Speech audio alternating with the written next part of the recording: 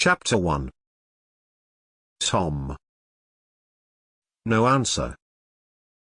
Tom. No answer. What's gone with that boy, I wonder? You, Tom. No answer.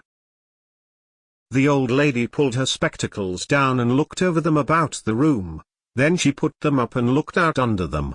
She seldom or never looked through them for so small a thing as a boy. They were her state bear, the pride of her heart, and were built for style, not service. She could have seen through a pair of stove lids just as well. She looked perplexed for a moment, and then said, not fiercely, but still loud enough for the furniture to hear, "Well, I lay if I get hold of you I'll—" She did not finish, for by this time she was bending down and punching under the bed with the broom, and so she needed breath to punctuate the punches with. She resurrected nothing but the cat. I never did see the beat of that boy.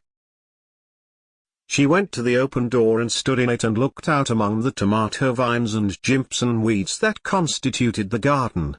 No Tom. So she lifted up her voice at an angle calculated for distance and shouted, "Why are you Tom?" There was a slight noise behind her and she turned just in time to seize a small boy by the slack of his roundabout and arrest his flight.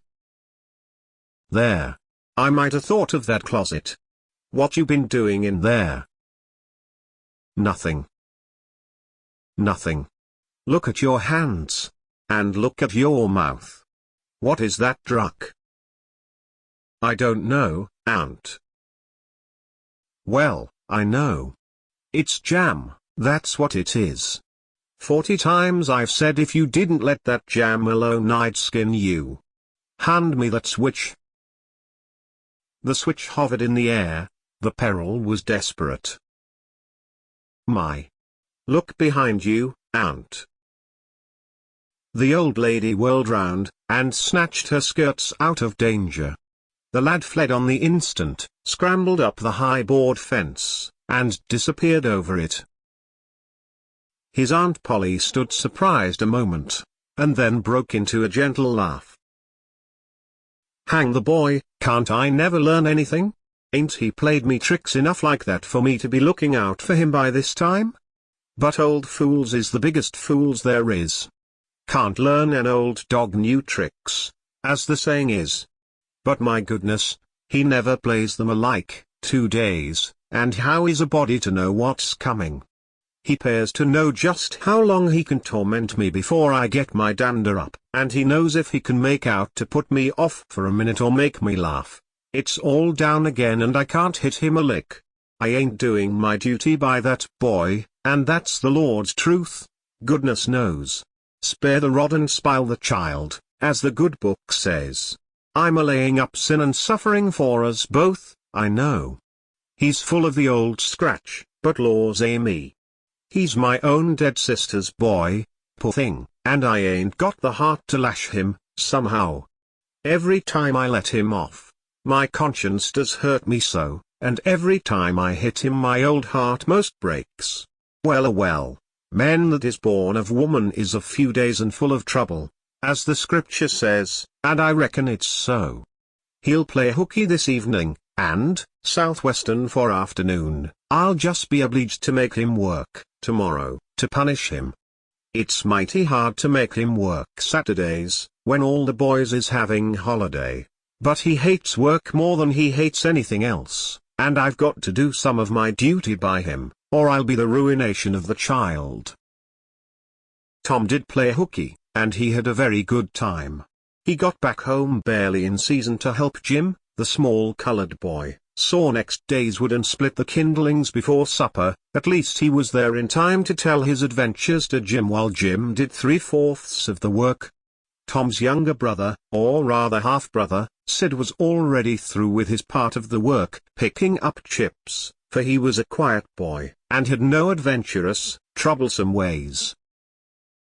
While Tom was eating his supper, and stealing sugar as opportunity offered, Aunt Polly asked him questions that were full of guile, and very deep, for she wanted to trap him into damaging revealments. Like many other simple-hearted souls, it was her pet vanity to believe she was endowed with a talent for dark and mysterious diplomacy, and she loved to contemplate her most transparent devices as marvels of low cunning. Said she. Tom, it was middling warm in school, warn't it? Yes'm. Powerful warm, warn't it? Yes'm. Didn't you want to go in a swimming, Tom? A bit of a scare shot through Tom, a touch of uncomfortable suspicion. He searched Aunt Polly's face, but it told him nothing. So he said, "Nom, well, not very much."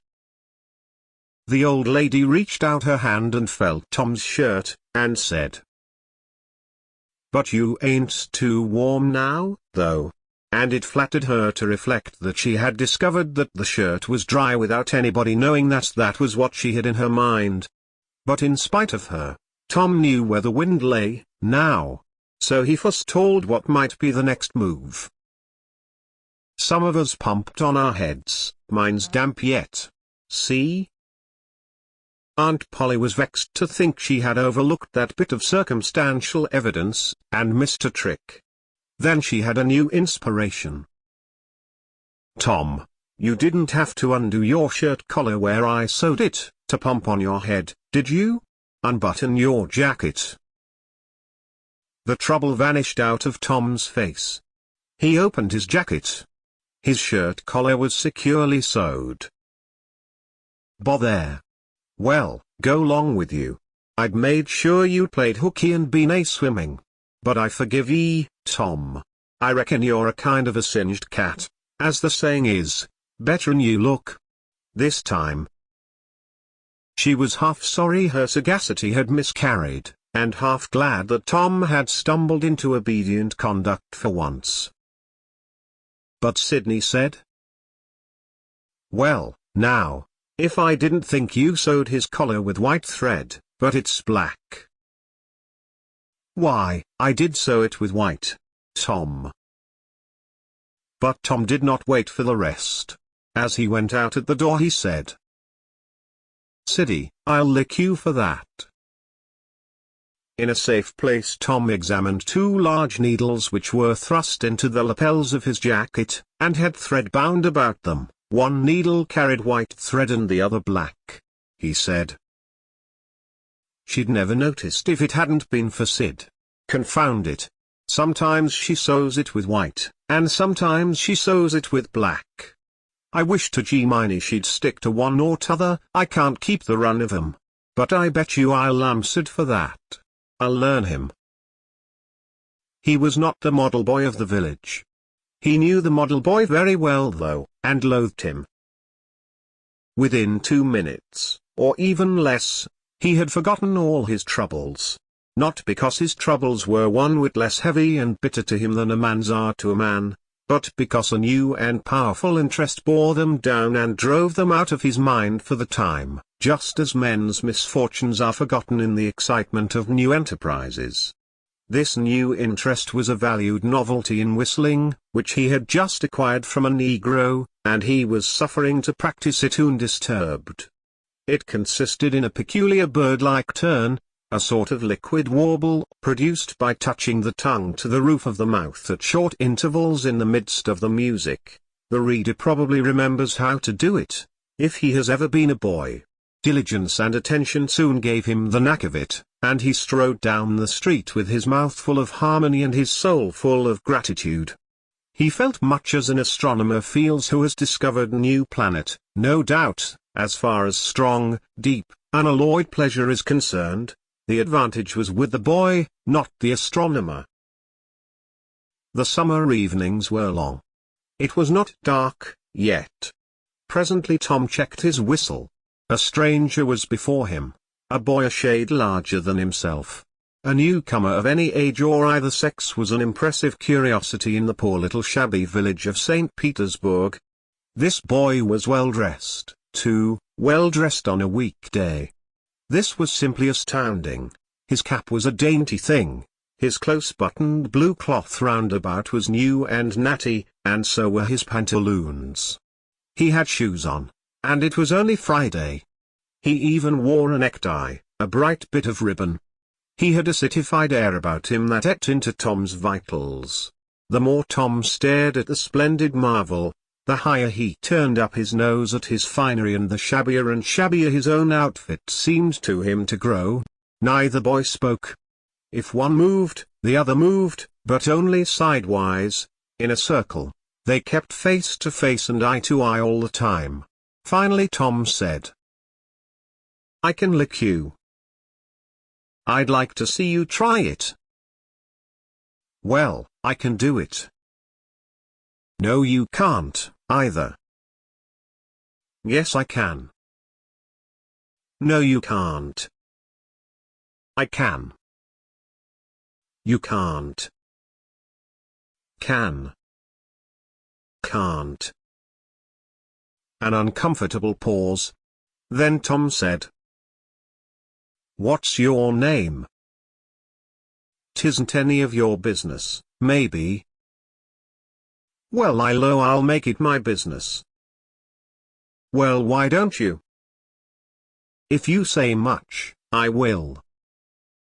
"Much, much, much. There now." "Oh, you think you're mighty smart, don't you? I could lick you with one hand tied behind me, if I wanted to." "Well, why don't you do it? You say you can do it." "Well, I will, if you fool with me." "Oh yes, I've seen whole families in the same fix." "Smarty. You think you're some, now, don't you? Oh, what a hat!" "You can lump that hat if you don't like it. I dare you to knock it off, and anybody that'll take a dare will suck eggs." "You're a liar." "You're another." "You're a fighting liar and dasn't take it up." "Or take a walk." "Say, if you give me much more of your sass, I'll take and bounce a rock off in your head." "Oh, of course you will." "Well, I will." "Well, why don't you do it then? What do you keep saying you will for? Why don't you do it? It's because you're afraid?" "I ain't afraid." "You are." "I ain't." "You are." Another pause, and more eyeing and sidling around each other. Presently they were shoulder to shoulder. Tom said, "Get away from here." "Go away yourself." "I won't." "I won't either." So they stood, each with a foot placed at an angle as a brace, and both shoving with might and main, and glowering at each other with hate. But neither could get an advantage.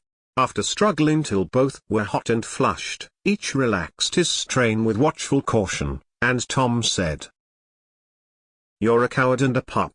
I'll tell my big brother on you, and he can thrash you with his little finger, and I'll make him do it, too." "What do I care for your big brother? I've got a brother that's bigger than he is, and what's more, he can throw him over that fence, too." Both brothers were imaginary.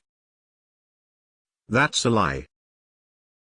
"You're saying so, don't make it so." Tom drew a line in the dust with his big toe, and said, "I dare you to step over that, and I'll lick you till you can't stand up. Anybody that'll take a dare will steal sheep." The new boy stepped over promptly, and said, "Now you said you'd do it, now let's see you do it." "Don't you crowd me now, you better look out." "Well, you said you'd do it, why don't you do it?" "By jingo! For 2 cents I will do it." The new boy took 2 broad coppers out of his pocket and held them out with derision. Tom struck them to the ground. In an instant both boys were rolling and tumbling in the dirt, gripped together like cats, and for the space of a minute they tugged and tore at each other's hair and clothes, punched and scratched each other's nose, and covered themselves with dust and glory. Presently the confusion took form, and through the fog of battle Tom appeared, seated astride the new boy, and pounding him with his fists. "Hol enough," said he. The boy only struggled to free himself. He was crying, mainly from rage. "Hol enough," and the pounding went on. At last the stranger got out a smothered "nuff," and Tom let him up and said, "Now that'll learn you. Better look out who you're fooling with next time." The new boy went off brushing the dust from his clothes, sobbing, snuffling, and occasionally looking back and shaking his head and threatening what he would do to Tom the next time he caught him out. To which Tom responded with jeers, and started off in high feather, and as soon as his back was turned the new boy snatched up a stone, threw it and hit him between the shoulders and then turned tail and ran like an antelope. Tom chased the traitor home, and thus found out where he lived. He then held a position at the gate for some time, daring the enemy to come outside, but the enemy only made faces at him through the window and declined. At last the enemy's mother appeared, and called Tom a bad, vicious, vulgar child, and ordered him away. So he went away, but he said he load to lay for that boy. He got home pretty late that night, and when he climbed cautiously in at the window, he uncovered an ambuscade, in the person of his aunt, and when she saw the state his clothes were in, her resolution to turn his Saturday holiday into captivity at hard labor became adamantine in its firmness. Chapter 2. Saturday morning was come, and all the summer world was bright and fresh, and brimming with life. There was a song in every heart, and if the heart was young the music issued at their lips. There was cheer in every face and a spring in every step. The locust trees were in bloom and the fragrance of the blossoms filled the air. Cardiff Hill, beyond the village and above it, was green with vegetation, and it lay just far enough away to seem a delectable land, dreamy, reposeful, and inviting. Tom appeared on the sidewalk with a bucket of whitewash and a long-handled brush. He surveyed the fence, and all gladness left him and a deep melancholy settled down upon his spirit. 30 yards of board fence 9 feet high. Life to him seemed hollow, and existence but a burden. Sighing, he dipped his brush and passed it along the topmost plank, repeated the operation, did it again, compared the insignificant whitewashed streak with the far-reaching continent of unwhitewashed fence, and sat down on a tree box discouraged. Jim came skipping out at the gate with a tin pail, and singing Buffalo Gals. Bringing water from the town pump had always been hateful work in Tom's eyes, before, but now it did not strike him so. He remembered that there was company at the pump. White, mulatto, and negro boys and girls were always there waiting their turns, resting, trading playthings, quarreling, fighting, skylarking. And he remembered that although the pump was only 150 yards off, Jim never got back with a bucket of water under an hour, and even then somebody generally had to go after him. Tom said, "Say, Jim, I'll fetch the water if you'll whitewash some." Jim shook his head and said, "Can't, Mars Tom. Ole missus, she told me I got to go and get dis water and not stop foolin' roun' wid anybody. She say she spec Mars Tom gwine to ax me to whitewash, and so she told me go long and tend to my own business. She lowed she tend to the whitewash in." "Oh, never you mind what she said, Jim. That's the way she always talks. Gimme the bucket, I won't be gone only a minute. She won't ever know." "Oh, I dasn't, Mars Tom. Ole missus she'd take Hantada head off'n me. 'Deed she would. She never licks anybody, whacks 'em over the head with her thimble, and who cares for that, I'd like to know. She talks awful, but talk don't hurt, anyways it don't if she don't cry. Jim, I'll give you a marvel. I'll give you a white alley." Jim began to waver. "White alley, Jim. And it's a bully tour." "My. That's a mighty gay marvel, I tell you. But Mars Tom I's powerful Fredo lay misses. And besides, if you will I'll show you my sore toe. Jim was only human, this attraction was too much for him. He put down his pail, took the white alley, and bent over the toe with absorbing interest while the bandage was being unwound.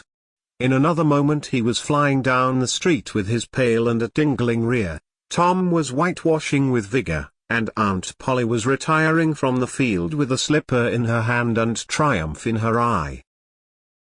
But Tom's energy did not last. He began to think of the fun he had planned for this day, and his sorrows multiplied. Soon the free boys would come tripping along on all sorts of delicious expeditions, and they would make a world of fun of him for having to work. The very thought of it burnt him like fire. He got out his worldly wealth and examined it. Bits of toys, marbles, and trash, enough to buy an exchange of work, maybe, but not half enough to buy so much as half an hour of pure freedom. So he returned his straitened means to his pocket, and gave up the idea of trying to buy the boys. At this dark and hopeless moment an inspiration burst upon him. Nothing less than a great, magnificent inspiration. He took up his brush and went tranquilly to work. Ben Rogers hove in sight presently, the very boy, of all boys, whose ridicule he had been dreading. Ben's gait was the hop, skip and jump, proof enough that his heart was light and his anticipations high.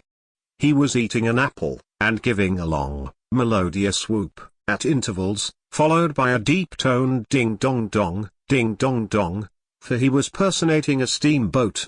As he drew near, he slackened speed, took the middle of the street, leaned far over to starboard and rounded to ponderously and with laborious pomp and circumstance, for he was personating the big Missouri, and considered himself to be drawing 9 feet of water. He was boat and captain and engine bells combined, so he had to imagine himself standing on his own hurricane deck giving the orders and executing them. "Stop her, sir." Ting-a-ling-ling. The headway ran almost out, and he drew up slowly toward a sidewalk. "Ship up to back." Ting-a-ling-ling. His arms straightened and stiffened down his sides. "Set her back on the starboard." Ting-a-ling-ling. Chow. Say chow wow. Chow. His right hand, meantime, describing stately circles, for it was representing a 40-foot wheel. "Let her go back on the labor-board." Ting-a-ling-ling. Chow say chow chow. The left hand began to describe circles. "Stop the starboard." Ting-a-ling-ling. "Stop the labor-board. Come ahead on the starboard. Stop her. Let your outside turn over slow." Ting-a-ling-ling. Chow ow ow. "Get out that headline. Lively now. Come, out with your spring line. What are you about there? Take a turn round that stump with the bite of it. Stand by that stage. Now, let her go. Done with the engines, sir." Ting-a-ling-ling. SHT. SHT. SHT. Trying the gauge cocks. Tom went on whitewashing, paid no attention to the steamboat. Ben stared a moment and then said, "Hi ye. You're up a stump, ain't you?" No answer. Tom surveyed his last touch with the eye of an artist. Then he gave his brush another gentle sweep and surveyed the result. As before, Ben ranged up alongside of him. Tom's mouth watered for the apple, but he stuck to his work.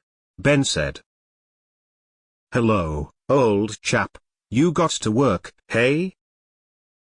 Tom wheeled suddenly and said, "Why, it's you, Ben.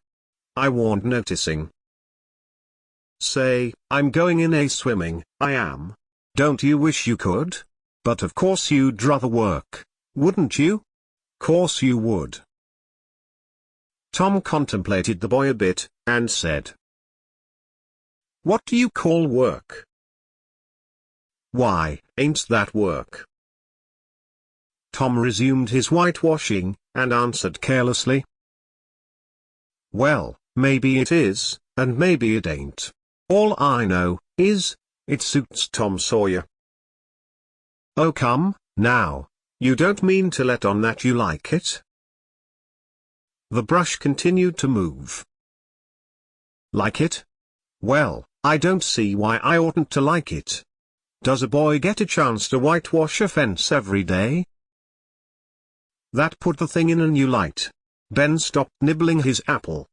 Tom swept his brush daintily back and forth, stepped back to note the effect, added a touch here and there, criticized the effect again, Ben watching every move and getting more and more interested, more and more absorbed.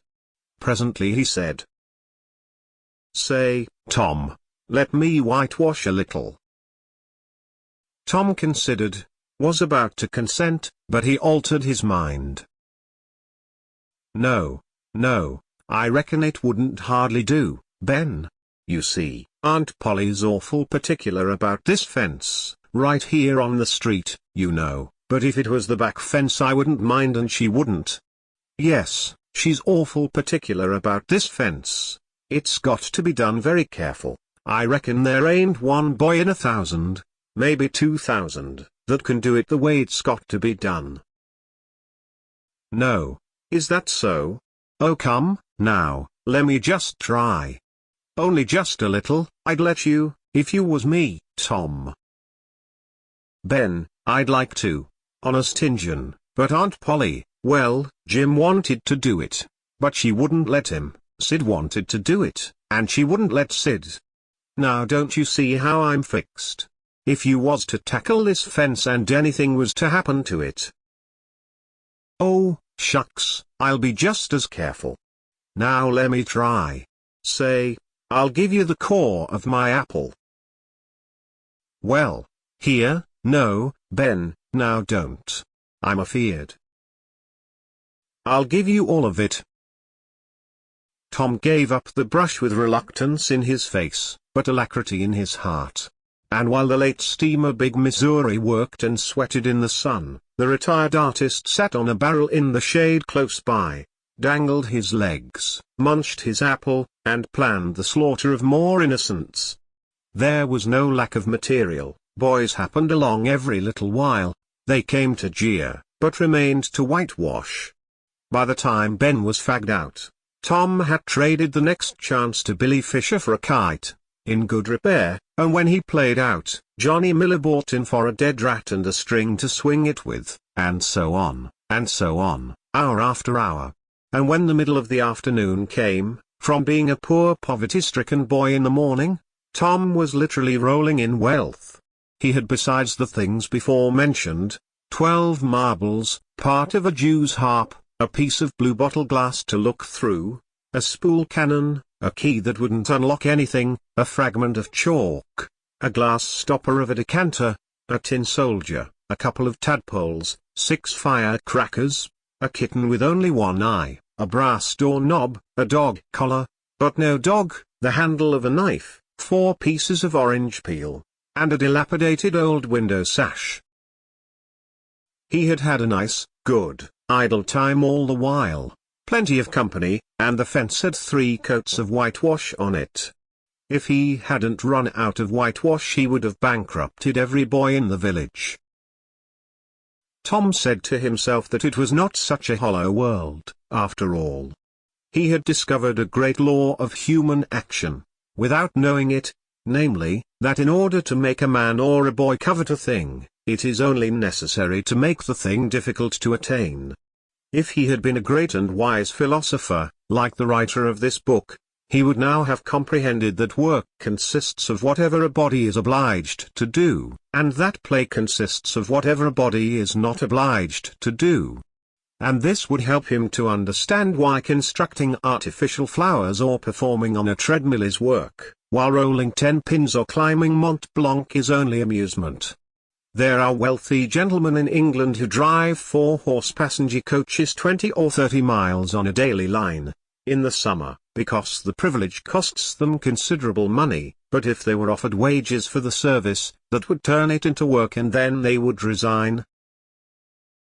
The boy mused a while over the substantial change which had taken place in his worldly circumstances, and then wended toward headquarters to report. Chapter 3.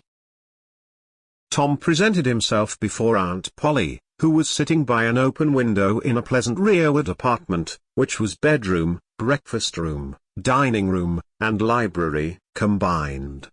The balmy summer air, the restful quiet, the odor of the flowers, and the drowsing murmur of the bees had had their effect, and she was nodding over her knitting, for she had no company but the cat, and it was asleep in her lap. Her spectacles were propped up on her grey head for safety. She had thought that of course Tom had deserted long ago, and she wondered at seeing him place himself in her power again in this intrepid way. He said, "Mayn't I go and play now, Aunt?" "What, Area D? How much have you done?" "It's all done, Aunt." "Tom, don't lie to me, I can't bear it." "I ain't, Aunt, it is all done." Aunt Polly placed small trust in such evidence.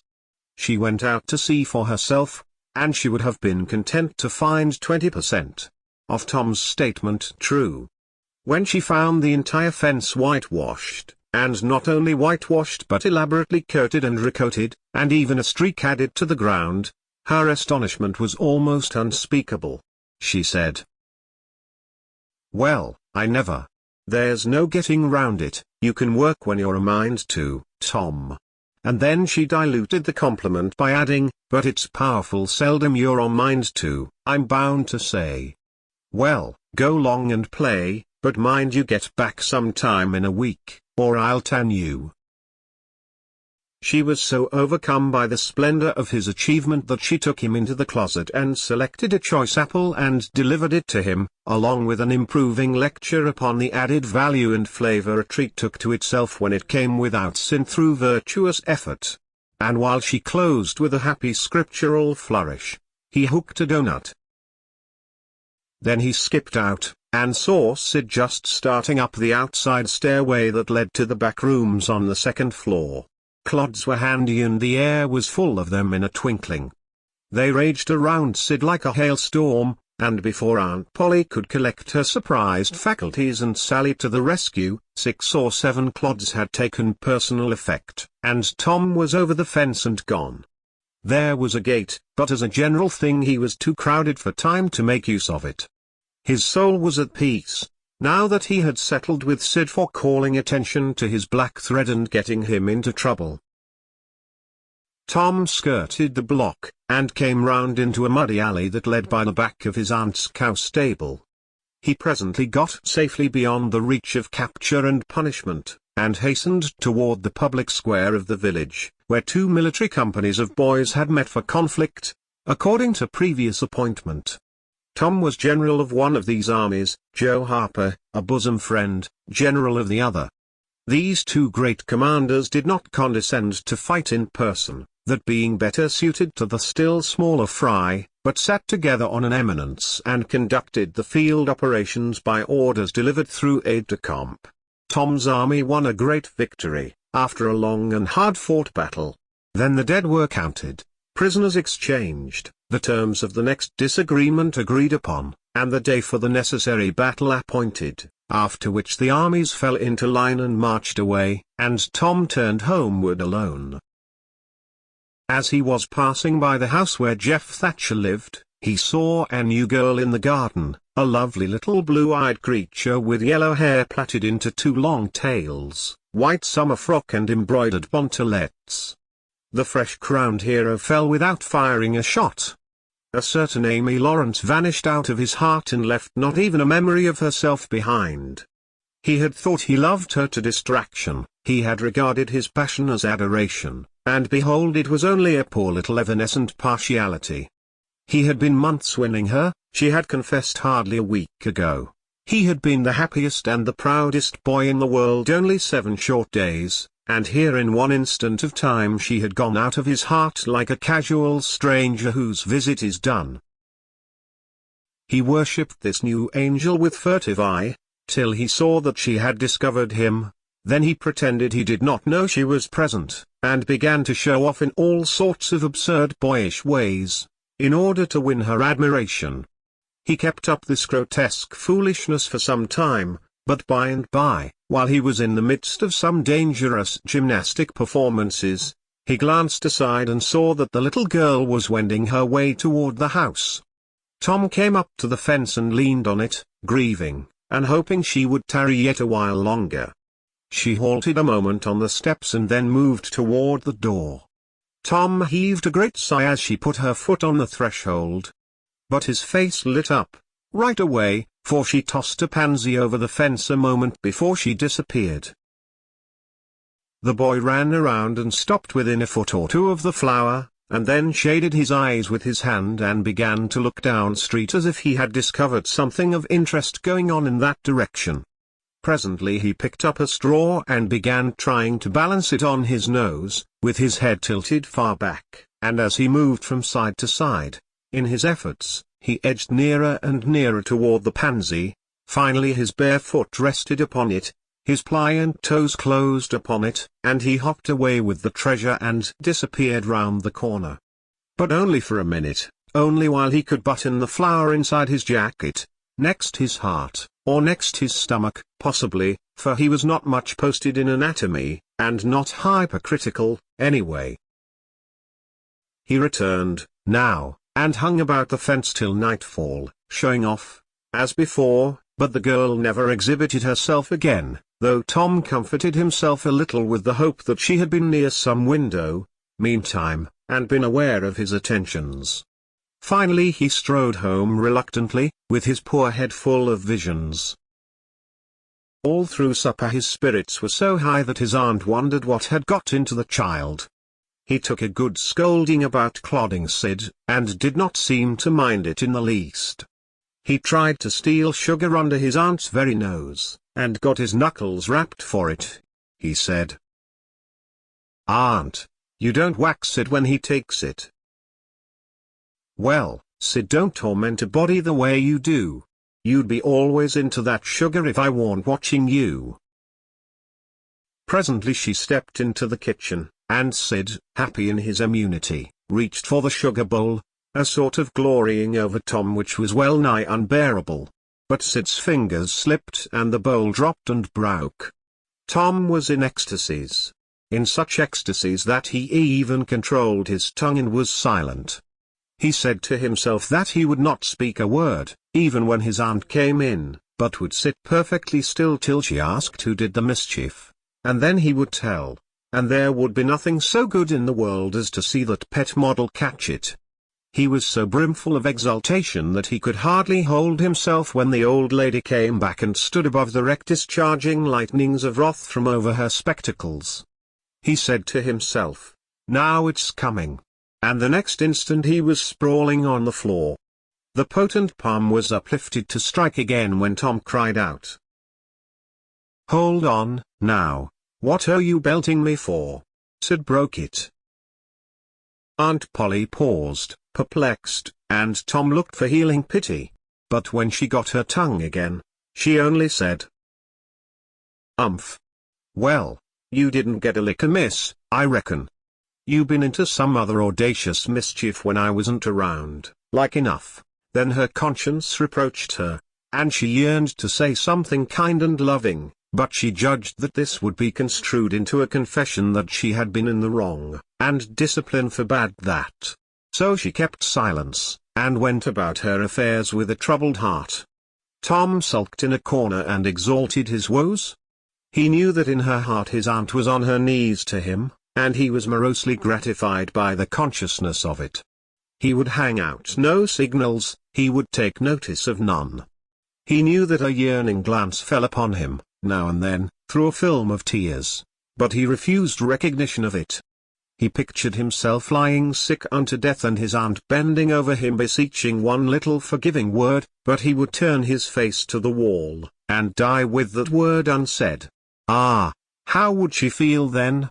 And he pictured himself brought home from the river, dead, with his curls all wet, and his sore heart at rest.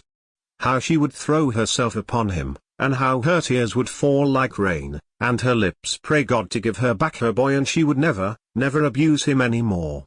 But he would lie there cold and white and make no sign, a poor little sufferer, whose griefs were at an end.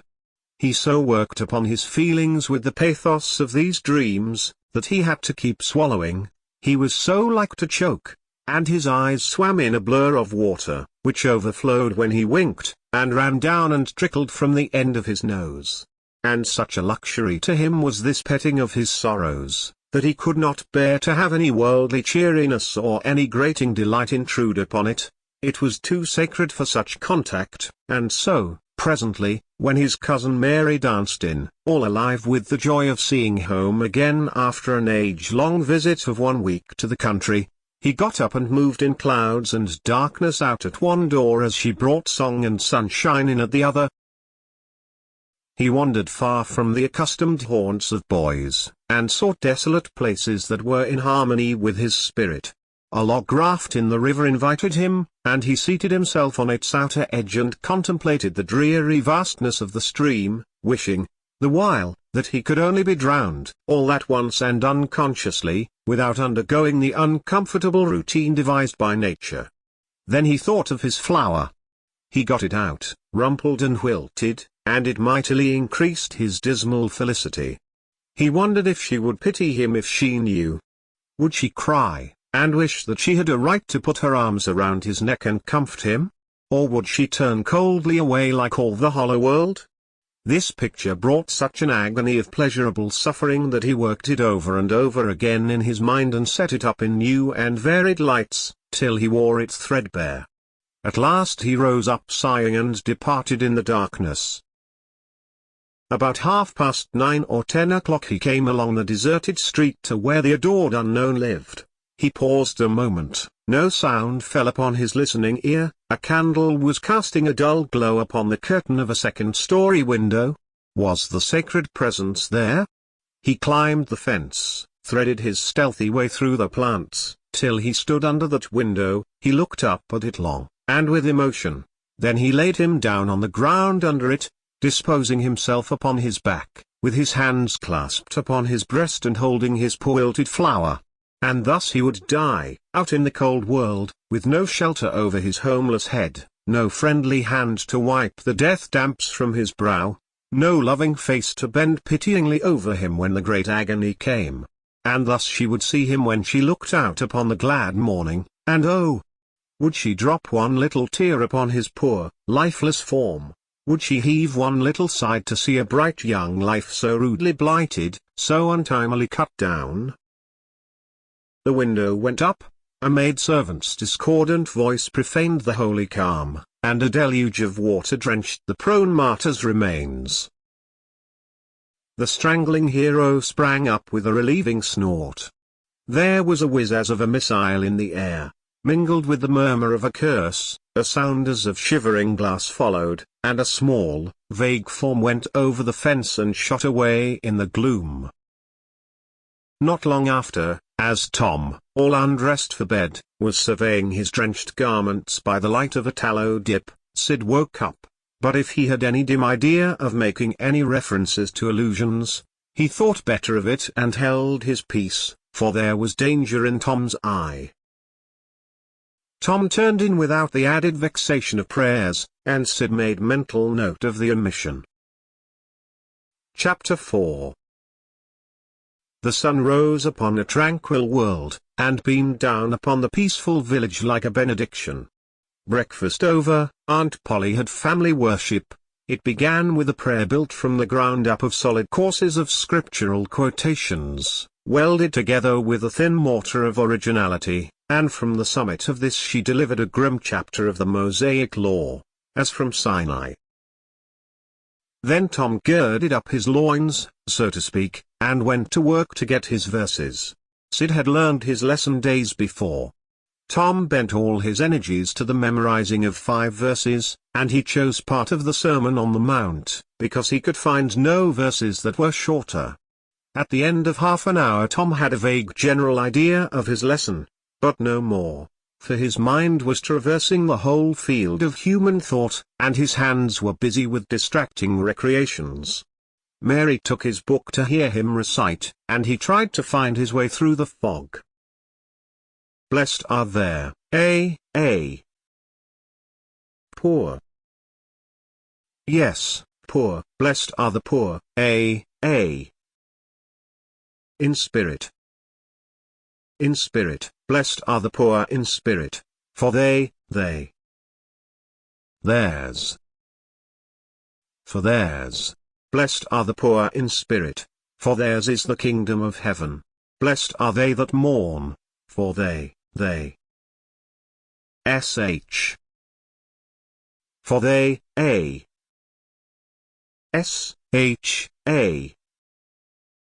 For they, oh, I don't know what it is.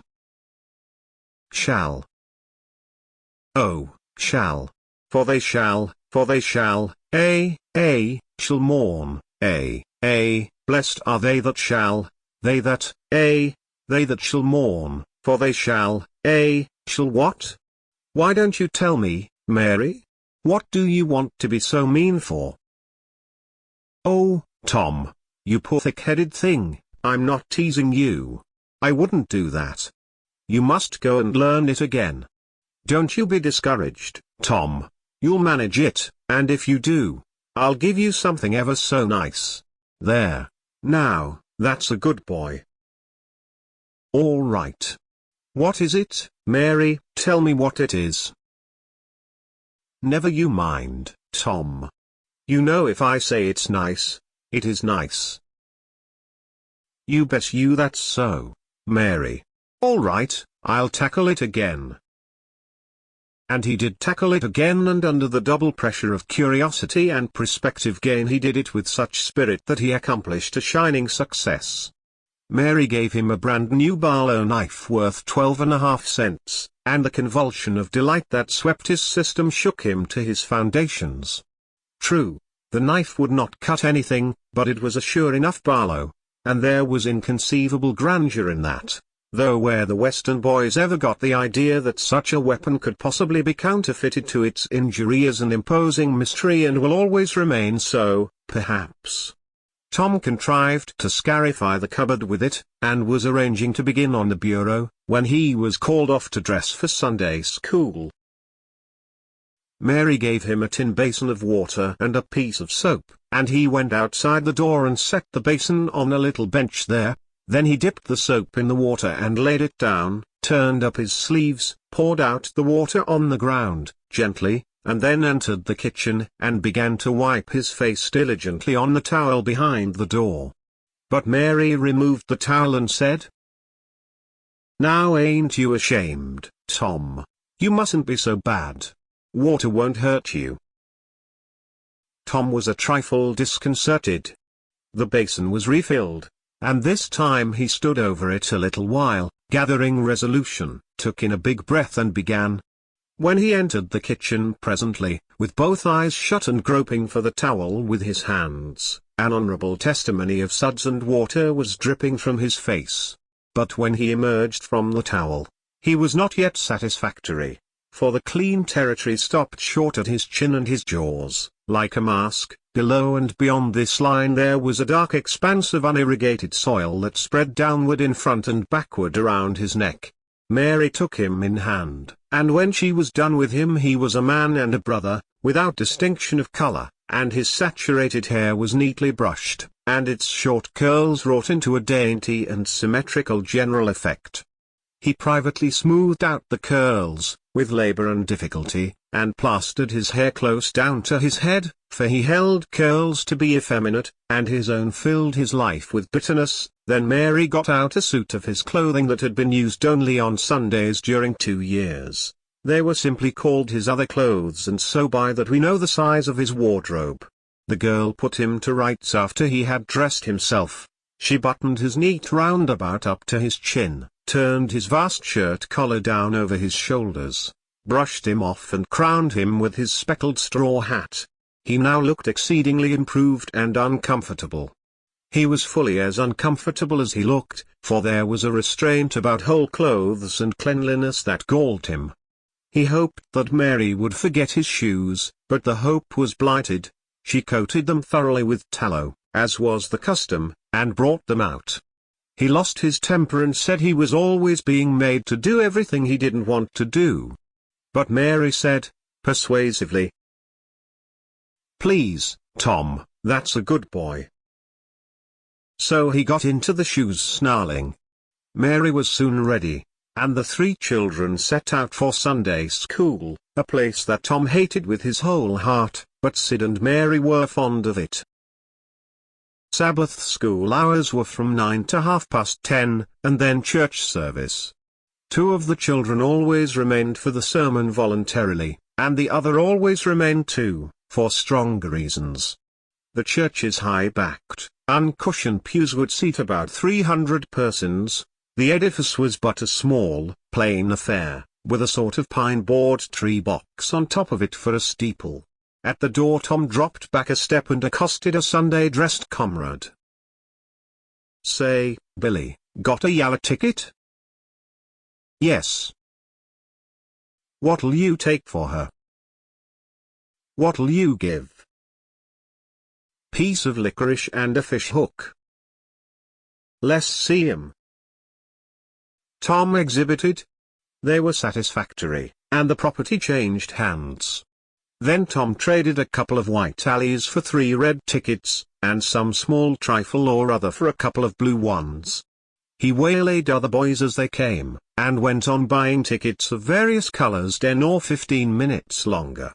He entered the church, now, with a swarm of clean and noisy boys and girls, proceeded to his seat and started a quarrel with the first boy that came handy.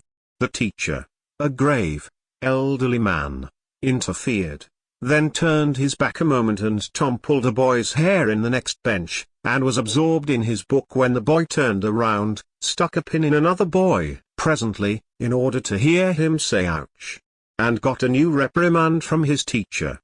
Tom's whole class were of a pattern, restless, noisy, and troublesome. When they came to recite their lessons, not one of them knew his verses perfectly, but had to be prompted all along.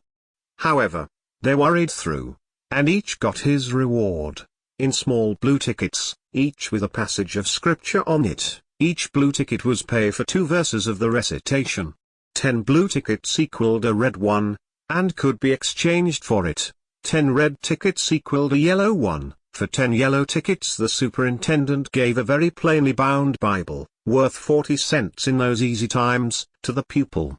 How many of my readers would have the industry and application to memorize 2,000 verses, even for a door Bible? And yet Mary had acquired 2 Bibles in this way. It was the patient work of 2 years, and a boy of German parentage had won 4 or 5. He once recited 3,000 verses without stopping, but the strain upon his mental faculties was too great, and he was little better than an idiot from that day forth, a grievous misfortune for the school. For on great occasions, before company, the superintendent, as Tom expressed it, had always made this boy come out and spread himself. Only the older pupils managed to keep their tickets and stick to their tedious work long enough to get to Bible, and so the delivery of one of these prizes was a rare and noteworthy circumstance. The successful pupil was so great and conspicuous for that day that on the spot every scholar's heart was fired with a fresh ambition that often lasted a couple of weeks.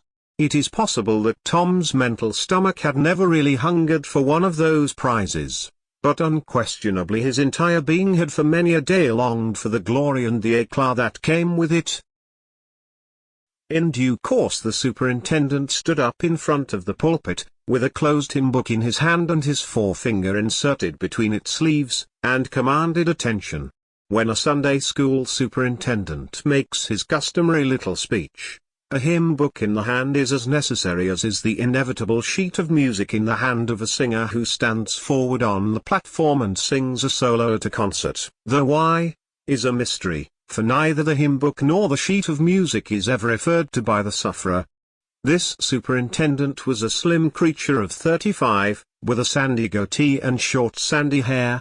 He wore a stiff standing collar whose upper edge almost reached his ears and whose sharp points curved forward abreast the corners of his mouth, a fence that compelled a straight look out ahead, and a turning of the whole body when a side view was required. His chin was propped on a spreading cravat which was as broad and as long as a banknote, and had fringed ends.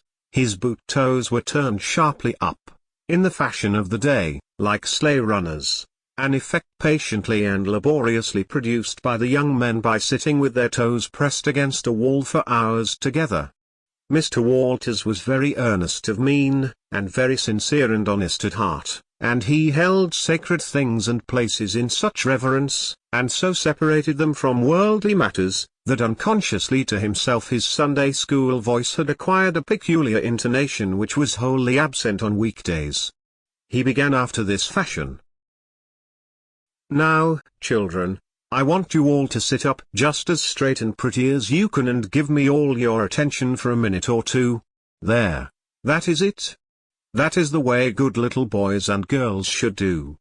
I see one little girl who is looking out of the window. I am afraid she thinks I am out there somewhere, perhaps up in one of the trees making a speech to the little birds. Applausive titter. I want to tell you how good it makes me feel to see so many bright, clean little faces assembled in a place like this, learning to do right and be good. And so forth and so on." It is not necessary to set down the rest of the oration. It was of a pattern which does not vary, and so it is familiar to us all. The latter third of the speech was marred by the resumption of fights and other recreations among certain of the bad boys, and by fidgetings and whisperings that extended far and wide, washing even to the bases of isolated and incorruptible rocks like Sid and Mary. But now every sound ceased suddenly, with the subsidence of Mr. Walters' voice, and the conclusion of the speech was received with a burst of silent gratitude. A good part of the whispering had been occasioned by an event which was more or less rare, the entrance of visitors, Lawyer Thatcher, accompanied by a very feeble and aged man, a fine, portly, middle-aged gentleman with iron grey hair, and a dignified lady who was doubtless the latter's wife. The lady was leading a child. Tom had been restless and full of chafings and repinings, conscience-smitten, too. He could not meet Amy Lawrence's eye. He could not brook her loving gaze.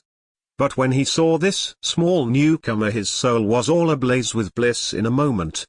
The next moment he was showing off with all his might, cuffing boys, pulling hair, making faces, in a word, using every art that seemed likely to fascinate a girl and win her applause.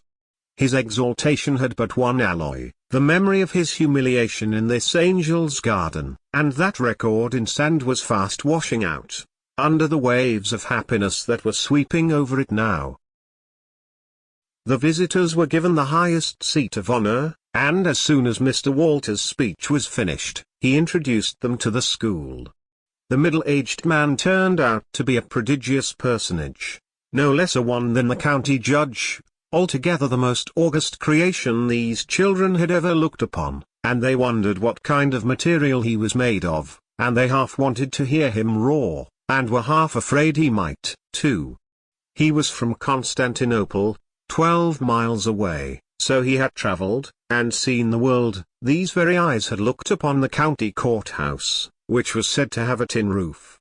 The awe which these reflections inspired was attested by the impressive silence and the ranks of staring eyes. This was the great Judge Thatcher, brother of their own lawyer. Jeff Thatcher immediately went forward, to be familiar with the great man and be envied by the school. It would have been music to his soul to hear the whisperings. "Look at him, Jim. He's a-going up there. Say, look. He's a-going to shake hands with him. He is shaking hands with him. By jings, don't you wish you was Jeff?" Mr. Walters fell to showing off, with all sorts of official bustlings and activities, giving orders, delivering judgments, discharging directions here, there, everywhere that he could find a target. The librarian showed off running hither and thither with his arms full of books and making a deal of the splutter and fuss that insect authority delights in. The young lady teachers showed off bending sweetly over pupils that were lately being boxed, lifting pretty warning fingers at bad little boys and patting good ones lovingly.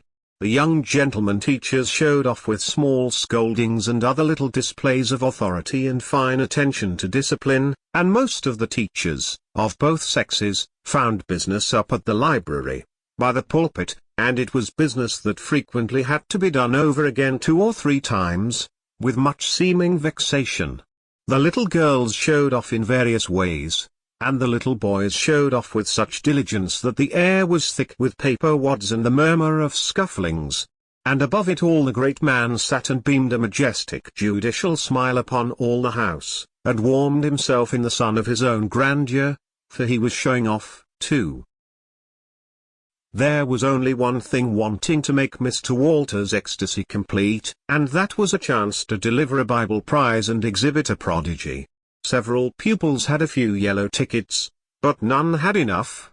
He had been around among the star pupils inquiring. He would have given worlds, now, to have that German lad back again with a sound mind. And now at this moment, when hope was dead, Tom Sawyer came forward with 9 yellow tickets, 9 red tickets, and 10 blue ones, and demanded a Bible. This was a thunderbolt out of a clear sky. Walters was not expecting an application from this source for the next 10 years. But there was no getting around it.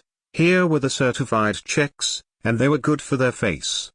Tom was therefore elevated to a place with the judge and the other elect, and the great news was announced from headquarters.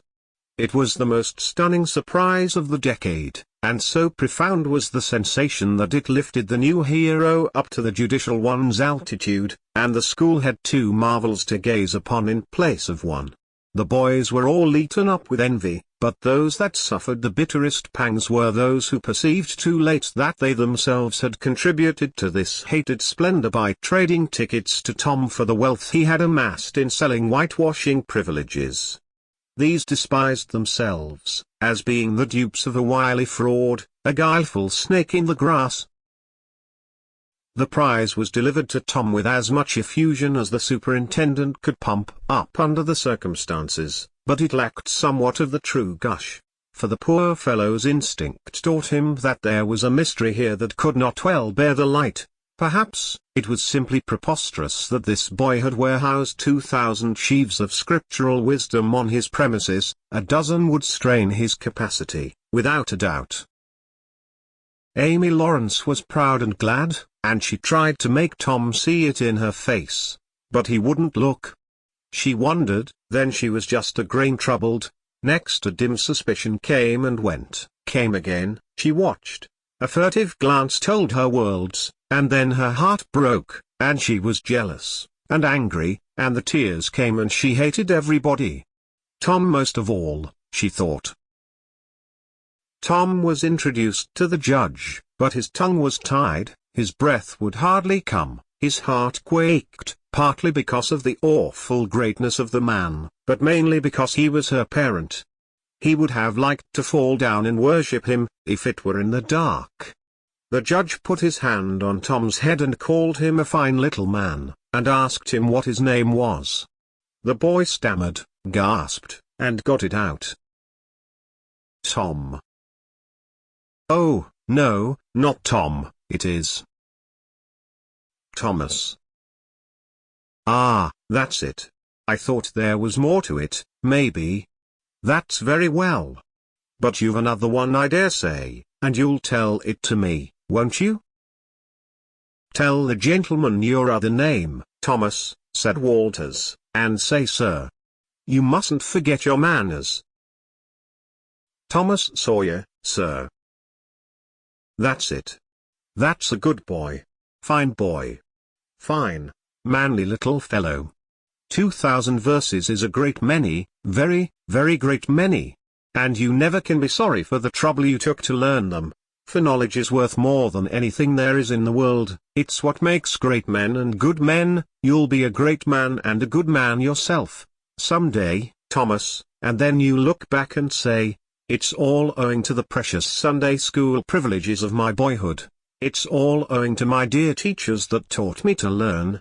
It's all owing to the good superintendent, who encouraged me, and watched over me, and gave me a beautiful Bible, a splendid elegant Bible, to keep and have it all for my own, always. It's all owing to right bringing up. That is what you will say, Thomas, and you wouldn't take any money for those 2,000 verses.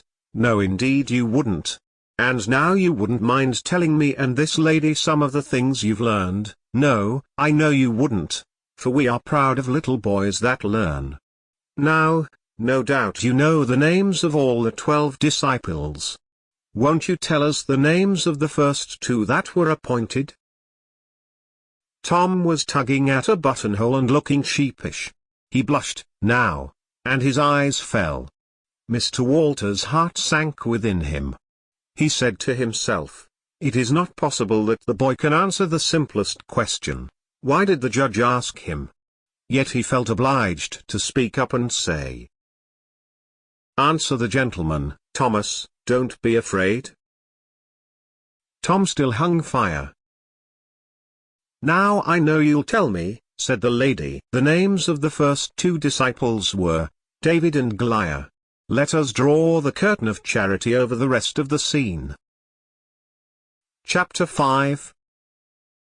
About 10:30 the cracked bell of the small church began to ring, and presently the people began to gather for the morning sermon. The Sunday school children distributed themselves about the house and occupied pews with their parents, so as to be under supervision. Aunt Polly came, and Tom and Sid and Mary sat with her, Tom being placed next the aisle, in order that he might be as far away from the open window and the seductive outside summer scenes as possible. The crowd filed up the aisles, the aged and needy postmaster, who had seen better days, the mayor and his wife, for they had a mayor there, among other unnecessaries, the justice of the peace, the widow Douglas, fair, smart, and 40, a generous, good-hearted soul and well-to-do, her hill mansion the only palace in the town, and the most hospitable and much the most lavish in the matter of festivities that St. Petersburg could boast, the bent and venerable Major and Mrs. Ward, Lawyer Iverson, the new notable from a distance, next the belle of the village, followed by a troop of lawn-clad and ribbon-decked young heartbreakers, then all the young clerks in town in a body, for they had stood in the vestibule sucking their cane heads, a circling wall of oiled and simpering admirers, till the last girl had run their gauntlet, and last of all came the model boy, Willie Muffison, taking as heedful care of his mother as if she were cut glass. He always brought his mother to church, and was the pride of all the matrons. The boys all hated him, he was so good. And besides, he had been thrown up to them so much. His white handkerchief was hanging out of his pocket behind, as usual on Sundays, accidentally. Tom had no handkerchief, and he looked upon boys who had as snobs. The congregation being fully assembled, now, the bell rang once more, to warn laggards and stragglers, and then a solemn hush fell upon the church which was only broken by the tittering and whispering of the choir in the gallery. The choir always tittered and whispered all through service. There was once a church choir that was not ill-bred, but I have forgotten where it was, now. It was a great many years ago, and I can scarcely remember anything about it, but I think it was in some foreign country. The minister gave out the hymn, and read it through with a relish, in a peculiar style which was much admired in that part of the country. His voice began on a medium key and climbed steadily up till it reached a certain point, where it bore with strong emphasis upon the topmost word and then plunged down as if from a springboard. Shall I be carried to the skies, on flowery beds of ease, whilst others fight to win the prize, and sail through blood-white seas? He was regarded as a wonderful reader. At church sociables he was always called upon to read poetry, and when he was through, the ladies would lift up their hands and let them fall helplessly in their laps, and roll their eyes, and shake their heads, as much as to say, words cannot express it, it is too beautiful for this mortal earth. After the hymn had been sung, the Reverend Mr. Sprague turned himself into a bulletin board, and read off notices of meetings and societies and things till it seemed that the list would stretch out to the crack of doom, a queer custom which is still kept up in America, even in cities, away here in this age of abundant newspapers. Often, the less there is to justify a traditional custom, the harder it is to get rid of it. And now the minister prayed. A good, generous prayer it was, and went into details. It pleaded for the church, and the little children of the church, for the other churches of the village, for the village itself, for the county, for the state officers, for the United States, for the churches of the United States, for Congress, for the President, for the officers of the government, for poor sailors, tossed by stormy seas, for the oppressed millions groaning under the heel of European monarchies and Oriental despotisms, for such as have the light and the good tidings, and yet have not eyes to see nor ears to hear withal, for the heathen in the far islands of the sea, and closed with a supplication that the words he was about to speak might find grace and favor, and be as seed sown in fertile ground, yielding in time a grateful harvest of good. Amen. There was a rustling of dresses, and the standing congregation sat down. The boy whose history this book relates did not enjoy the prayer, he only endured it, if he even did that much. He was restive all through it, he kept tally of the details of the prayer, unconsciously, for he was not listening, but he knew the ground of old, and the clergyman's regular route over it, and when a little trifle of new matter was interlarded, his ear detected it and his whole nature resented it, he considered additions unfair, and scoundrelly. In the midst of the prayer a fly had lit on the back of the pew in front of him and tortured his spirit by calmly rubbing its hands together, embracing its head with its arms, and polishing it so vigorously that it seemed to almost part company with the body, and the slender thread of a neck was exposed to view, scraping its wings with its hind legs and smoothing them to its body as if they had been coat-tails, going through its whole toilet as tranquilly as if it knew it was perfectly safe. As indeed it was, for as sorely as Tom's hands itched to grab for it they did not dare. He believed his soul would be instantly destroyed if he did such a thing while the prayer was going on. But with the closing sentence his hand began to curve and steal forward, and the instant the amen was out the fly was a prisoner of war. His aunt detected the act and made him let it go. The minister gave out his text and droned along monotonously through an argument that was so prosy that many a head by and by began to nod, and yet it was an argument that dealt in limitless fire and brimstone and thinned the predestined elect down to a company so small as to be hardly worth the saving. Tom counted the pages of the sermon. After church he always knew how many pages there had been, but he seldom knew anything else about the discourse. However, this time he was really interested for a little while. The minister made a grand and moving picture of the assembling together of the world's hosts at the millennium when the lion and the lamb should lie down together and a little child should lead them. But the pathos, the lesson, the moral of the great spectacle were lost upon the boy.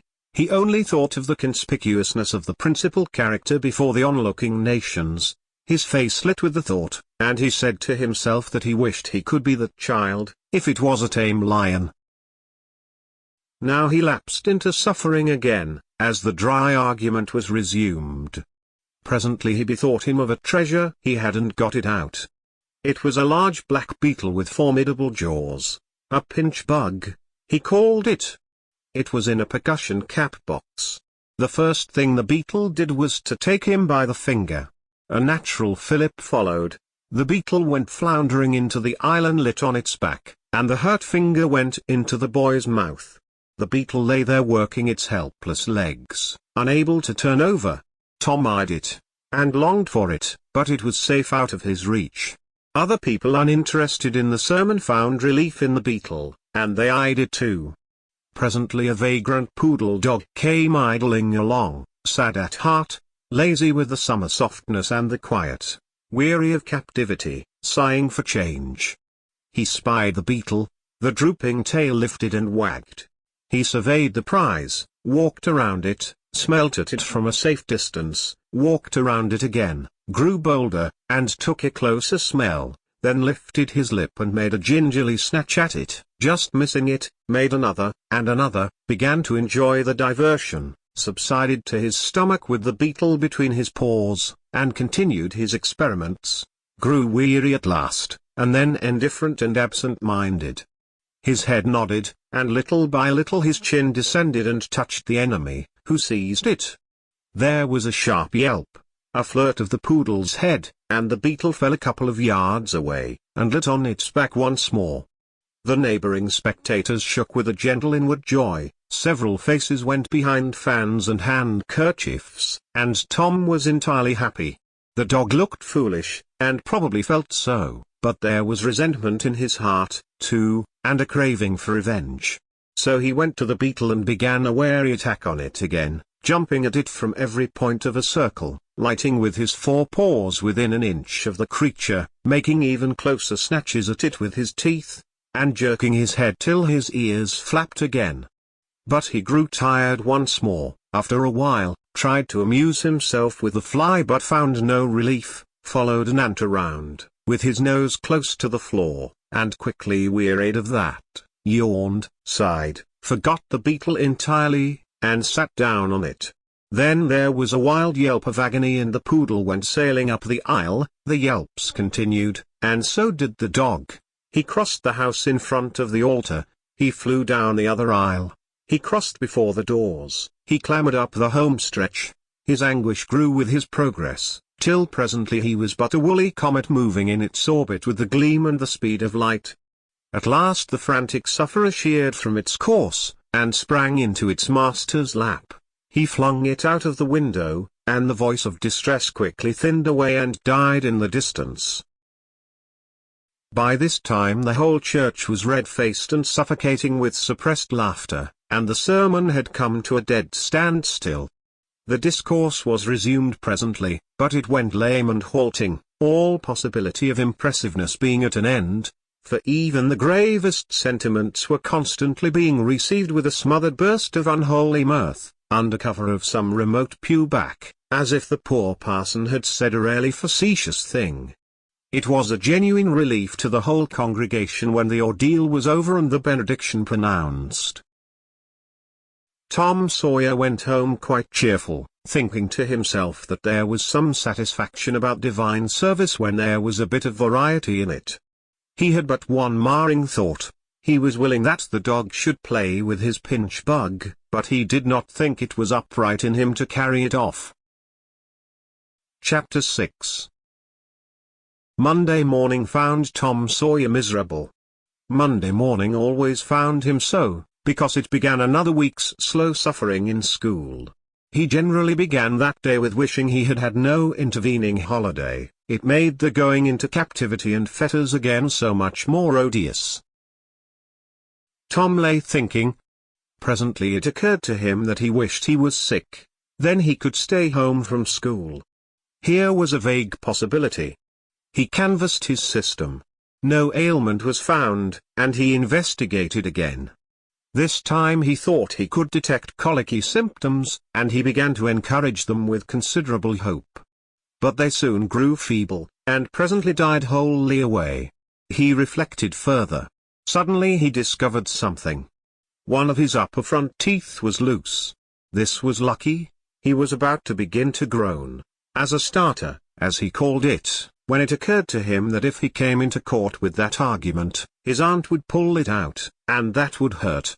So he thought he would hold the tooth in reserve for the present, and seek further. Nothing offered for some little time, and then he remembered hearing the doctor tell about a certain thing that laid up a patient for 2 or 3 weeks and threatened to make him lose a finger. So the boy eagerly drew his sore toe from under the sheet and held it up for inspection. But now he did not know the necessary symptoms. However, it seemed well worth while to chance it, so he fell to groaning with considerable spirit. But Sid slept on unconscious. Tom groaned louder, and fancied that he began to feel pain in the toe. No result from Sid. Tom was panting with his exertions by this time.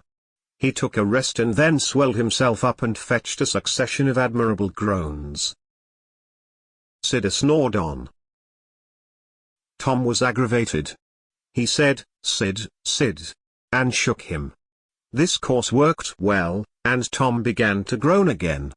Sid yawned, stretched, then brought himself up on his elbow with a snort, and began to stare at Tom. Tom went on groaning. Sid said, "Tom. Say, Tom." No response. "Here, Tom. Tom." What is the matter, Tom? And he shook him and looked in his face anxiously. Tom moaned out. Oh, don't, Sid. Don't joggle me. Why, what's the matter, Tom? I must call Auntie. No, never mind. It'll be over by and by, maybe. Don't call anybody. But I must.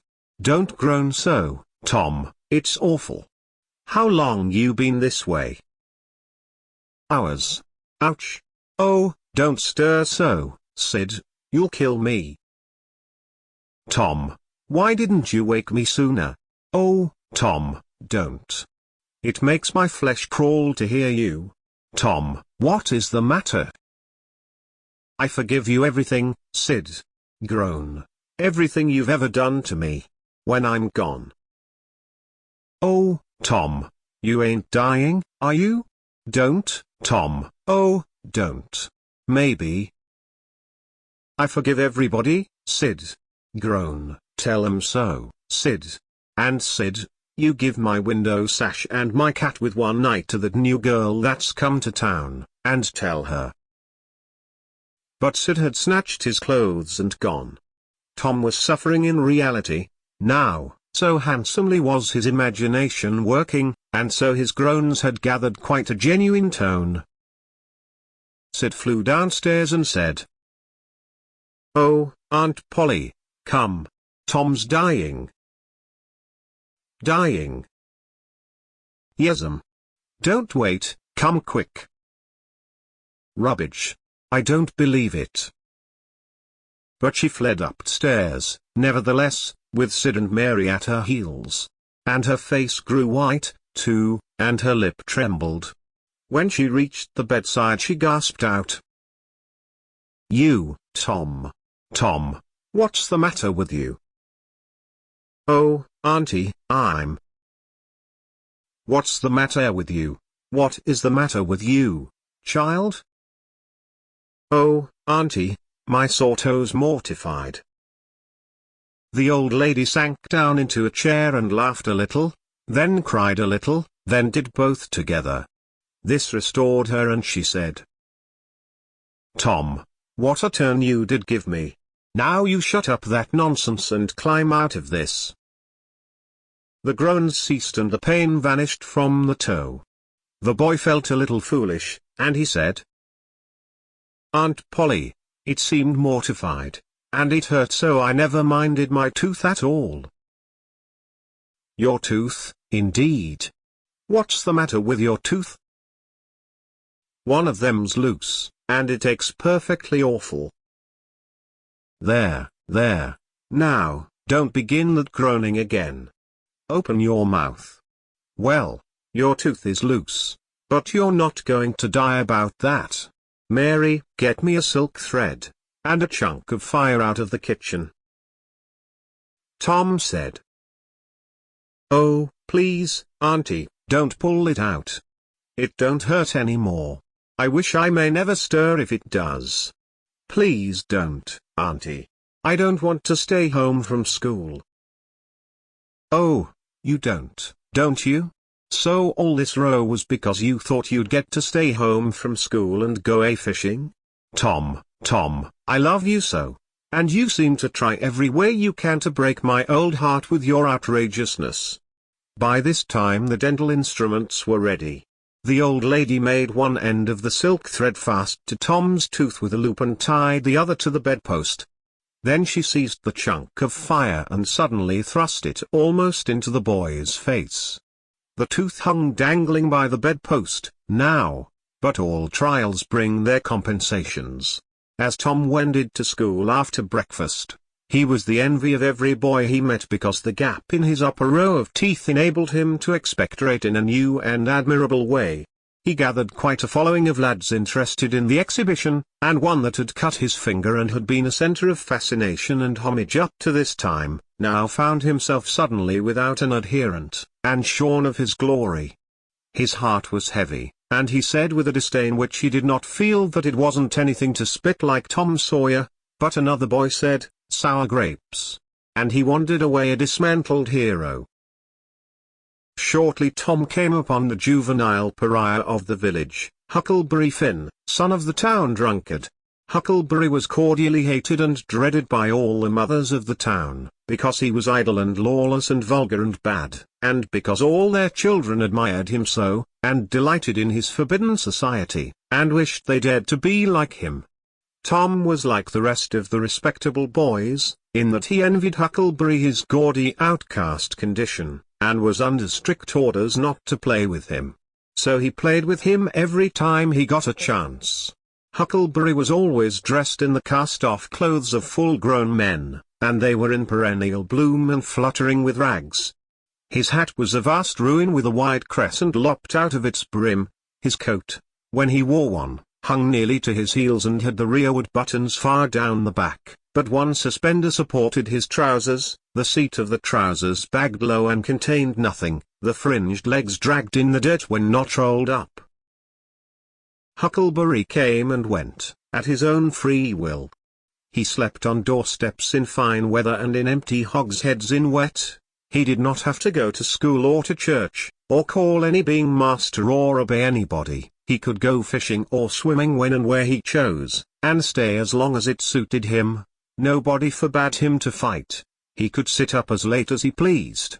He was always the first boy that went barefoot in the spring and the last to resume leather in the fall. He never had to wash, nor put on clean clothes. He could swear wonderfully.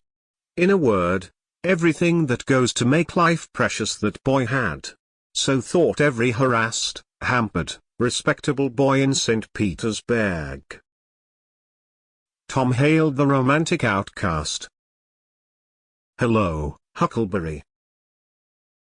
"Hello yourself, and see how you like it." "What's that you got?" "Dead cat." "Lemme see him, Huck. My, he's pretty stiff. Where'd you get him?" "Bought him off a boy." "What did you give?" "I give a blue ticket and a bladder that I got at the slaughterhouse." "Where'd you get the blue ticket?" "Bought it off Ben Rogers 2 weeks ago for a hoop stick." "Say, what is dead cats good for, Huck?" "Good for? Quartz with." "No. Is that so? I know something that's better." "I bet you don't. What is it?" "Why, spunk water." "Spunk water? I wouldn't give a darn for spunk water." "You wouldn't you? Do you ever try it?" "No, I hain't. But Bob Tanner did." "Who told you so?" "Why, he told Jeff Thatcher, and Jeff told Johnny Baker, and Johnny told Jim Hollis, and Jim told Ben Rogers, and Ben told a nigger, and the nigger told me. There now." "Well, what of it? They'll all lie. Leastways all but the nigger. I don't know him. But I never see a nigger that wouldn't lie. Shucks. Now you tell me how Bob Tanner done it, Huck." "Why, he took and dipped his hand in a rotten stump where the rainwater was." "In the daytime?" "Certainly." "With his face to the stump?" "Yes. Least I reckon so." "Did he say anything?" "I don't reckon he did. I don't know." "Aha. Talk about trying to cure warts with spunk water such a blame fool way as that. Why, that ain't a-going to do any good. You got to go all by yourself, to the middle of the woods, where you know there's a spunk water stump, and just as it's midnight you back up against the stump and jam your hand in and say, 'Barley corn, Injun meal shorts, spunk water, swallow these warts.' And then walk away quick, 11 steps, with your eyes shut, and then turn around 3 times and walk home without speaking to anybody. Because if you speak the charm's busted." "Well, that sounds like a good way, but that ain't the way Bob Tanner done." No, sir, you can bet he didn't. Because he's the wartiest boy in this town, and he wouldn't have a wart on him if he knowed how to work spunk water. I've took off thousands of warts off of my hands that way, Huck. I play with frogs so much that I've always got considerable many warts. Sometimes I take 'em off with a bean. Yes, bean's good. I've done that. Have you? What's your way? You take and split the bean, and cut the wart so as to get some blood, and then you put the blood on one piece of the bean and take and dig a hole and bury it about midnight at the crossroads in the dark of the moon, and then you burn up the rest of the bean. You see that piece that's got the blood on it will keep drawing and drawing, trying to fetch the other piece to it, and so that helps the blood to draw the wart, and pretty soon off she comes. Yes, that's it, Huck, that's it. Though when you're burying it, if you say down bean, off wart, come no more to bother me. It's better. That's the way Joe Harper does, and he's been nearly to Coonville and most everywheres. But say, how do you cure him with dead cats? Why, you take your cat and go and get in the graveyard long about midnight when somebody that was wicked has been buried, and when it's midnight a devil will come, or maybe 2 or 3, but you can't see 'em, you can only hear something like the wind, or maybe hear 'em talk, and when they're taking that fella away, you heave your cat after 'em and say, devil follow corpse, cat follow devil, warts follow cat, I'm done with ye. That'll fetch any wart. Sounds right. Do you ever try it, Huck? No, but old Mother Hopkins told me. Well, I reckon it's so, then. Because they say she's a witch. Say. Why, Tom, I know she is. She witched Pap. Pap says so his own self. He come along one day, and he see she was a-witching him, so he took up a rock, and if she hadn't dodged, he'd a got her. Well, that very night he rolled off in a shed where he was a-layin' drunk, and broke his arm. Why, that's awful. How did he know she was a-witching him? Lord, Pap can tell, easy. Pap says when they keep looking at you right steady, they're a-witching you. Specially if they mumble. Because when they mumble they're saying the Lord's Prayer backwards. Say, Hucky, when you going to try the cat? Tonight. I reckon they'll come after old Hoss Williams tonight. But they buried him Saturday. Didn't they get him Saturday night? Why, how you talk. How could their charms work till midnight? And then it's Sunday. Devils don't slosh around much of a Sunday, I don't reckon. I never thought of that. That's so. Lemme go with you? Of course, if you ain't afeard. Afeard? T'ain't likely. Will you meow? Yes, and you meow back, if you get a chance. Last time, you kept me meowing around till old Hayes went to throwing rocks at me and says darn that cat, and so I hove a brick through his window, but don't you tell. I won't. I couldn't meow that night, because Auntie was watching me, but I'll meow this time. Say, what's that?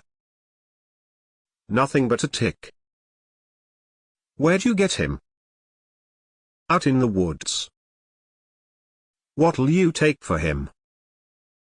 I don't know. I don't want to sell him. All right. It's a mighty small tick, anyway. Oh, anybody can run a tick down that don't belong to them. I'm satisfied with it. It's a good enough tick for me. Show. There's ticks aplenty. I could have 1,000 of 'em if I wanted to.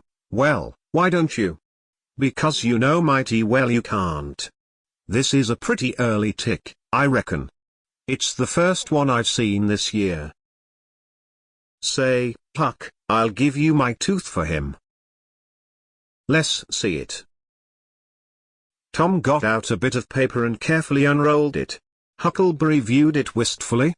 The temptation was very strong. At last he said, "Is it genuine?" Tom lifted his lip and showed the vacancy. "Well, all right," said Huckleberry, "it's a trade." Tom enclosed the tick in the percussion cap box that had lately been the pinchbug's prison, and the boys separated, each feeling wealthier than before. When Tom reached the little isolated frame schoolhouse, he strode in briskly, with the manner of one who had come with all honest speed. He hung his hat on a peg and flung himself into his seat with businesslike alacrity. The master, throned on high in his great splint-bottom armchair, was dozing, lulled by the drowsy hum of study. The interruption roused him. "Thomas Sawyer." Tom knew that when his name was pronounced in full, it meant trouble. "Sir." "Come up here." "Now, sir, why are you late again, as usual?" Tom was about to take refuge in a lie, when he saw two long tails of yellow hair hanging down a back that he recognized by the electric sympathy of love, and by that form was the only vacant place on the girls' side of the schoolhouse. He instantly said, "I stopped to talk with Huckleberry Finn." The master's pulse stood still, and he stared helplessly. The buzz of study ceased. The pupils wondered if this foolhardy boy had lost his mind. The master said, You did what?" "Stopped to talk with Huckleberry Finn." There was no mistaking the words. "Thomas Sawyer, this is the most astounding confession I have ever listened to. No mere feruler will answer for this offense. Take off your jacket." The master's arm performed until it was tired and the stock of switches notably diminished. Then the order followed. "Now, sir, go and sit with the girls. And let this be a warning to you." The titter that rippled around the room appeared to abash the boy, but in reality that result was caused rather more by his worshipful awe of his unknown idol and the dread pleasure that lay in his high good fortune. He sat down upon the end of the pine bench and the girl hitched herself away from him with a toss of her head.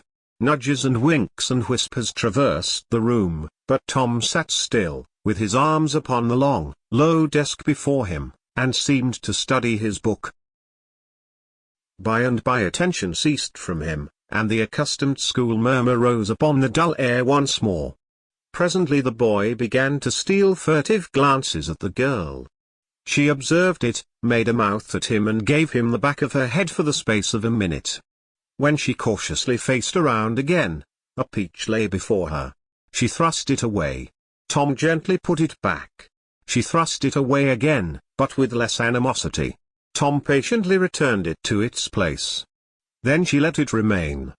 Tom scrawled on his slate, "Please take it, I got more." The girl glanced at the words, but made no sign. Now the boy began to draw something on the slate, hiding his work with his left hand. For a time the girl refused to notice, but her human curiosity presently began to manifest itself by hardly perceptible signs. The boy worked on, apparently unconscious. The girl made a sort of non-committal attempt to see, but the boy did not betray that he was aware of it. At last she gave in and hesitatingly whispered, "Let me see it." Tom partly uncovered a dismal caricature of a house with two gable ends to it and a corkscrew of smoke issuing from the chimney. Then the girl's interest began to fasten itself upon the work and she forgot everything else. When it was finished, she gazed a moment, then whispered, "It's nice. Make a man." The artist erected a man in the front yard, that resembled a derrick. He could have stepped over the house, but the girl was not hypercritical. She was satisfied with the monster, and whispered, "It's a beautiful man. Now make me coming along." Tom drew an hourglass with a full moon and straw limbs to it and armed the spreading fingers with a portentous fan.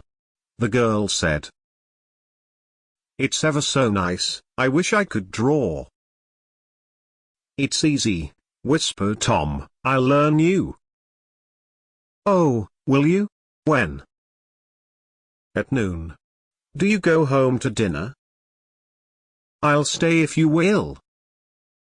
Good, that's a whack. What's your name? Becky Thatcher. What's yours? Oh, I know. It's Thomas Sawyer. That's the name they lick me by. I'm Tom when I'm good. You call me Tom, will you? Yes. Now Tom began to scrawl something on the slate, hiding the words from the girl. But she was not backward this time. She begged to see. Tom said, "Oh, it ain't anything." "Yes it is." "No it ain't. You don't want to see." "Yes I do, indeed I do. Please let me." "You'll tell." "No I won't, deed and double deed won't." "You won't tell anybody at all? Ever, as long as you live?" "No, I won't ever tell anybody. Now let me." "Oh, you don't want to see." "Now that you treat me so, I will see." And she put her small hand upon his and a little scuffle ensued, Tom pretending to resist in earnest but letting his hand slip by degrees till these words were revealed, "I love you." "Oh, you bad thing." And she hit his hand a smart rap, but reddened and looked pleased, nevertheless. Just at this juncture the boy felt a slow, fateful grip closing on his ear, and a steady lifting impulse. In that wise he was borne across the house and deposited in his own seat, under a peppering fire of giggles from the whole school. Then the master stood over him during a few awful moments, and finally moved away to his throne without saying a word. But although Tom's ear tingled, his heart was jubilant. As the school quieted down, Tom made an honest effort to study, but the turmoil within him was too great. In turn he took his place in the reading class and made a botch of it, then in the geography class and turned lakes into mountains, mountains into rivers, and rivers into continents, till chaos was come again, then in the spelling class, and got turned down by a succession of mere baby words, till he brought up at the foot and yielded up the pewter medal which he had worn with ostentation for months. Chapter 7. The harder Tom tried to fasten his mind on his book, the more his ideas wandered. So at last, with a sigh and a yawn, he gave it up. It seemed to him that the noon recess would never come. The air was utterly dead. There was not a breath stirring. It was the sleepiest of sleepy days. The drowsing murmur of the 25 studying scholars soothed the soul like the spell that is in the murmur of bees. Away off in the flaming sunshine, Cardiff Hill lifted its soft green sides through a shimmering veil of heat, tinted with the purple of distance. A few birds floated on lazy wing high in the air. No other living thing was visible but some cows, and they were asleep. Tom's heart ached to be free, or else to have something of interest to do to pass the dreary time.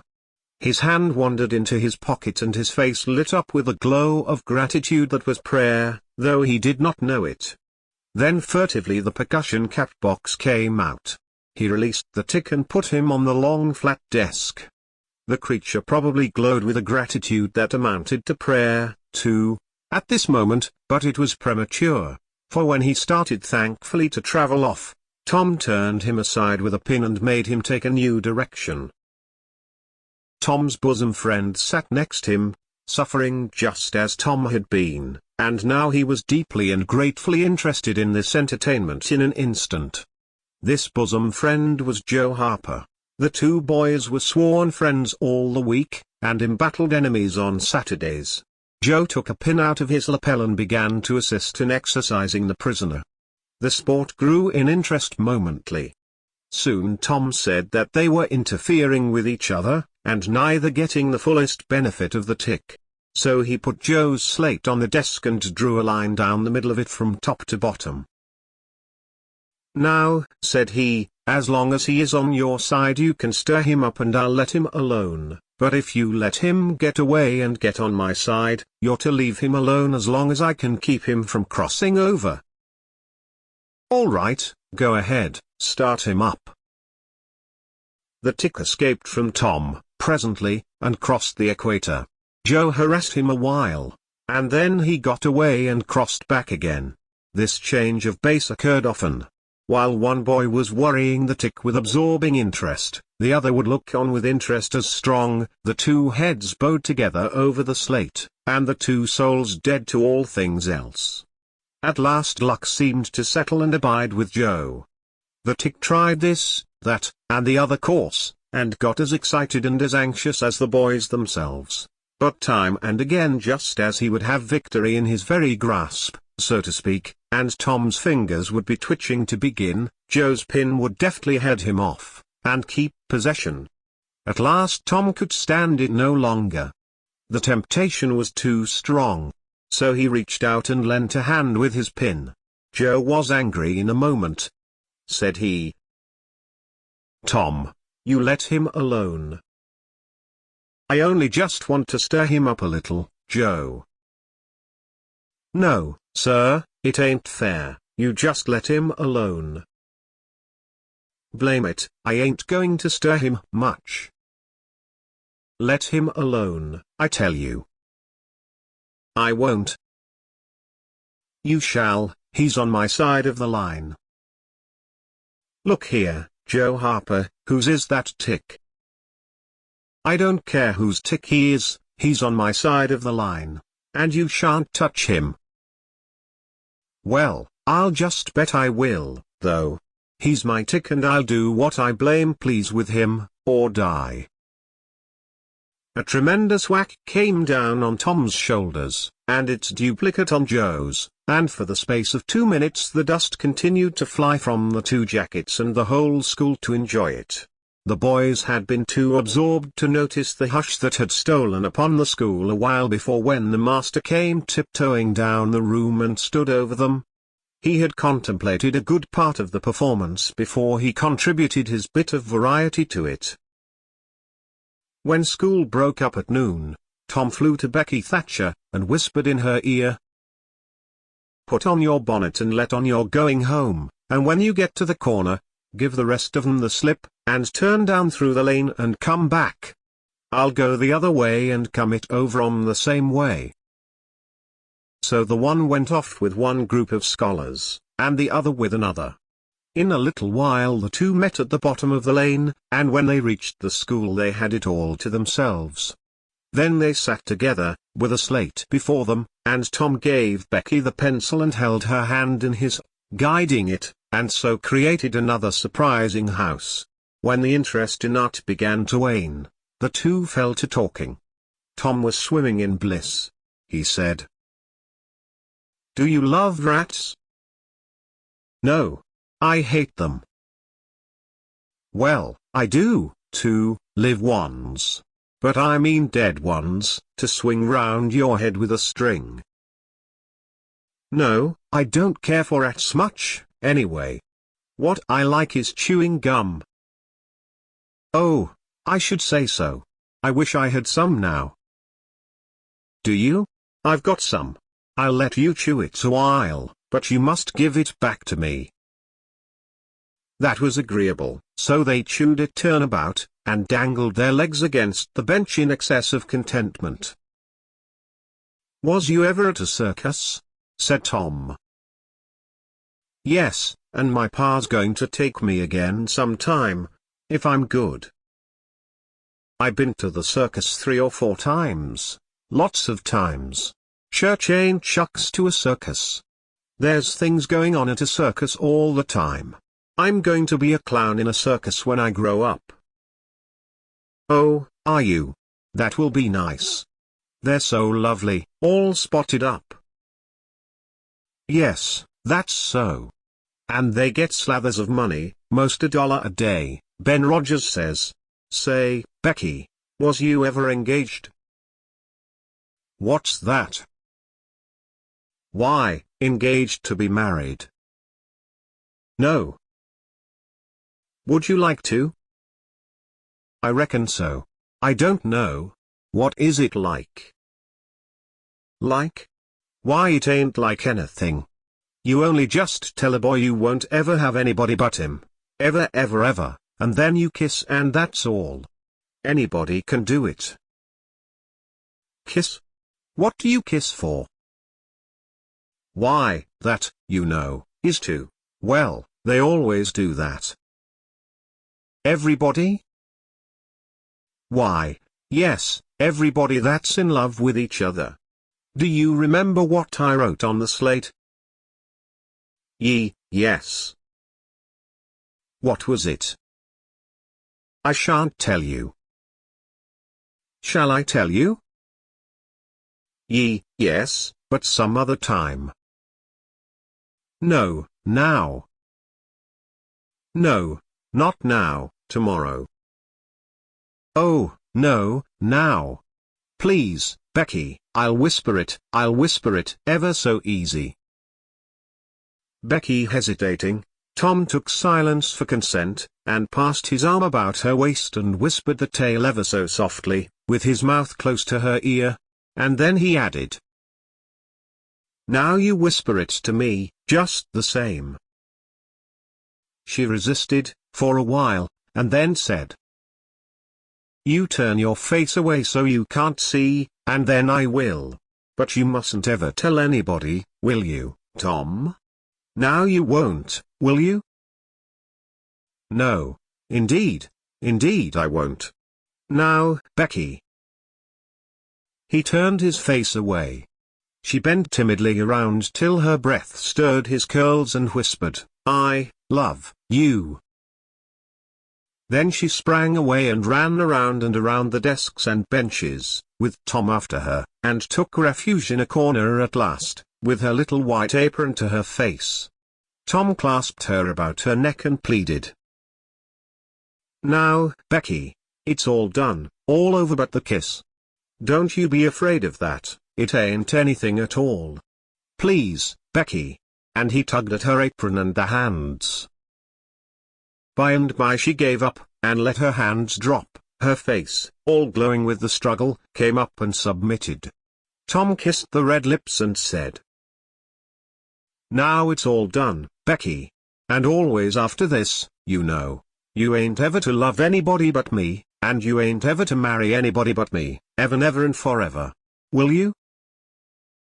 "No, I'll never love anybody but you, Tom, and I'll never marry anybody but you, and you ain't to ever marry anybody but me, either." "Certainly. Of course. That's part of it. And always coming to school or when we're going home, you're to walk with me, when there ain't anybody looking, and you choose me and I choose you at parties, because that's the way you do when you're engaged." "It's so nice. I never heard of it before." "Oh, it's ever so gay. Why, me and Amy Lawrence." The big eyes told Tom his blunder and he stopped, confused. "Oh, Tom. Then I ain't the first you've ever been engaged to." The child began to cry. Tom said, "Oh, don't cry, Becky, I don't care for her anymore." "Yes, you do, Tom, you know you do." Tom tried to put his arm about her neck, but she pushed him away and turned her face to the wall, and went on crying. Tom tried again, with soothing words in his mouth, and was repulsed again. Then his pride was up, and he strode away and went outside. He stood about, restless and uneasy, for a while, glancing at the door, every now and then, hoping she would repent and come to find him. But she did not. Then he began to feel badly and fear that he was in the wrong. It was a hard struggle with him to make new advances, now, but he nerved himself to it and entered. She was still standing back there in the corner, sobbing, with her face to the wall. Tom's heart smote him. He went to her and stood a moment, not knowing exactly how to proceed. Then he said hesitatingly, "Becky, I don't care for anybody but you." No reply, but sobs. Becky pleadingly. Becky, won't you say something? More sobs. Tom got out his chiefest jewel, a brass knob from the top of an andiron, and passed it around her so that she could see it, and said, "Please, Becky, won't you take it?" She struck it to the floor. Then Tom marched out of the house and over the hills and far away, to return to school no more that day. Presently Becky began to suspect. She ran to the door. He was not in sight. She flew around to the play yard. He was not there. Then she called, "Tom! Come back, Tom!" She listened intently, but there was no answer. She had no companions but silence and loneliness. So she sat down to cry again and upbraid herself, and by this time the scholars began to gather again, and she had to hide her griefs and still her broken heart and take up the cross of a long, dreary, aching afternoon, with none among the strangers about her to exchange sorrows with. Chapter 8. Tom dodged hither and thither through lanes until he was well out of the track of returning scholars, and then fell into a moody jog. He crossed a small branch 2 or 3 times, because of a prevailing juvenile superstition that to cross water baffled pursuit. Half an hour later he was disappearing behind the Douglas mansion on the summit of Cardiff Hill, and the schoolhouse was hardly distinguishable away off in the valley behind him. He entered a dense wood, picked his pathless way to the center of it, and sat down on a mossy spot under a spreading oak. There was not even a zephyr stirring. The dead noonday heat had even stilled the songs of the birds. Nature lay in a trance that was broken by no sound but the occasional far-off hammering of a woodpecker, and this seemed to render the pervading silence and sense of loneliness the more profound. The boy's soul was steeped in melancholy. His feelings were in happy accord with his surroundings. He sat long with his elbows on his knees and his chin in his hands, meditating. It seemed to him that life was but a trouble, at best, and he more than half envied Jimmy Hodges, so lately released. It must be very peaceful, he thought, to lie and slumber and dream forever and ever, with the wind whispering through the trees and caressing the grass and the flowers over the grave, and nothing to bother and grieve about, ever any more. If he only had a clean Sunday school record he could be willing to go, and be done with it all. Now as to this girl. What had he done? Nothing. He had meant the best in the world, and been treated like a dog, like a very dog. She would be sorry some day, maybe when it was too late. Ah, if he could only die temporarily. But the elastic heart of youth cannot be compressed into one constrained shape long at a time.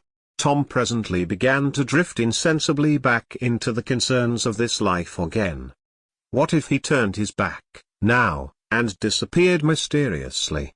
What if he went away, ever so far away, into unknown all countries beyond the seas, and never came back any more? How would she feel then? The idea of being a clown recurred to him now, only to fill him with disgust. For frivolity and jokes and spotted tights were an offense, when they intruded themselves upon a spirit that was exalted into the vague august realm of the romantic. No. He would be a soldier, and return after long years, all war-worn and illustrious. No, better still, he would join the Indians, and hunt buffaloes and go on the warpath in the mountain ranges and the trackless great plains of the far west, and away in the future come back a great chief, bristling with feathers, hideous with paint, and prance into Sunday school, some drowsy summer morning, with a blood-curdling war-whoop, and sear the eyeballs of all his companions with unappeasable envy. But no, there was something gaudier even than this. He would be a pirate. That was it. Now his future lay plain before him, and glowing with unimaginable splendor. How his name would fill the world, and make people shudder. How gloriously he would go plowing the dancing seas, in his long, low, black-hulled racer, the spirit of the storm, with his grisly flag flying at the fore. And at the zenith of his fame, how he would suddenly appear at the old village and stalk into church, brown and weather-beaten, in his black velvet doublet and trunks, his great jack boots, his crimson sash, his belt bristling with horse pistols, his crime-rusted cutlass at his side, his slouch hat with waving plumes, his black flag unfurled, with the skull and crossbones on it, and hear with swelling ecstasy the whisperings, "It's Tom Sawyer the pirate, the Black Avenger of the Spanish Main." Yes, it was settled. His career was determined. He would run away from home and enter upon it. He would start the very next morning. Therefore he must now begin to get ready. He would collect his resources together. He went to a rotten log near at hand and began to dig under one end of it with his barlow knife.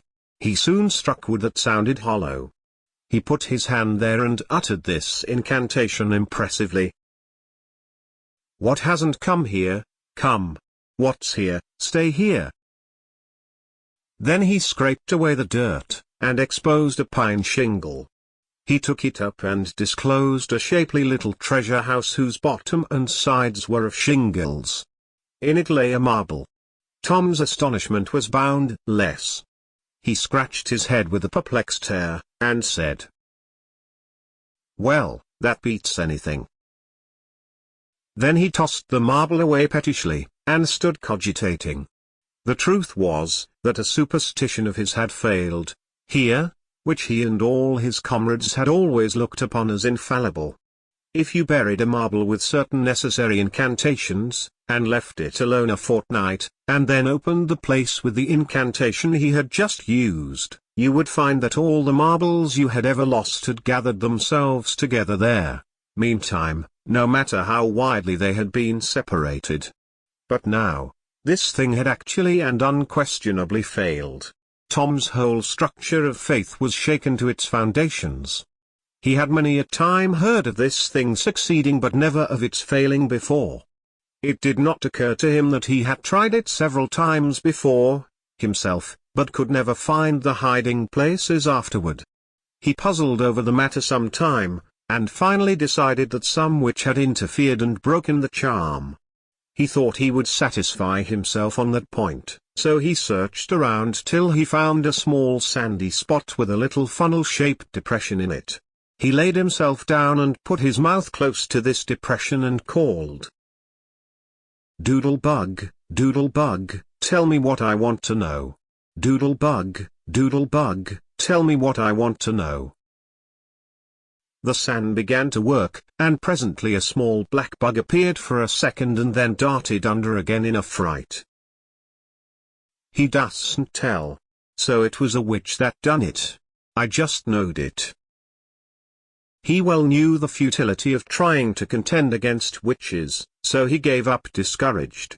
But it occurred to him that he might as well have the marble he had just thrown away, and therefore he went and made a patient search for it.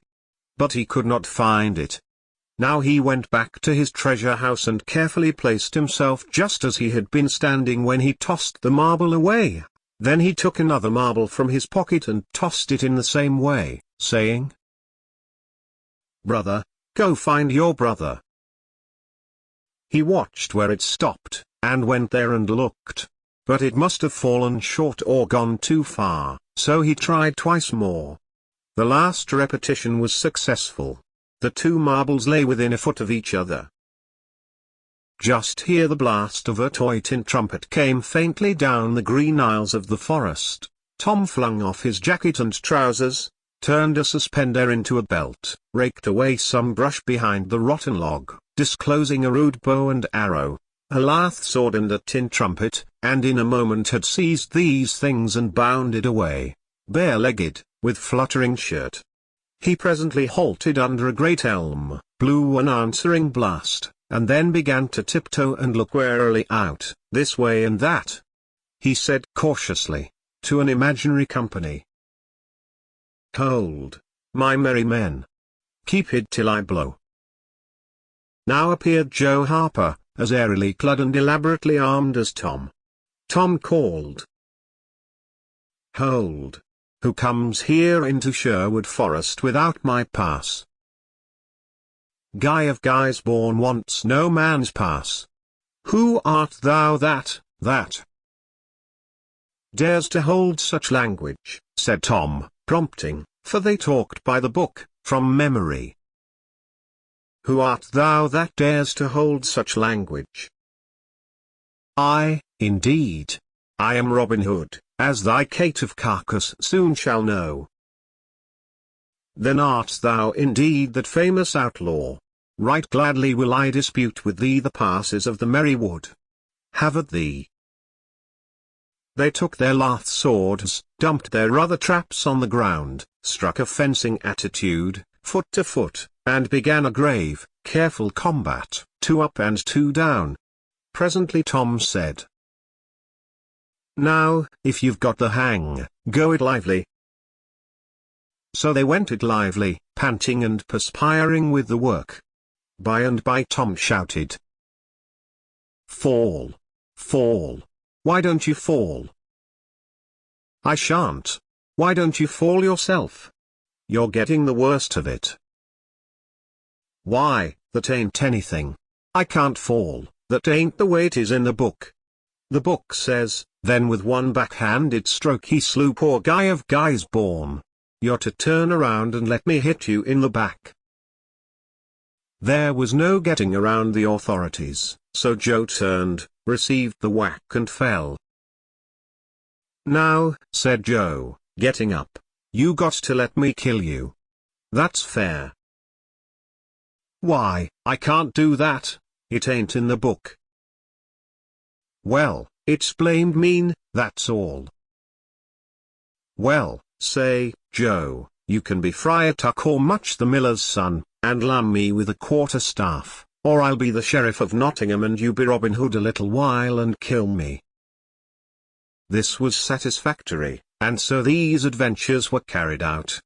Then Tom became Robin Hood again, and was allowed by the treacherous nun to bleed his strength away through his neglected wound. And at last Joe, representing a whole tribe of weeping outlaws, dragged him sadly forth, gave his bow into his feeble hands, and Tom said, Where this arrow falls, there bury poor Robin Hood under the greenwood tree. Then he shot the arrow and fell back and would have died, but he lit on a nettle and sprang up too gaily for a corpse. The boys dressed themselves, hid their accoutrements, and went off grieving that there were no outlaws any more, and wondering what modern civilization could claim to have done to compensate for their loss. They said they would rather be outlaws a year in Sherwood Forest than President of the United States forever. Chapter 9.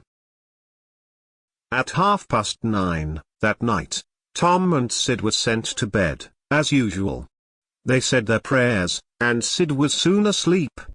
Tom lay awake and waited, in restless impatience. When it seemed to him that it must be nearly daylight, he heard the clock strike 10. This was despair. He would have tossed and fidgeted, as his nerves demanded, but he was afraid he might wake Sid. So he lay still, and stared up into the dark. Everything was dismally still. By and by, out of the stillness, little, scarcely perceptible noises began to emphasize themselves. The ticking of the clock began to bring itself into notice. Old beams began to crack mysteriously. The stairs creaked faintly.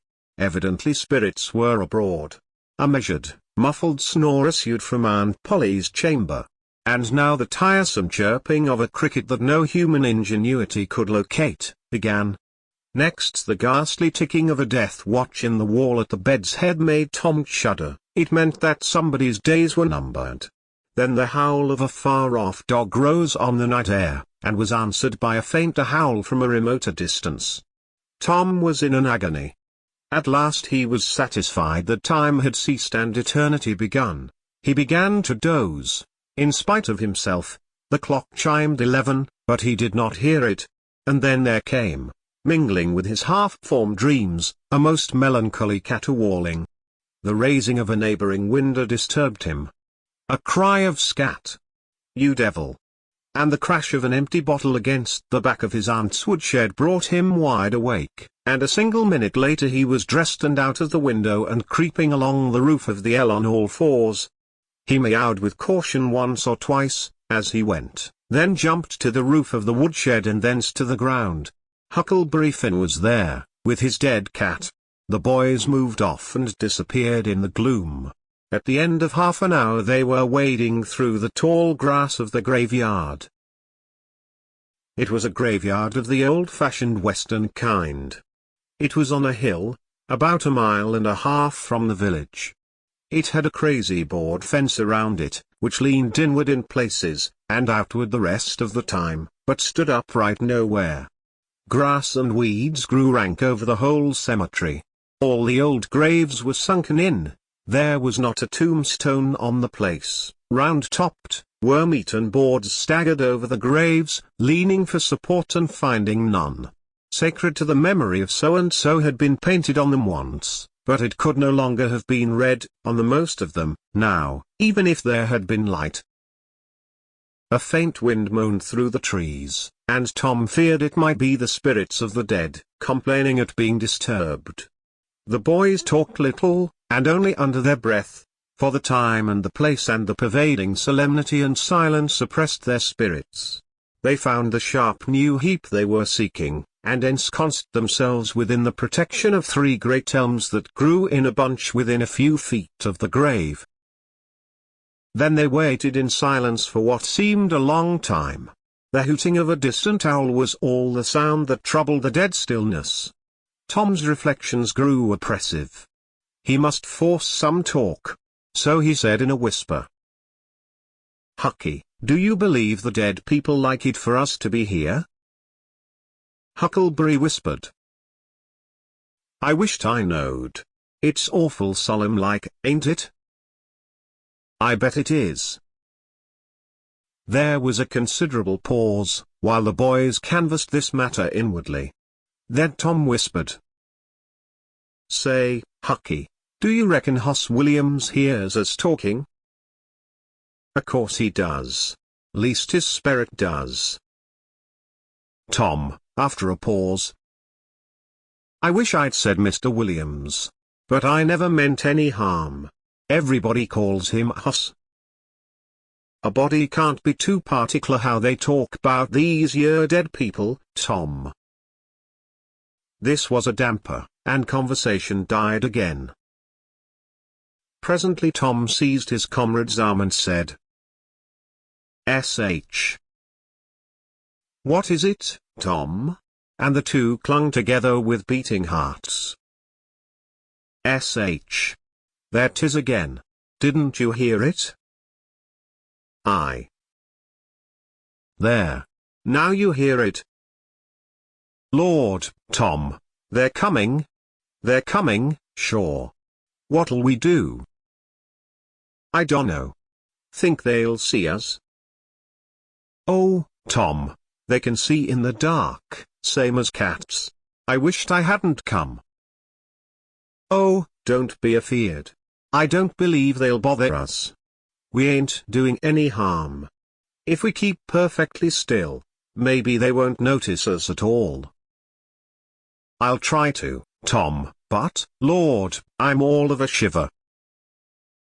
"Listen." The boys bent their heads together and scarcely breathed. A muffled sound of voices floated up from the far end of the graveyard. "Look! See there!" whispered Tom. "What is it?" "It's devil fire. Oh, Tom, this is awful." Some vague figures approached through the gloom, swinging an old-fashioned tin lantern that freckled the ground with innumerable little spangles of light. Presently Huckleberry whispered with a shudder, "It's the devils sure enough. 3 of 'em. Lordy, Tom, we're goners. Can you pray?" "I'll try, but don't you be afeard. They ain't going to hurt us. Now I lay me down to sleep, I. S.H. What is it, Huck?" "They're humans. One of 'em is, anyway. One of 'em's old Muff Potter's voice." "No, 'tain't so, is it?" "I bet I know it. Don't you stir nor budge. He ain't sharp enough to notice us. drunk, the same as usual, likely," blamed old Rip.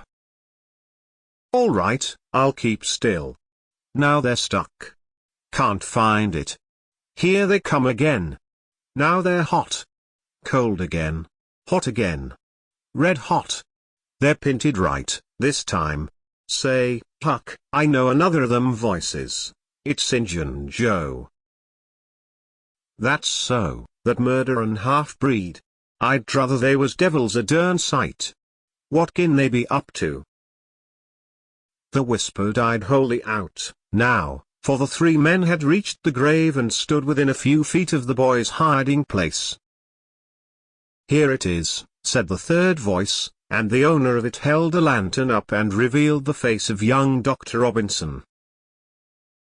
Potter and Injun Joe were carrying a hand barrow with a rope and a couple of shovels on it. They cast down their load and began to open the grave. The doctor put the lantern at the head of the grave and came and sat down with his back against one of the elm trees. He was so close the boys could have touched him. "Hurry, men," he said, in a low voice, "the moon might come out at any moment." They growled a response and went on digging.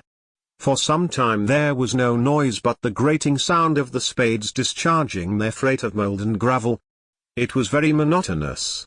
Finally a spade struck upon the coffin with a dull woody accent, and within another minute or two the men had hoisted it out on the ground. They pried off the lid with their shovels, got out the body and dumped it rudely on the ground.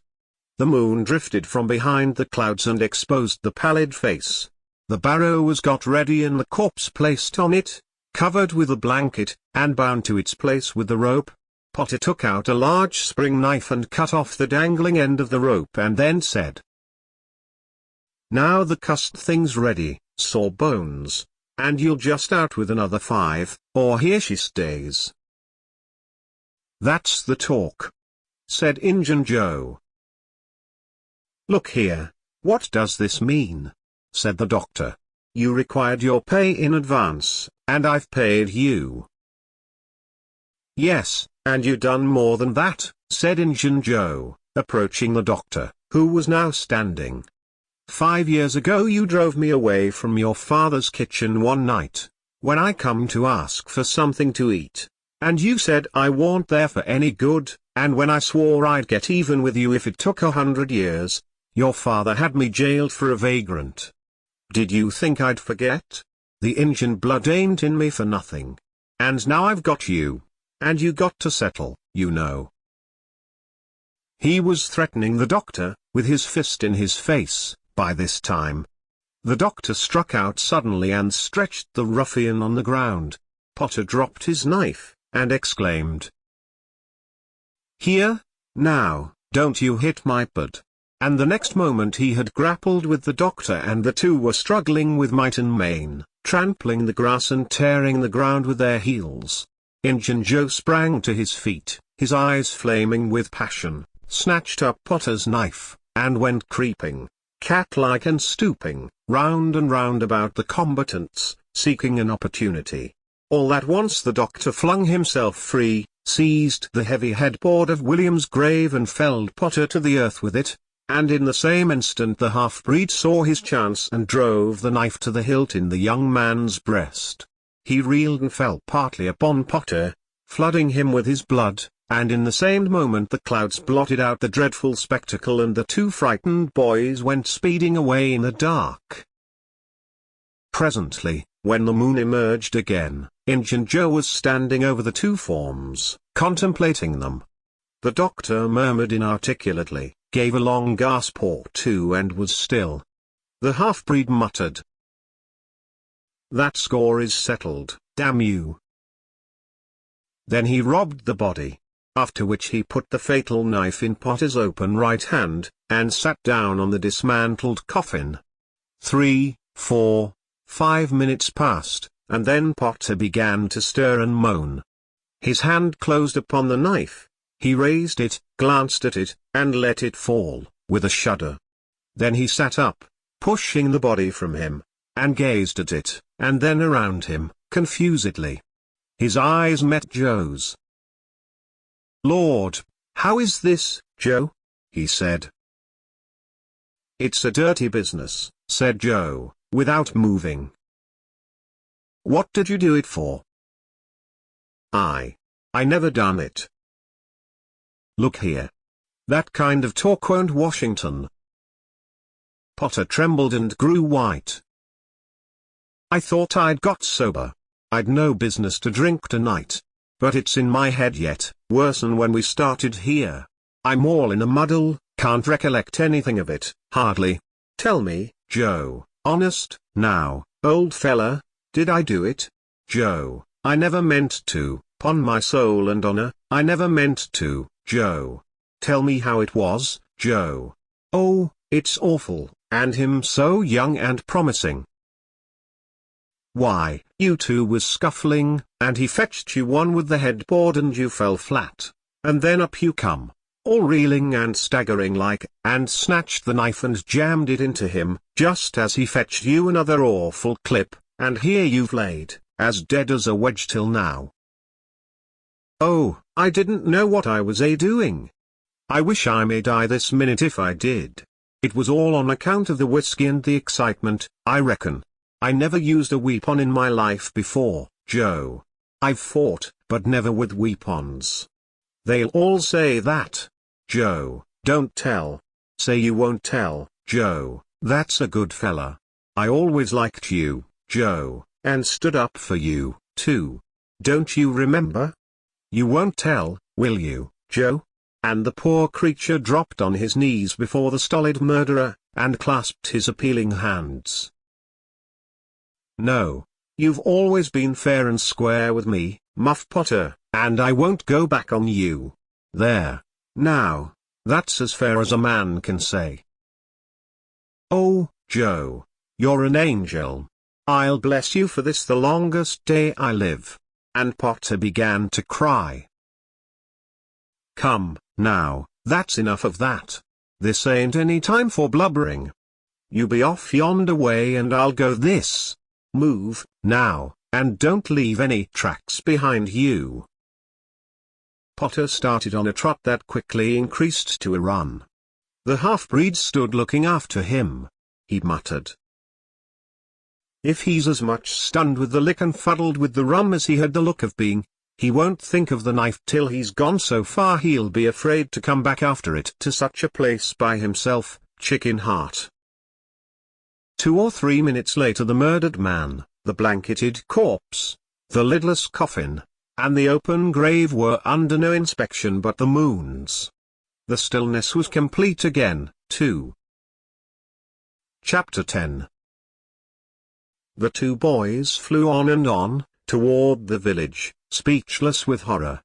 They glanced backward over their shoulders from time to time, apprehensively, as if they feared they might be followed. Every stump that started up in their path seemed a man and an enemy, and made them catch their breath, and as they sped by some outlying cottages that lay near the village, the barking of the aroused watchdogs seemed to give wings to their feet. "If we can only get to the old tannery before we break down," whispered Tom, in short catches between breaths. "I can't stand it much longer." Huckleberry's hard pantings were his only reply, and the boys fixed their eyes on the goal of their hopes and bent to their work to win it. They gained steadily on it, and at last, breast to breast, they burst through the open door and fell grateful and exhausted in the sheltering shadows beyond. By and by their pulses slowed down, and Tom whispered, "Huckleberry, what do you reckon'll come of this?" "If Dr. Robinson dies, I reckon hanging'll come of it." "Do you though?" "Why, I know it, Tom." Tom thought a while, then he said, "Who'll tell? We?" "What are you talking about? S'pose something happened and Injun Joe didn't hang? Why, he'd kill us some time or other, just as dead sure as we're a-laying here." "That's just what I was thinking to myself, Huck. If anybody tells, let Muff Potter do it, if he's fool enough. He's generally drunk enough." Tom said nothing, went on thinking. Presently he whispered. Huck, Muff Potter don't know it. How can he tell? What's the reason he don't know it? Because he just got that whack when Injun Joe done it. Do you reckon he could see anything? Do you reckon he knowed anything? By hokey, that's so, Tom. And besides, look-a here, maybe that whack done for him.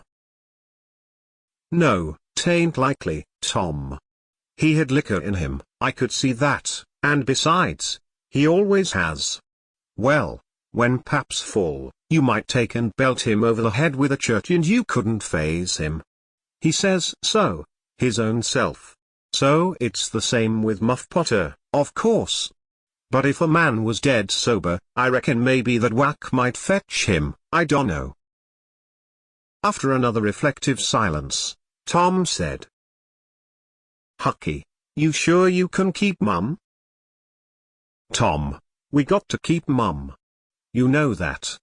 That Injun devil wouldn't make any more of drowning us than a couple of cats, if we was to squeak 'bout this and they didn't hang him. Now, look-a here, Tom, let's take and swear to one another, that's what we got to do, swear to keep mum. I'm agreed. It's the best thing. Would you just hold hands and swear that we...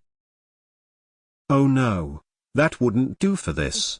That's good enough for little rubbishy common things, specially with gals, 'cause they go back on you anyway, and blab if they get in a huff, but there ought to be writing 'bout a big thing like this. And blood. Tom's whole being applauded this idea. It was deep, and dark, and awful. The hour, the circumstances, the surroundings, were in keeping with it. He picked up a clean pine shingle that lay in the moonlight, took a little fragment of red keel out of his pocket, got the moon on his work, and painfully scrawled these lines, emphasizing each slow-down stroke by clamping his tongue between his teeth, and letting up the pressure on the upstrokes. See next page. Huck Finn and Tom Sawyer swears they will keep mum about this and they wish they may drop down dead in their tracks if they ever tell and rot. Huckleberry was filled with admiration of Tom's facility in writing, and the sublimity of his language. He at once took a pin from his lapel and was going to prick his flesh, but Tom said, "Hold on. Don't do that. A pin's brass. It might have verdigris on it." "What's verdigris?" "It's bison. That's what it is. You just swallow some of it once. You'll see." So Tom unwound the thread from one of his needles, and each boy pricked the ball of his thumb and squeezed out a drop of blood. In time, after many squeezes, Tom managed to sign his initials, using the ball of his little finger for a pen. Then he showed Huckleberry how to make an H and an F, and the oath was complete. They buried the shingle close to the wall, with some dismal ceremonies and incantations, and the fetters that bound their tongues were considered to be locked and the key thrown away. A figure crept stealthily through a break in the other end of the ruined building, now, but they did not notice it. "Tom," whispered Huckleberry, "does this keep us from ever telling, always?" "Of course it does. It don't make any difference what happens. We got to keep mum. We drop down dead, don't you know that?" "Yes, I reckon that's so." They continued to whisper for some little time.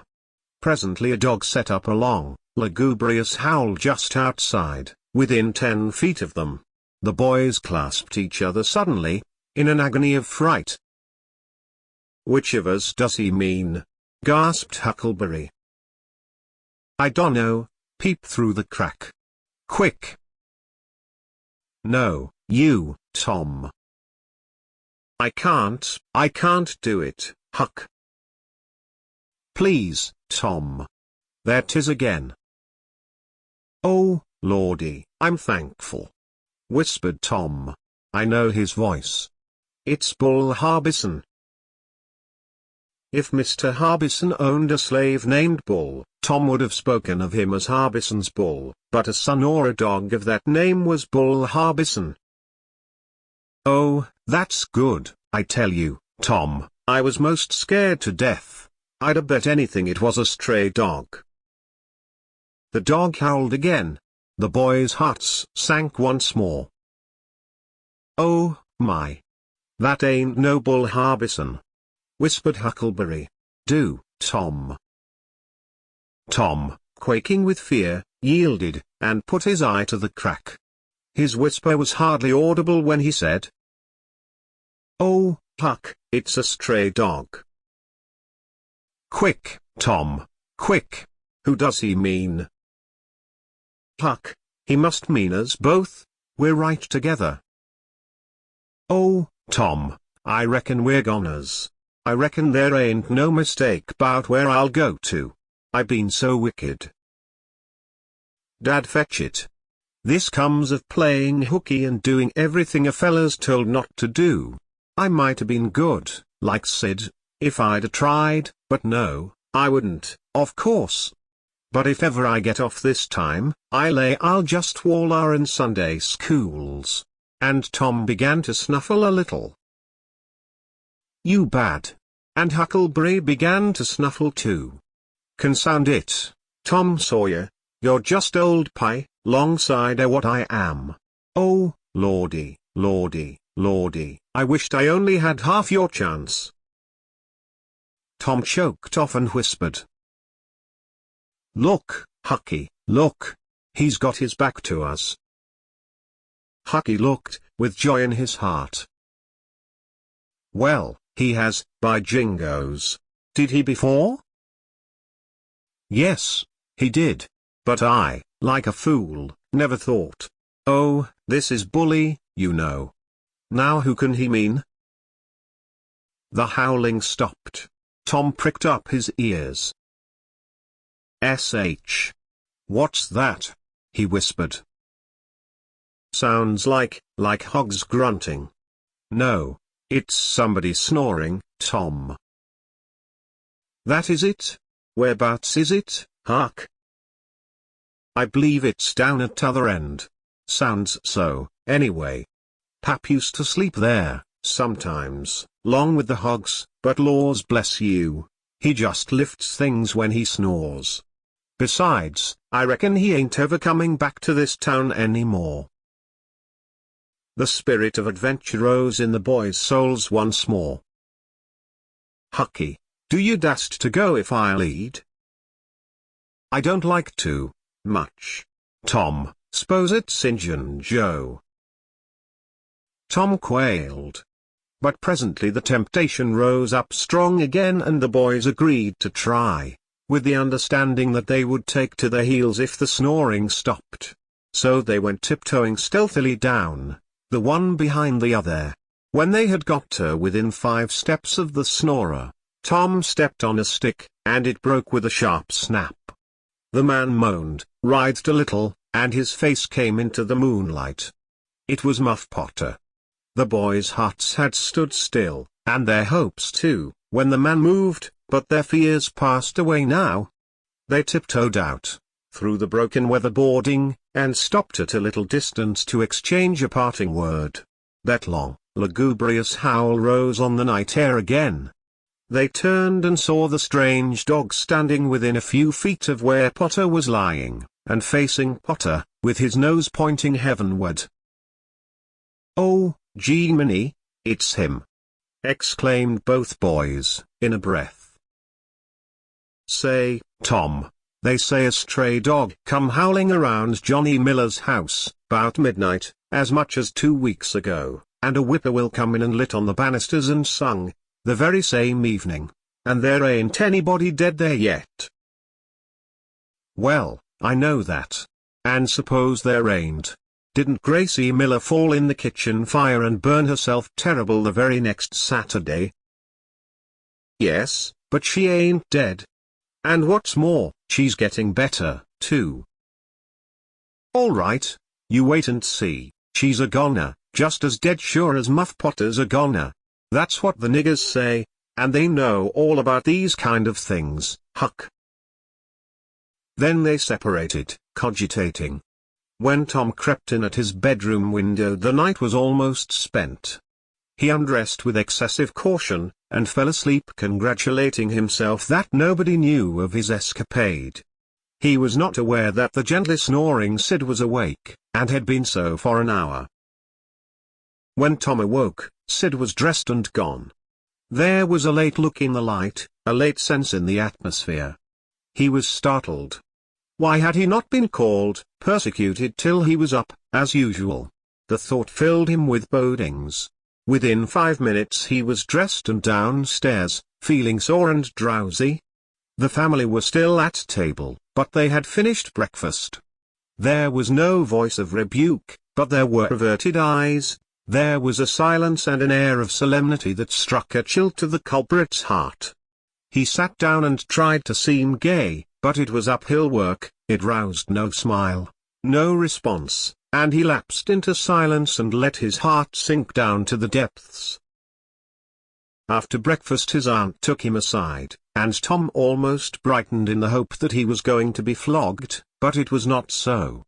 His aunt wept over him and asked him how he could go and break her old heart so, and finally told him to go on, and ruin himself and bring her grey hairs with sorrow to the grave, for it was no use for her to try any more. This was worse than 1,000 whippings, and Tom's heart was sorer now than his body. He cried, he pleaded for forgiveness, promised to reform over and over again, and then received his dismissal, feeling that he had won but an imperfect forgiveness and established but a feeble confidence. He left the presence too miserable to even feel revengeful towards Sid, and so the latter's prompt retreat through the back gate was unnecessary. He moped to school gloomy and sad, and took his flogging, along with Joe Harper, for playing hooky the day before, with the air of one whose heart was busy with heavier woes and wholly dead to trifles.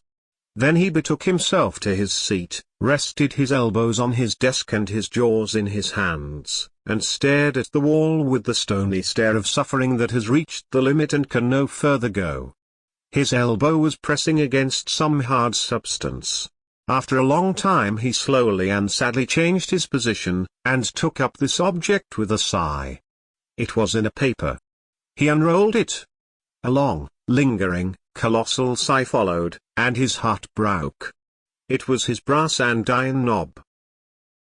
This final feather broke the camel's back. Chapter 11. Close upon the hour of noon the whole village was suddenly electrified with the ghastly news. No need of the as yet undreamed of telegraph, the tale flew from man to man, from group to group, from house to house, with little less than telegraphic speed. Of course the schoolmaster gave holiday for that afternoon. The town would have thought strangely of him if he had not. A gory knife had been found close to the murdered man, and it had been recognized by somebody as belonging to Muff Potter, so the story ran. And it was said that a belated citizen had come upon Potter washing himself in the branch about 1 or 2 o'clock in the morning, and that Potter had at once sneaked off. Suspicious circumstances, especially the washing, which was not a habit with Potter. It was also said that the town had been ransacked for this murderer. The public are not slow in the matter of sifting evidence and arriving at a verdict, but that he could not be found. Horsemen had departed down all the roads in every direction, and the sheriff was confident that he would be captured before night. All the town was drifting toward the graveyard. Tom's heartbreak vanished and he joined the procession, not because he would not 1,000 times rather go anywhere else, but because an awful, unaccountable fascination drew him on. Arrived at the dreadful place, he wormed his small body through the crowd and saw the dismal spectacle. It seemed to him an age since he was there before. Somebody pinched his arm. He turned, and his eyes met Huckleberry's. Then both looked elsewhere at once, and wondered if anybody had noticed anything in their mutual glance. But everybody was talking, and intent upon the grisly spectacle before them. Poor fellow! Poor young fellow! This ought to be a lesson to grave robbers. Muff Potter'll hang for this if they catch him. This was the drift of remark, and the minister said, It was a judgment. His hand is here. Now Tom shivered from head to heel, for his eye fell upon the stolid face of Injun Joe. At this moment the crowd began to sway and struggle, and voices shouted, "It's him! It's him! He's coming himself!" Who? Who? From 20 voices. Muff Potter. Hello, he's stopped. Look out, he's turning. Don't let him get away. People in the branches of the trees over Tom's head said he wasn't trying to get away, he only looked doubtful and perplexed. Infernal impudence, said a bystander, wanted to come and take a quiet look at his work, I reckon, didn't expect any company. The crowd fell apart, now, and the sheriff came through, ostentatiously leading Potter by the arm. The poor fellow's face was haggard, and his eyes showed the fear that was upon him.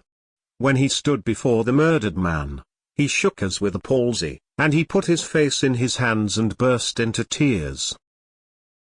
I didn't do it, friends, he sobbed, "'Pon my word and honor I never done it." Who's accused you?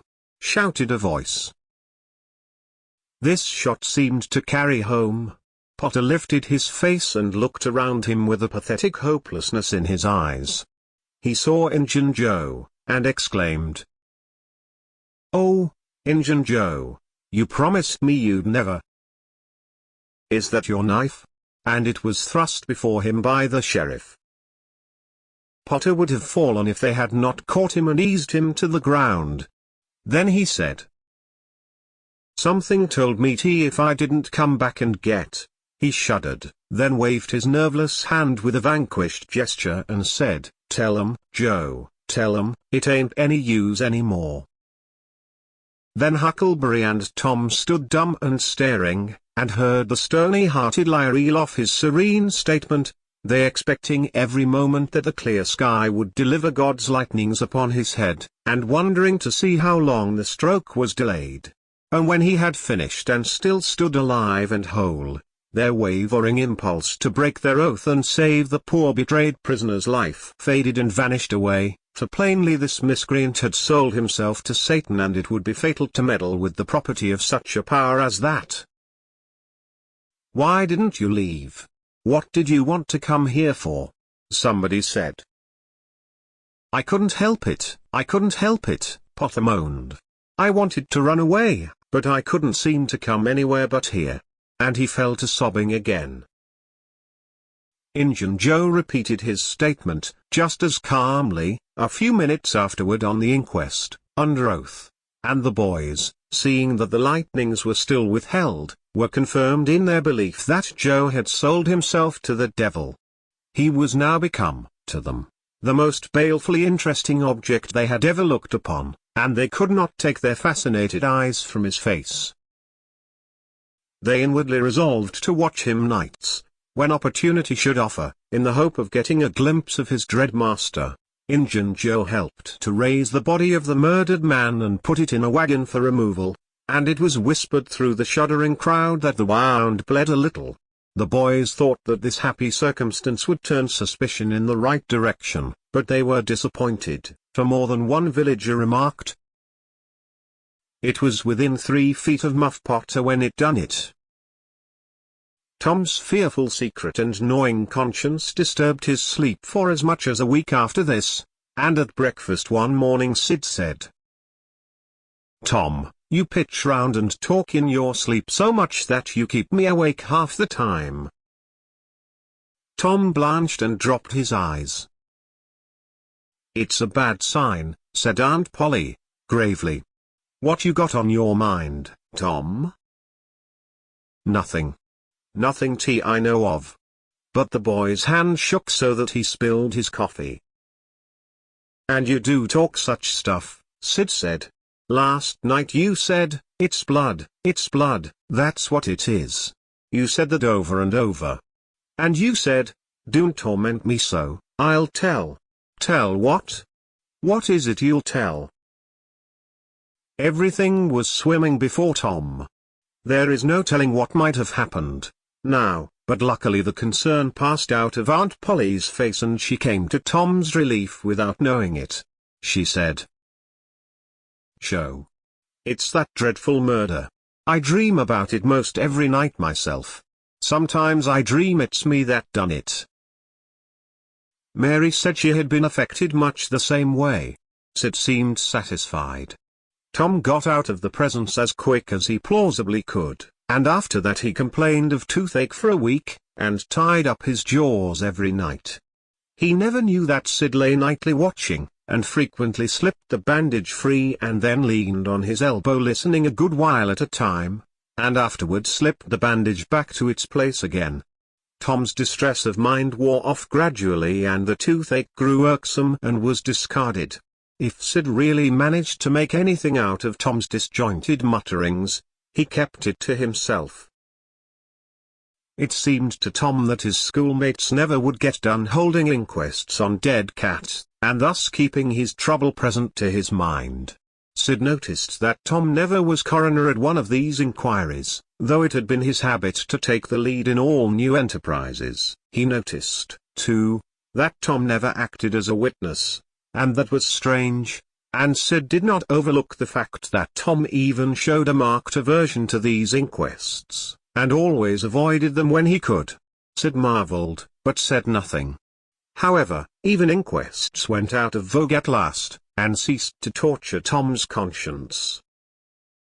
Every day or two, during this time of sorrow, Tom watched his opportunity and went to the little grated jail window and smuggled such small comforts through to the murderer as he could get hold of. The jail was a trifling little brick den that stood in a marsh at the edge of the village, and no guards were afforded for it. Indeed, it was seldom occupied. These offerings greatly helped to ease Tom's conscience. The villagers had a strong desire to tar and feather Injun Joe and ride him on a rail, for body snatching, but so formidable was his character that nobody could be found who was willing to take the lead in the matter, so it was dropped. He had been careful to begin both of his inquest statements with the fight, without confessing the grave robbery that preceded it. Therefore it was deemed wisest not to try the case in the courts at present. Chapter 12. One of the reasons why Tom's mind had drifted away from its secret troubles was, that it had found a new and weighty matter to interest itself about. Becky Thatcher had stopped coming to school. Tom had struggled with his pride a few days, and tried to whistle her down the wind, but failed. He began to find himself hanging around her father's house, nights, and feeling very miserable. She was ill. What if she should die? There was distraction in the thought. He no longer took an interest in war, nor even in piracy. The charm of life was gone. There was nothing but dreariness left. He put his hoop away, and his bat. There was no joy in them anymore. His aunt was concerned. She began to try all manner of remedies on him. She was one of those people who are infatuated with patent medicines and all newfangled methods of producing health or mending it. She was an inveterate experimenter in these things.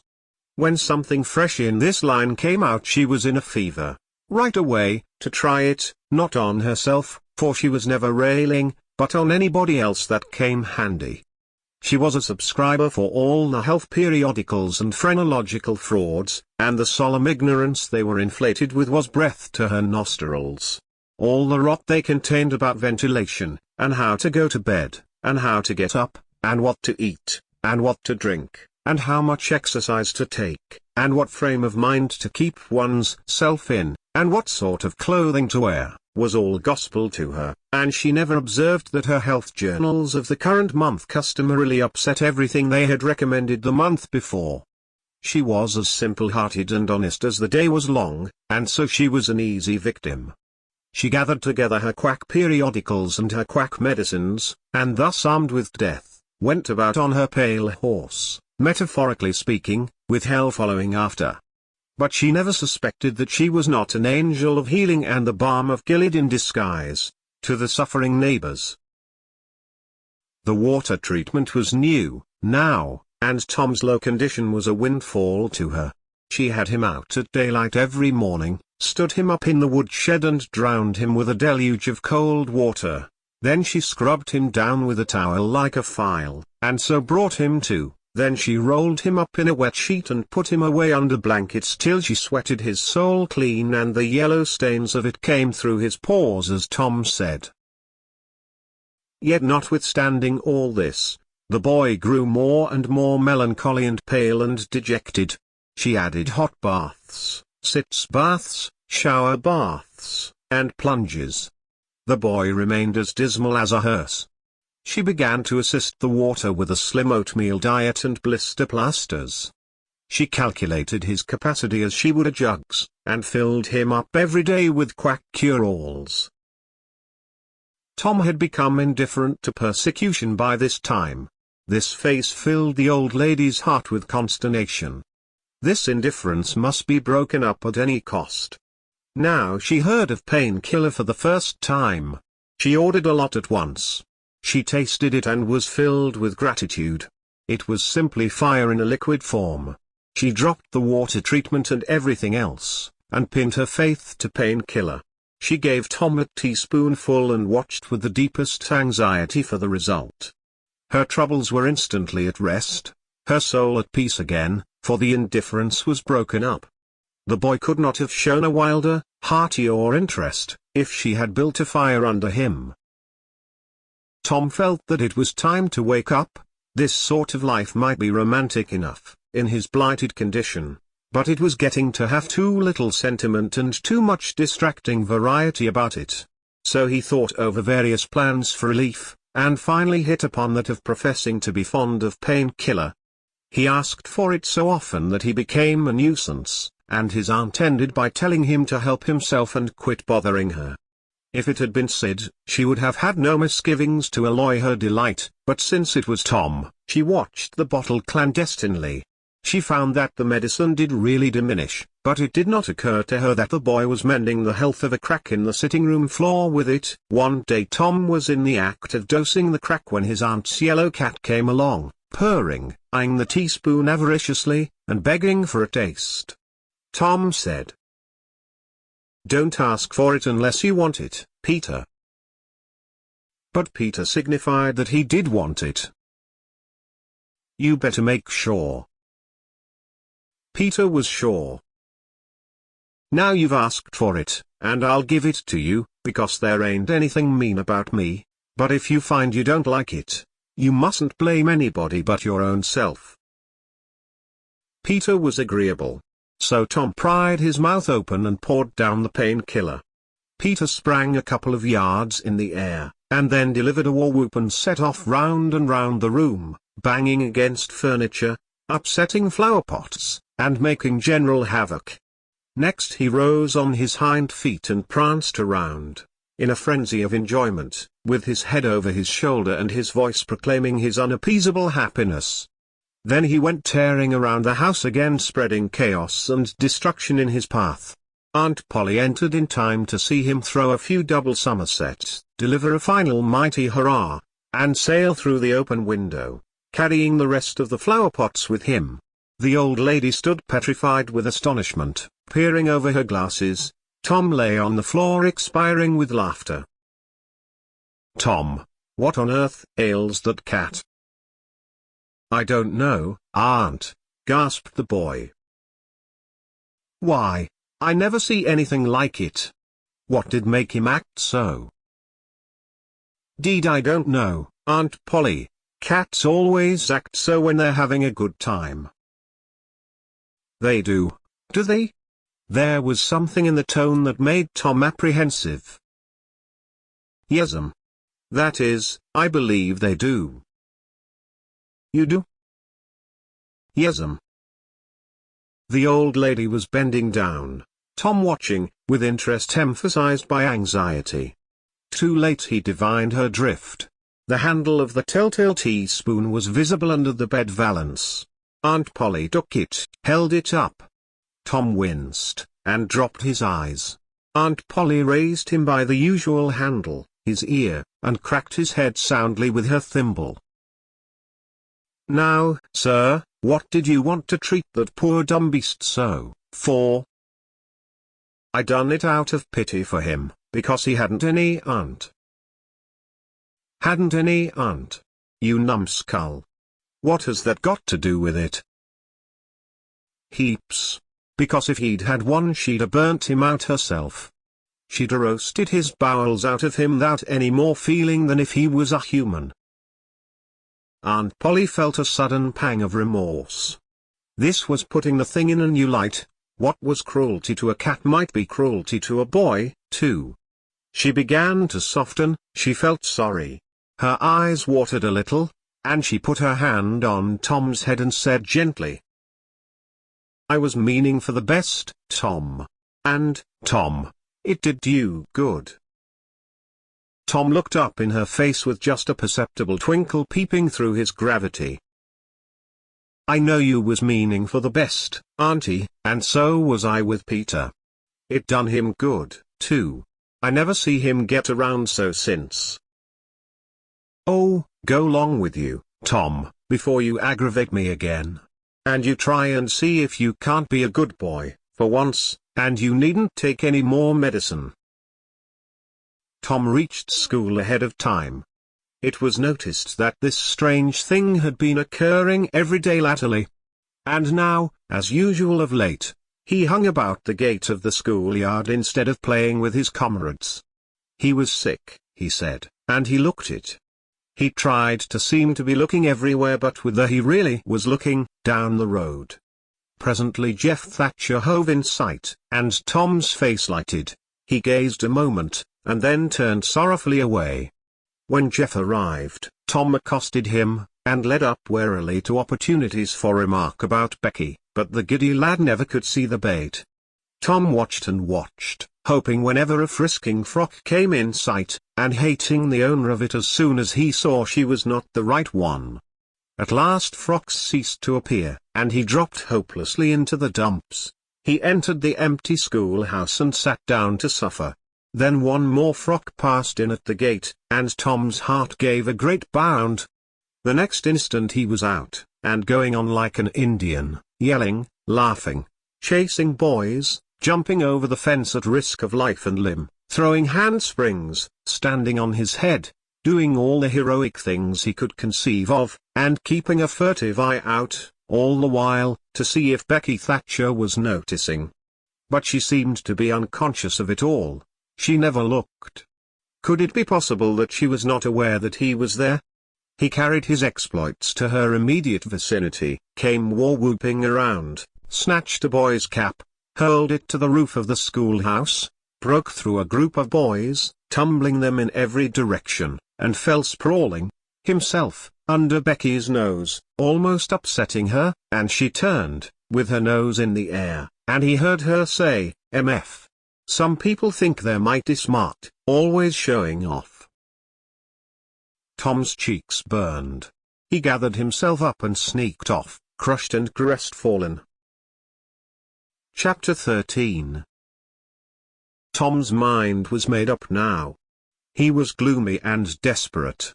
He was a forsaken, friendless boy, he said.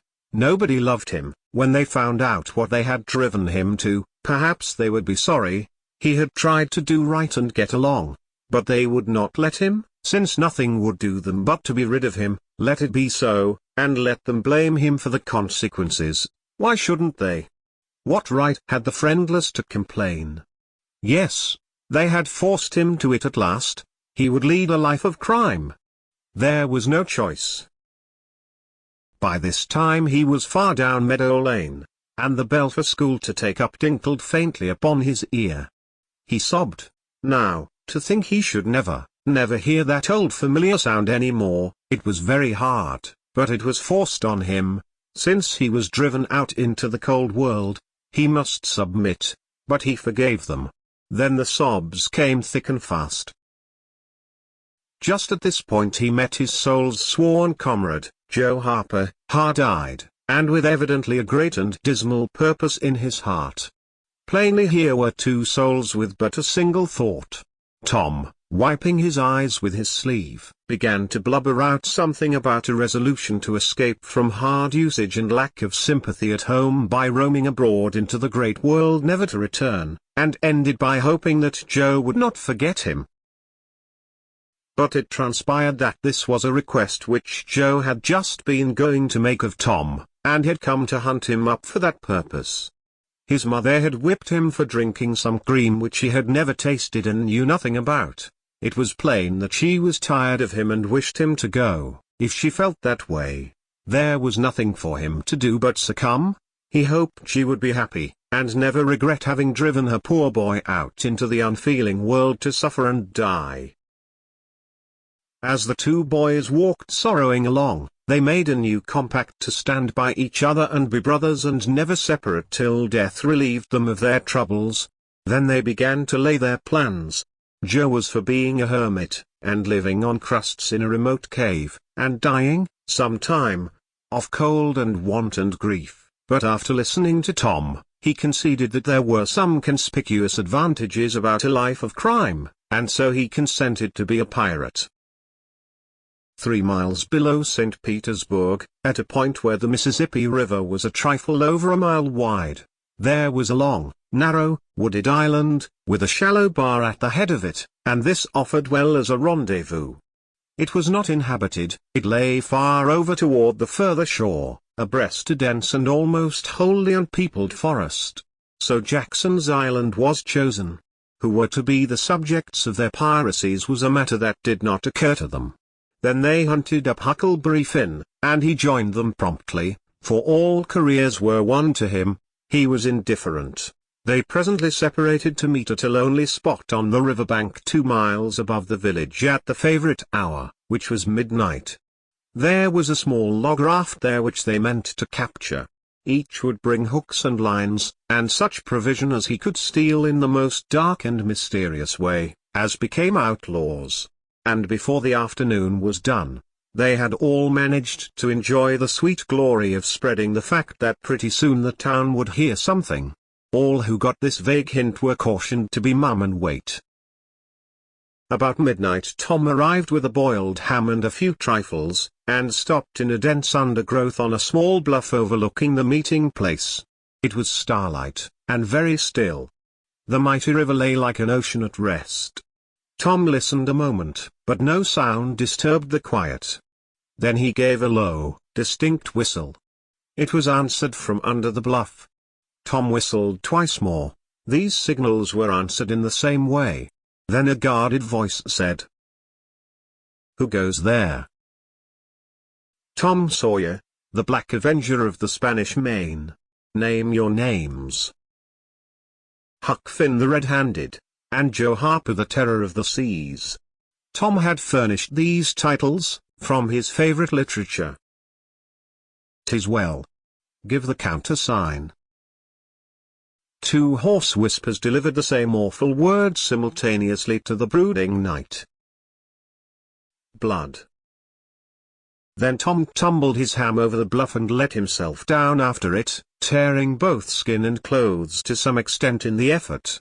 There was an easy, comfortable path along the shore under the bluff, but it lacked the advantages of difficulty and danger so valued by a pirate.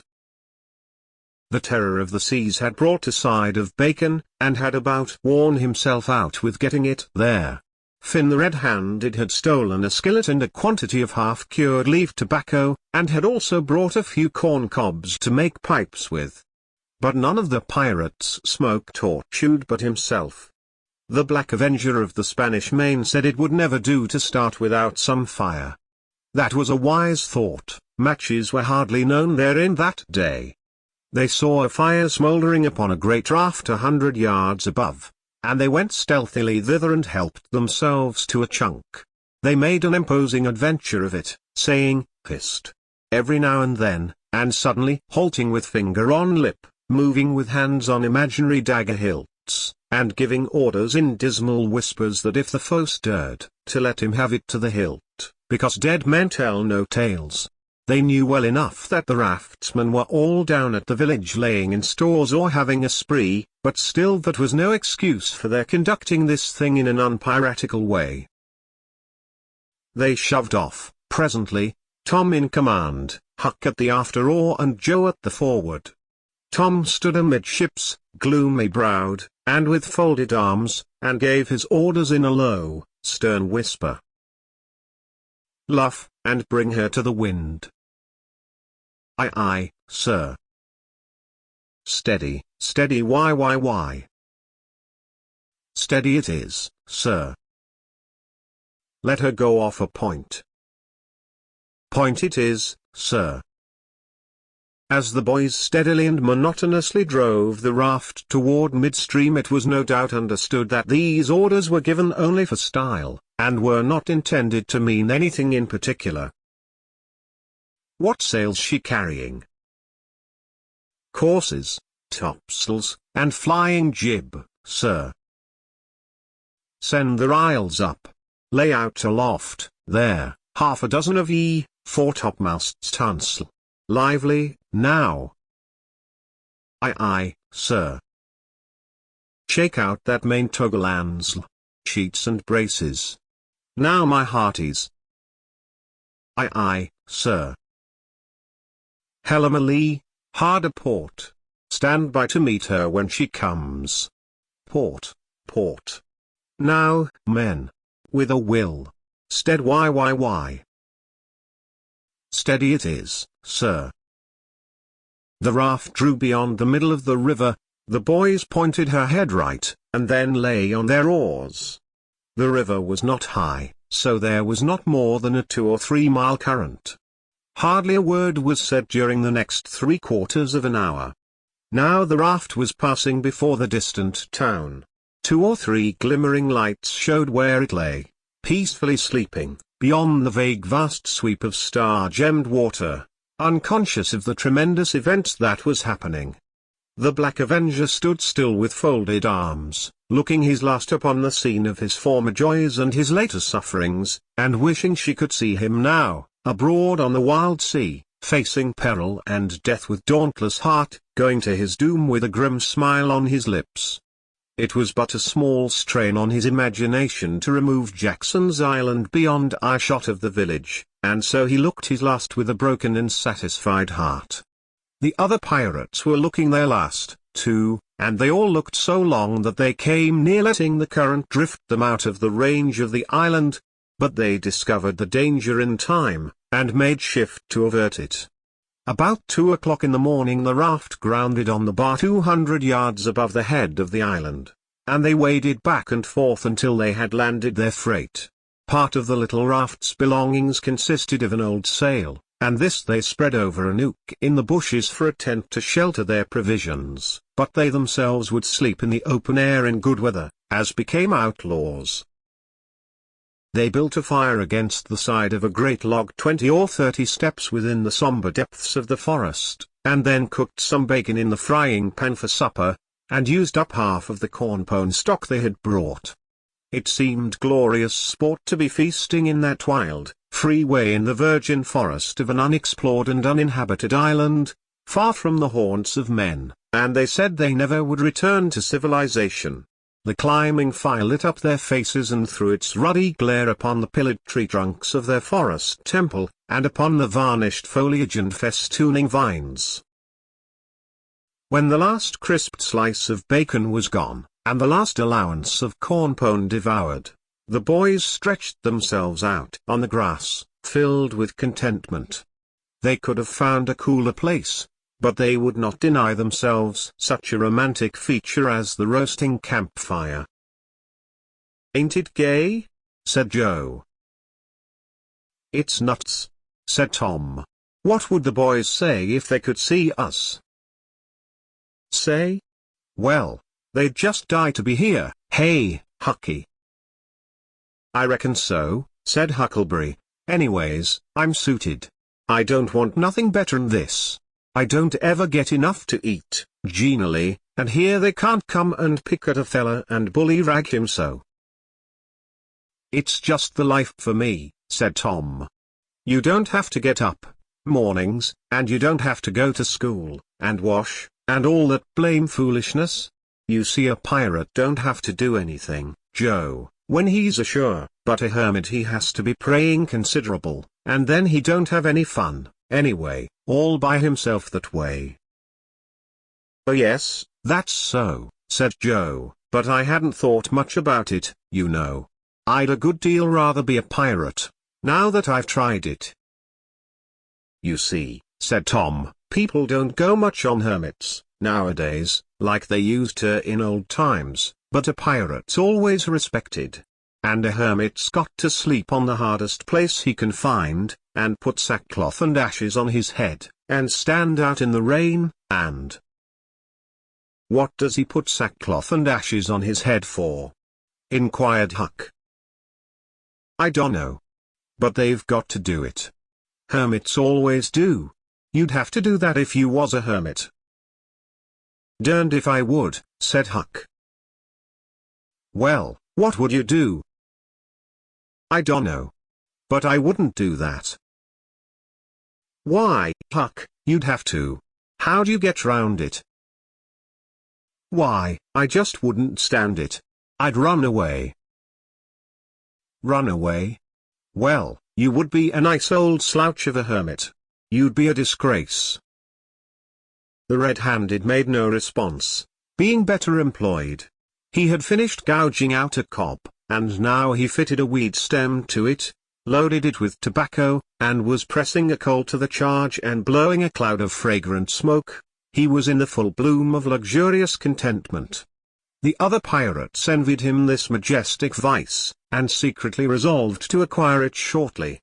Presently Huck said, "What does pirates have to do?" Tom said, "Oh, they have just a bully time, take ships and burn them, and get the money and bury it in awful places in their island where there's ghosts and things to watch it, and kill everybody in the ships, make 'em walk a plank." "And they carry the women to the island," said Joe. "They don't kill the women." "No," assented Tom, "they don't kill the women, they're too noble. And the women's always beautiful, too." "And don't they wear the bulliest clothes?" "Oh no. All gold and silver and diamonds," said Joe, with enthusiasm. "Who?" said Huck. "Why, the pirates." Huck scanned his own clothing forlornly. "I reckon I ain't dressed fittin' for a pirate," said he, with a regretful pathos in his voice, "but I ain't got none but these." But the other boys told him the fine clothes would come fast enough, after they should have begun their adventures. They made him understand that his poor rags would do to begin with, though it was customary for wealthy pirates to start with a proper wardrobe.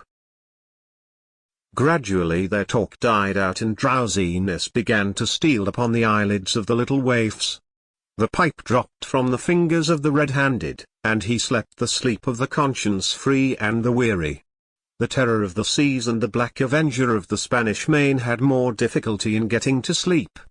They said their prayers inwardly, and lying down, since there was nobody there with authority to make them kneel and recite aloud. In truth, they had a mind not to say them at all, but they were afraid to proceed to such lengths as that, lest they might call down a sudden and special thunderbolt from heaven. Then at once they reached and hovered upon the imminent verge of sleep, but an intruder came. Now, that would not down. It was conscience. They began to feel a vague fear that they had been doing wrong to run away, and next they thought of the stolen meat, and then the real torture came. They tried to argue it away by reminding conscience that they had purloined sweetmeats and apples scores of times, but conscience was not to be appeased by such thin plausibilities. It seemed to them, in the end, that there was no getting around the stubborn fact that taking sweetmeats was only hooking, while taking bacon and hams and such valuables was plain simple stealing, and there was a command against that in the Bible. So they inwardly resolved that so long as they remained in the business, their piracies should not again be sullied with the crime of stealing. Then conscience granted a truce, and these curiously inconsistent pirates fell peacefully to sleep. Chapter 14. When Tom awoke in the morning, he wondered where he was. He sat up and rubbed his eyes and looked around. Then he comprehended. It was the cool grey dawn, and there was a delicious sense of repose and peace in the deep pervading calm and silence of the woods. Not a leaf stirred, not a sound obtruded upon great nature's meditation. Beaded dewdrops stood upon the leaves and grasses. A white layer of ashes covered the fire, and a thin blue breath of smoke rose straight into the air. Joe and Huck still slept. Now, far away in the woods a bird called, another answered. Presently the hammering of a woodpecker was heard. Gradually the cool tin grey of the morning whitened, and as gradually sounds multiplied and life manifested itself. The marvel of nature shaking off sleep and going to work unfolded itself to the musing boy. A little green worm came crawling over a dewy leaf, lifting 2/3 of his body into the air from time to time and sniffing around, then proceeding again, for he was measuring, Tom said, and when the worm approached him, of its own accord, he sat as still as a stone, with his hopes rising and falling, by turns, as the creature still came toward him or seemed inclined to go elsewhere, and when at last it considered a painful moment with its curved body in the air and then came decisively down upon Tom's leg and began a journey over him, his whole heart was glad, for that meant that he was going to have a new suit of clothes, without the shadow of a doubt a gaudy piratical uniform. Now a procession of ants appeared, from nowhere in particular, and went about their labors. One struggled manfully by with a dead spider 5 times as big as itself in its arms, and lugged it straight up a tree trunk. A brown-spotted ladybug climbed the dizzy height of a grass blade, and Tom bent down close to it and said, "Ladybug, ladybug, fly away home, your house is on fire, your children's alone," and she took wing and went off to see about it, which did not surprise the boy, for he knew of old that this insect was credulous about conflagrations, and he had practiced upon its simplicity more than once. A tumblebug came next, heaving sturdily at its ball, and Tom touched the creature, to see it shut its legs against its body and pretend to be dead. The birds were fairly rioting by this time.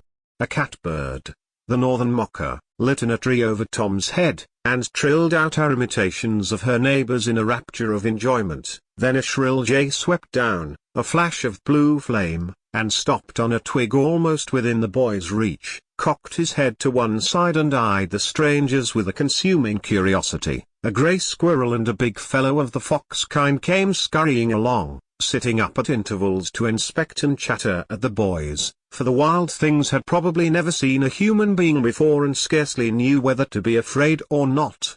All nature was wide awake and stirring, now. Long lances of sunlight pierced down through the dense foliage far and near, and a few butterflies came fluttering upon the scene. Tom stirred up the other pirates and they all clattered away with a shout, and in a minute or two were stripped and chasing after and tumbling over each other in the shallow limpid water of the white sandbar. They felt no longing for the little village sleeping in the distance beyond the majestic waste of water. A vagrant current or a slight rise in the river had carried off their raft, but this only gratified them, since its going was something like burning the bridge between them and civilization. They came back to camp wonderfully refreshed, glad-hearted, and ravenous, and they soon had the campfire blazing up again. Huck found a spring of clear cold water close by, and the boys made cups of broad oak or hickory leaves, and felt that water, sweetened with such a wildwood charm as that, would be a good enough substitute for coffee.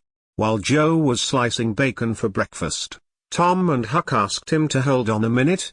They stepped to a promising nook in the riverbank and threw in their lines. Almost immediately they had reward. Joe had not had time to get impatient before they were back again with some handsome bass, a couple of sun perch and a small catfish, provisions enough for quite a family. They fried the fish with the bacon, and were astonished, for no fish had ever seemed so delicious before.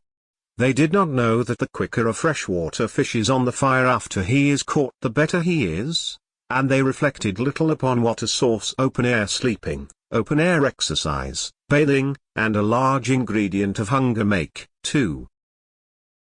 They lay around in the shade, after breakfast, while Huck had a smoke, and then went off through the woods on an exploring expedition. They tramped gaily along, over decaying logs, through tangled underbrush, among solemn monarchs of the forest, hung from their crowns to the ground with a drooping regalia of grapevines. Now and then they came upon snug nooks carpeted with grass and jeweled with flowers. They found plenty of things to be delighted with, but nothing to be astonished at. They discovered that the island was about 3 miles long and a quarter of a mile wide, and that the shore it lay closest to was only separated from it by a narrow channel hardly 200 yards wide. They took a swim about every hour, so it was close upon the middle of the afternoon when they got back to camp. They were too hungry to stop to fish, but they fed sumptuously upon cold ham, and then threw themselves down in the shade to talk. But the talk soon began to drag, and then died. The stillness, the solemnity that brooded in the woods, and the sense of loneliness, began to tell upon the spirits of the boys. They fell to thinking. A sort of undefined longing crept upon them. This took dim shape. Presently, it was budding homesickness. Even Finn the Red-Handed was dreaming of his doorsteps and empty hogsheads. But they were all ashamed of their weakness, and none was brave enough to speak his thought. For some time, now, the boys had been dully conscious of a peculiar sound in the distance, just as one sometimes is of the ticking of a clock which he takes no distinct note of. But now this mysterious sound became more pronounced, and forced a recognition. The boys started, glanced at each other, and then each assumed a listening attitude.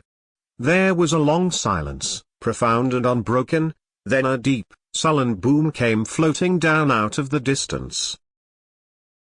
"What is it?" exclaimed Joe, under his breath. "I wonder," said Tom in a whisper. "'Tain't thunder," said Huckleberry, in an awed tone, "because thunder." "Hark!" said Tom. "Listen, don't talk." They waited a time that seemed an age, and then the same muffled boom troubled the solemn hush. "Let's go and see." They sprang to their feet and hurried to the shore toward the town. They parted the bushes on the bank and peered out over the water. The little steam ferry boat was about a mile below the village, drifting with the current. Her broad deck seemed crowded with people. There were a great many skiffs rowing about or floating with the stream in the neighborhood of the ferry boat, but the boys could not determine what the men in them were doing. Presently a great jet of white smoke burst from the ferry boat's side, and as it expanded and rose in a lazy cloud, that same dull throb of sound was borne to the listeners again. "I know now," exclaimed Tom, "somebody's drownded." "That's it," said Huck. "They done that last summer, when Bill Turner got drownded. They shoot a cannon over the water, and that makes him come up to the top. Yes, and they take loaves of bread and put quicksilver in 'em and set 'em afloat, and wherever there's anybody that's drownded, they'll float right there and stop."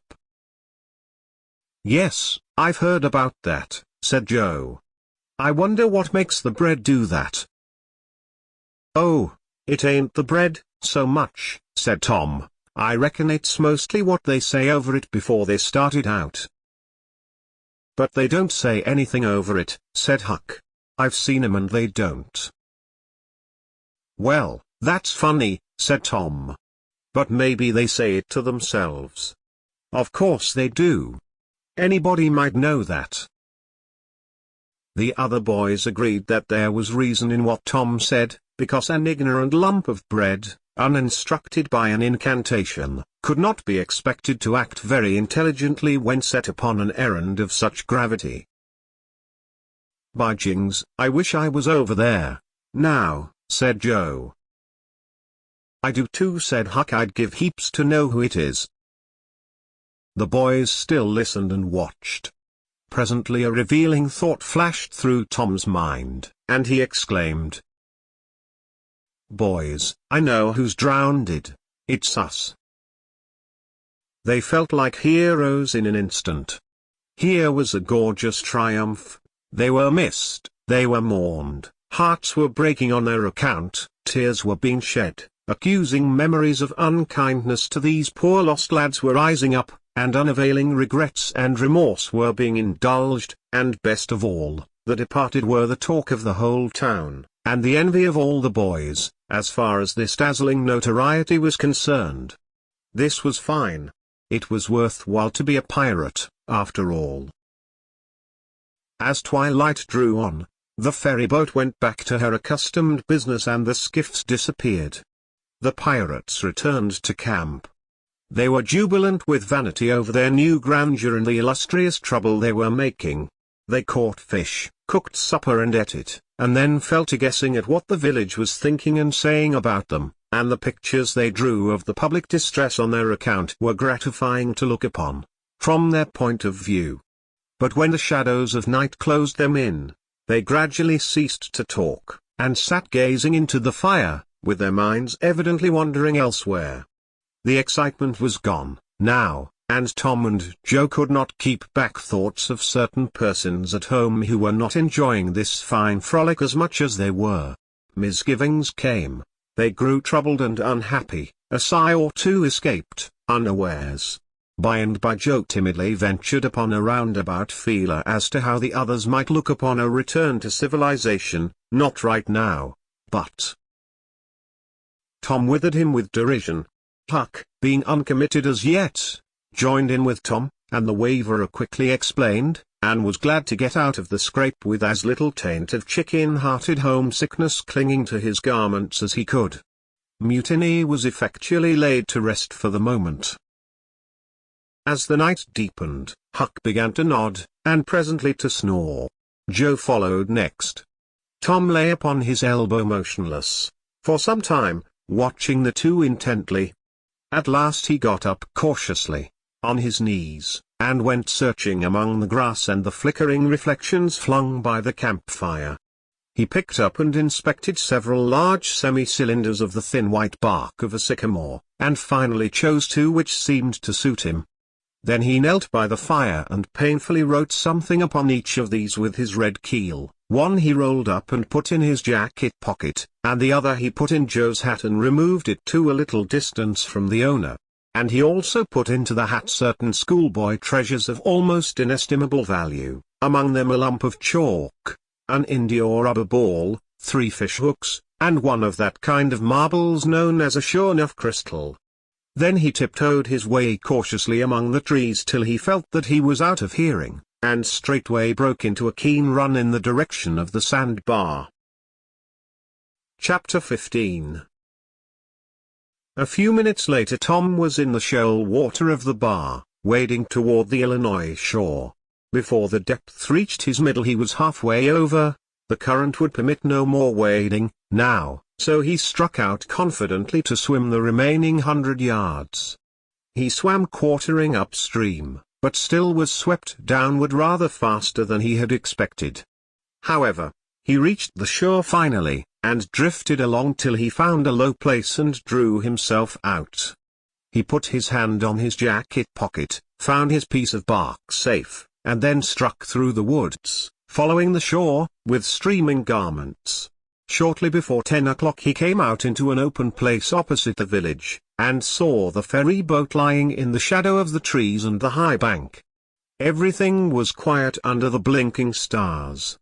He crept down the bank, watching with all his eyes, slipped into the water, swam 3 or 4 strokes and climbed into the skiff that did all duty at the boat's stern. He laid himself down under the thwarts and waited, panting. Presently the cracked bell tapped and a voice gave the order to cast off. A minute or two later the skiff's head was standing high up, against the boat's swell, and the voyage was begun. Tom felt happy in his success, for he knew it was the boat's last trip for the night. At the end of a long 12 or 15 minutes the wheels stopped, and Tom slipped overboard and swam ashore in the dusk, landing 50 yards downstream, out of danger of possible stragglers. He flew along unfrequented alleys, and shortly found himself at his aunt's back fence. He climbed over, approached the L, and looked in at the sitting-room window, for a light was burning there. There sat Aunt Polly, Sid, Mary, and Joe Harper's mother, grouped together, talking. They were by the bed, and the bed was between them and the door. Tom went to the door and began to softly lift the latch. Then he pressed gently and the door yielded a crack. He continued pushing cautiously, and quaking every time it creaked, till he judged he might squeeze through on his knees, so he put his head through and began, warily. "What makes the candle blow so?" said Aunt Polly. Tom hurried up. "Why, that door's open, I believe." "Why, of course it is. No end of strange things now.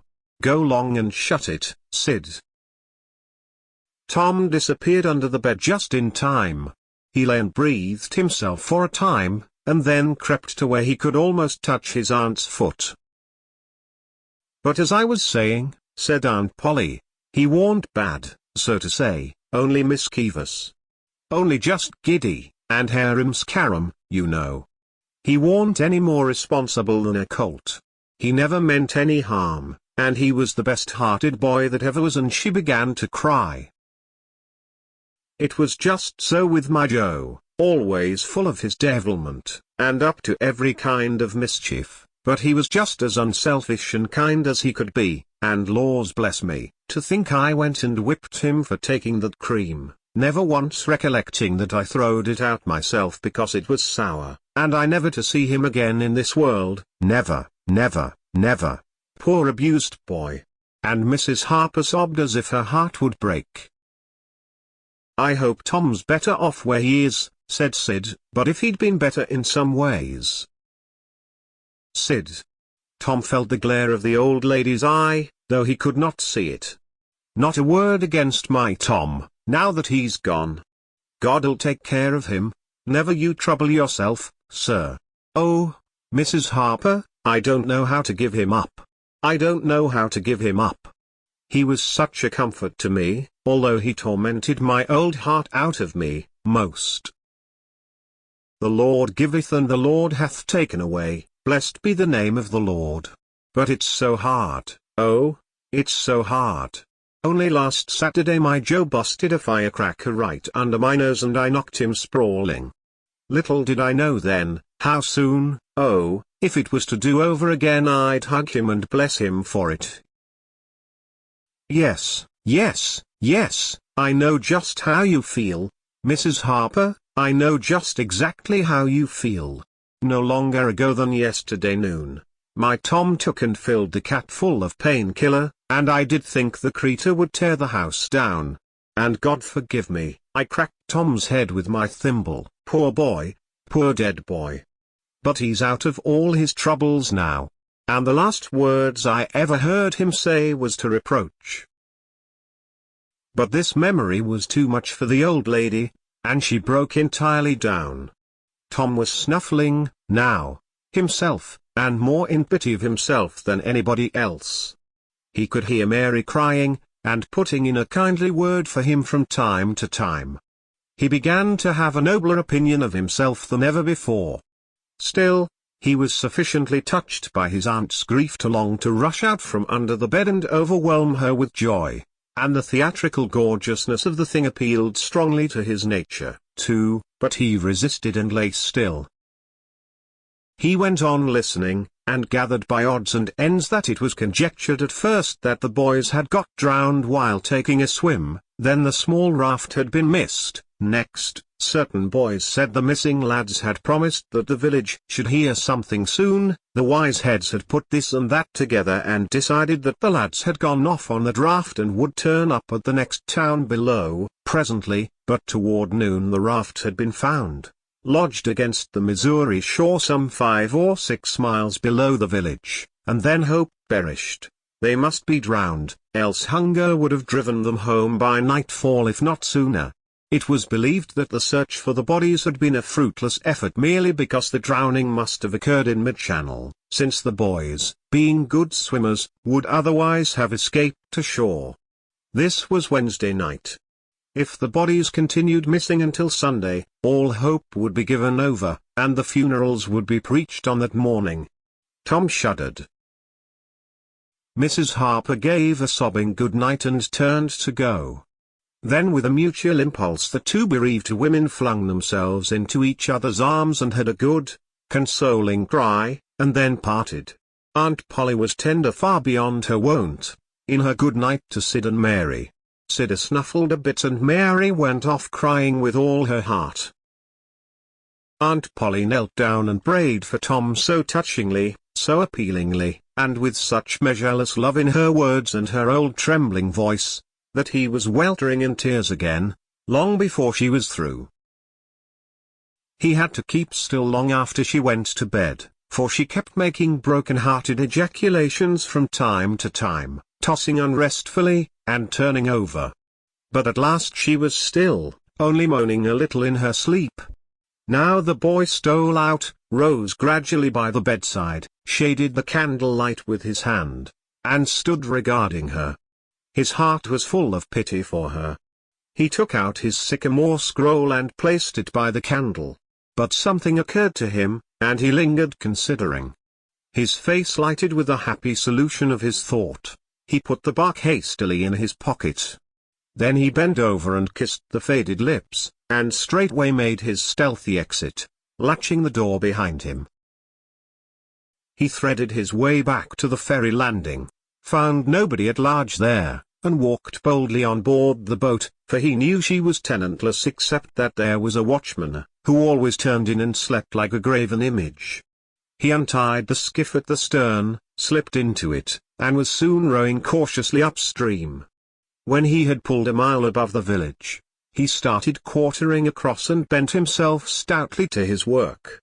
He hit the landing on the other side neatly, for this was a familiar bit of work to him.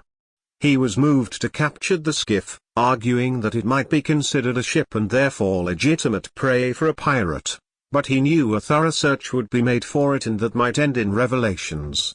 So he stepped ashore and entered the woods. He sat down and took a long rest, torturing himself meanwhile to keep awake, and then started warily down the home stretch. The night was far spent. It was broad daylight before he found himself fairly abreast the island bar. He rested again until the sun was well up and gilding the great river with its splendor, and then he plunged into the stream. A little later he paused, dripping, upon the threshold of the camp, and heard Joe say, "No, Tom's true blue, Huck, and he'll come back. He won't desert. He knows that would be a disgrace to a pirate, and Tom's too proud for that sort of thing. He's up to something or other. Now I wonder what?" "Well, the things is ours, anyway, ain't they?" "Pretty near, but not yet, Huck. The writing says they are if he ain't back here to breakfast." "Which he is," exclaimed Tom, with fine dramatic effect, stepping grandly into camp. A sumptuous breakfast of bacon and fish was shortly provided, and as the boys set to work upon it, Tom recounted, and adorned, his adventures. They were a vain and boastful company of heroes when the tale was done. Then Tom hid himself away in a shady nook to sleep till noon, and the other pirates got ready to fish and explore. Chapter 16. After dinner all the gang turned out to hunt for turtle eggs on the bar. They went about poking sticks into the sand, and when they found a soft place they went down on their knees and dug with their hands. Sometimes they would take 50 or 60 eggs out of one hole. They were perfectly round white things a trifle smaller than an English walnut. They had a famous fried egg feast that night, and another on Friday morning. After breakfast they went whooping and prancing out on the bar, and chased each other round and round, shedding clothes as they went, until they were naked, and then continued the frolic far away up the shoal water of the bar, against the stiff current, which latter tripped their legs from under them from time to time and greatly increased the fun. And now and then they stooped in a group and splashed water in each other's faces with their palms, gradually approaching each other, with averted faces to avoid the strangling sprays, and finally gripping and struggling till the best man ducked his neighbor, and then they all went under in a tangle of white legs and arms and came up blowing, sputtering, laughing, and gasping for breath at one and the same time. When they were well exhausted, they would run out and sprawl on the dry, hot sand, and lie there and cover themselves up with it, and by break for the water again and go through the original performance once more. Finally it occurred to them that their naked skin represented flesh-colored tights very fairly, so they drew a ring in the sand and hid a circus, with 3 clowns in it, for none would yield this proudest post to his neighbor. Next they got their marbles and played knucks and ring-tour and keeps till that amusement grew stale. Then Joe and Huck had another swim, but Tom would not venture, because he found that in kicking off his trousers he had kicked his string of rattlesnake rattles off his ankle, and he wondered how he had escaped cramp so long without the protection of this mysterious charm. He did not venture again until he had found it, and by that time the other boys were tired and ready to rest. They gradually wandered apart, dropped into the dumps, and fell to gazing longingly across the wide river to where the village lay drowsing in the sun. Tom found himself writing Becky in the sand with his big toe. He scratched it out, and was angry with himself for his weakness. But he wrote it again, nevertheless, he could not help it. He erased it once more and then took himself out of temptation by driving the other boys together and joining them. But Joe's spirits had gone down almost beyond resurrection. He was so homesick that he could hardly endure the misery of it. The tears lay very near the surface. Huck was melancholy, too. Tom was downhearted, but tried hard not to show it. He had a secret which he was not ready to tell, yet, but if this mutinous depression was not broken up soon, he would have to bring it out. He said, with a great show of cheerfulness, "I bet there's been pirates on this island before, boys. We'll explore it again. They've hid treasures here somewhere. How do you feel to light on a rotten chest full of gold and silver, hey?" But it roused only faint enthusiasm, which faded out, with no reply. Tom tried 1 or 2 other seductions, but they failed, too. It was discouraging work. Joe sat poking up the sand with a stick and looking very gloomy. Finally he said, "Oh, boys, let's give it up. I want to go home. It's so lonesome." "Oh no, Joe, you'll feel better by and by," said Tom. "Just think of the fishing that's here." "I don't care for fishing. I want to go home." "But, Joe, there ain't such another swimming place anywhere." "Swimming's no good. I don't seem to care for it, somehow, when there ain't anybody to say I shan't go in. I mean to go home." "Oh, shucks, baby. You want to see your mother, I reckon." "Yes, I do want to see my mother, and you would, too, if you had one. I ain't any more baby than you are," and Joe snuffled a little. "Well, we'll let the crybaby go home to his mother, won't we, Huck? Poor thing, does it want to see its mother? And so it shall. You like it here, don't you, Huck? We'll stay, won't we?" Huck said, "Why yes," without any heart in it. "I'll never speak to you again as long as I live," said Joe, rising. "There now." And he moved moodily away and began to dress himself. "Who cares?" said Tom. "Nobody wants you to. Go long home and get laughed at. Oh, you're a nice pirate. Huck and me ain't crybabies. We'll stay, won't we, Huck? Let him go if he wants to. I reckon we can get along without him, perhaps." But Tom was uneasy, nevertheless, and was alarmed to see Joe go sullenly on with his dressing.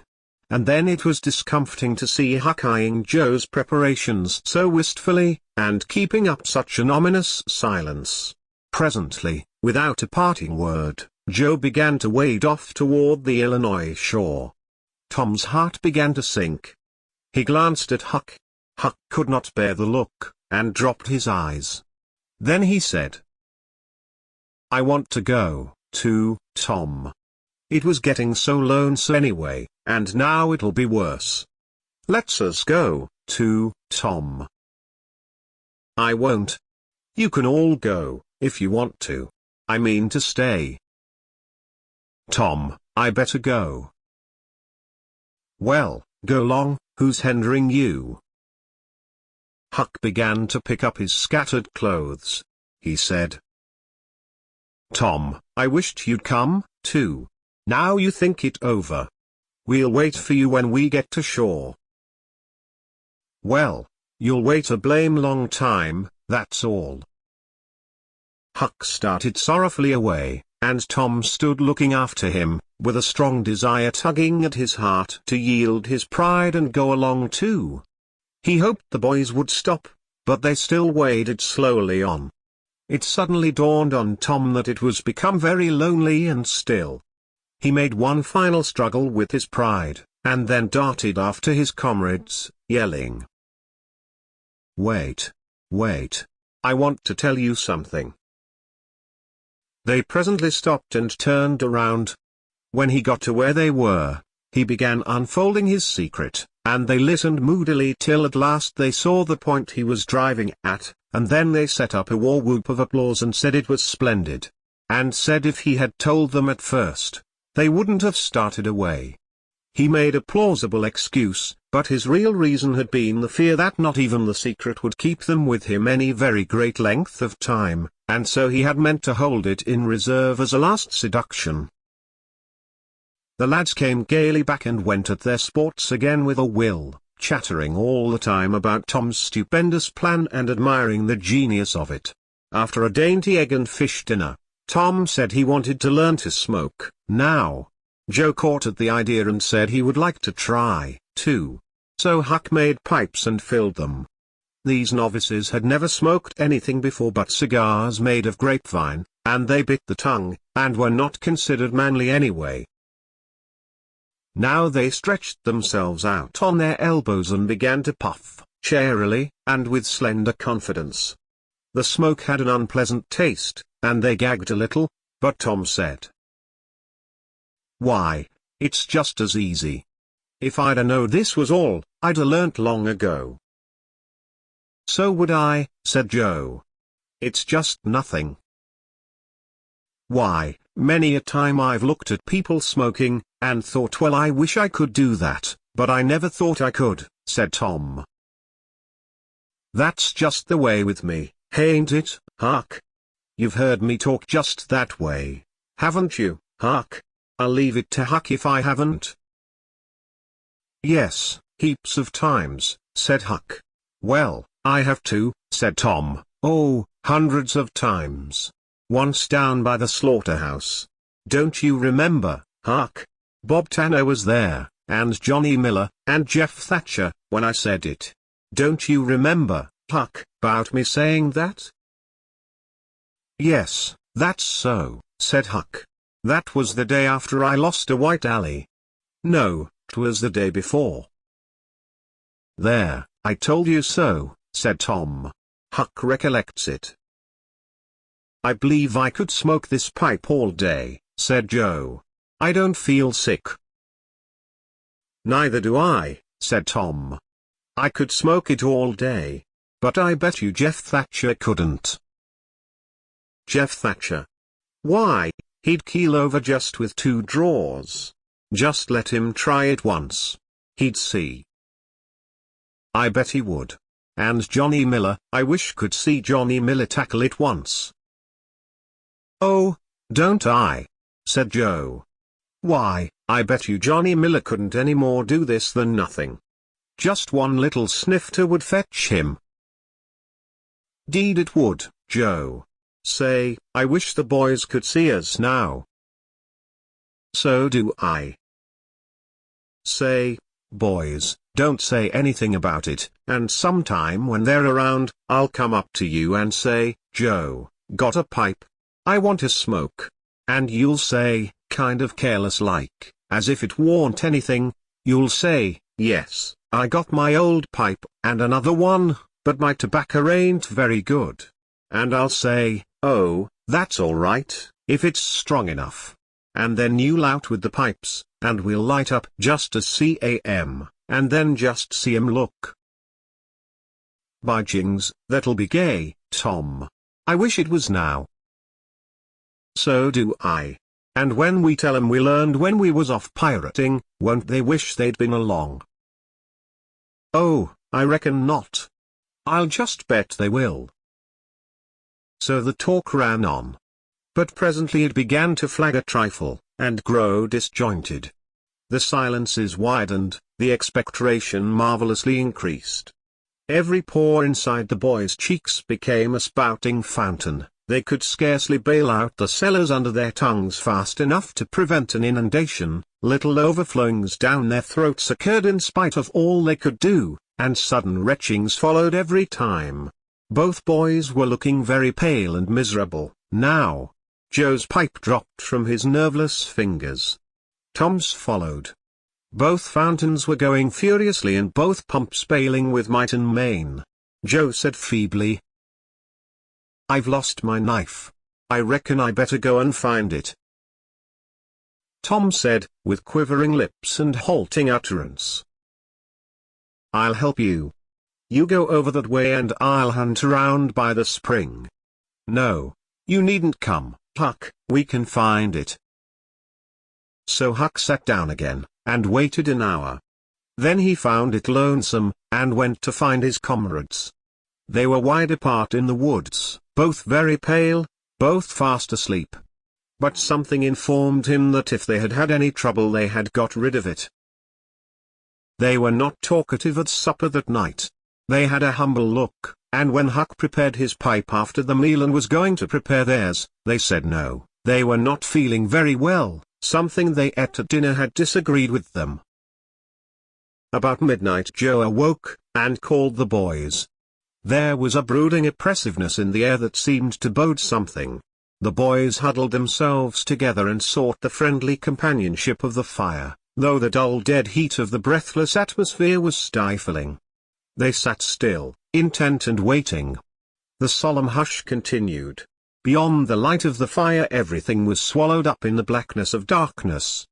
Presently there came a quivering glow that vaguely revealed the foliage for a moment and then vanished.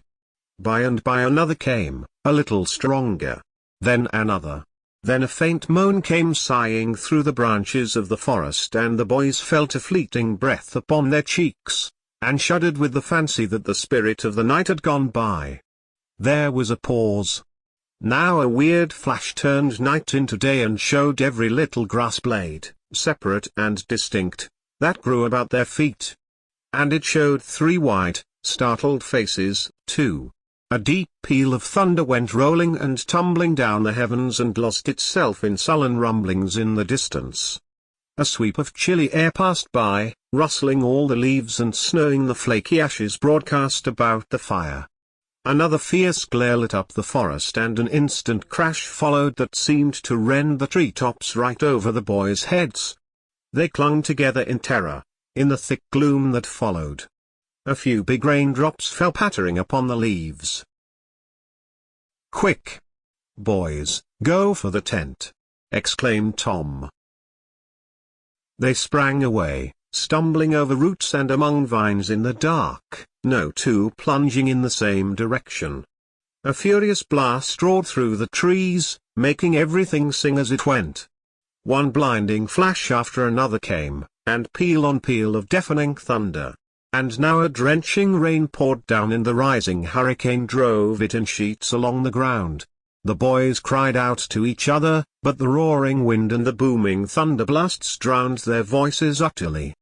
However, one by one they straggled in at last and took shelter under the tent, cold, scared, and streaming with water, but to have company in misery seemed something to be grateful for. They could not talk. The old sail flapped so furiously, even if the other noises would have allowed them. The tempest rose higher and higher, and presently the sail tore loose from its fastenings and went winging away on the blast.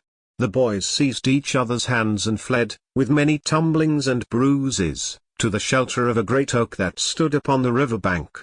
Now the battle was at its highest, Under the ceaseless conflagration of lightning that flamed in the skies, everything below stood out in clean-cut and shadowless distinctness: the bending trees, the billowy river, white with foam, the driving spray of spume flakes, the dim outlines of the high bluffs on the other side, glimpsed through the drifting cloud rack and the slanting veil of rain. Every little while some giant tree yielded the fight and fell crashing through the younger growth, and the unflagging thunder peals came now in ear-splitting explosive bursts, keen and sharp, and unspeakably appalling. The storm culminated in one matchless effort that seemed likely to tear the island to pieces, burn it up, drown it to the treetops, blow it away, and define every creature in it, all at one and the same moment. It was a wild night for homeless young heads to be out in. But at last the battle was done, and the forces retired with weaker and weaker threatenings and grumblings, and peace resumed her sway. The boys went back to camp, a good deal awed, but they found there was still something to be thankful for, because the great sycamore, the shelter of their beds, was a ruin, now, blasted by the lightnings, and they were not under it when the catastrophe happened. Everything in camp was drenched, the campfire as well, for they were but heedless lads, like their generation, and had made no provision against rain. Here was matter for dismay, for they were soaked through and chilled. They were eloquent in their distress, but they presently discovered that the fire had eaten so far up under the great log it had been built against, where it curved upward and separated itself from the ground, that a handbreadth or so of it had escaped wetting, so they patiently wrought until, with shreds and bark gathered from the undersides of sheltered logs, they coaxed the fire to burn again. Then they piled on great dead boughs till they had a roaring furnace, and were glad-hearted once more.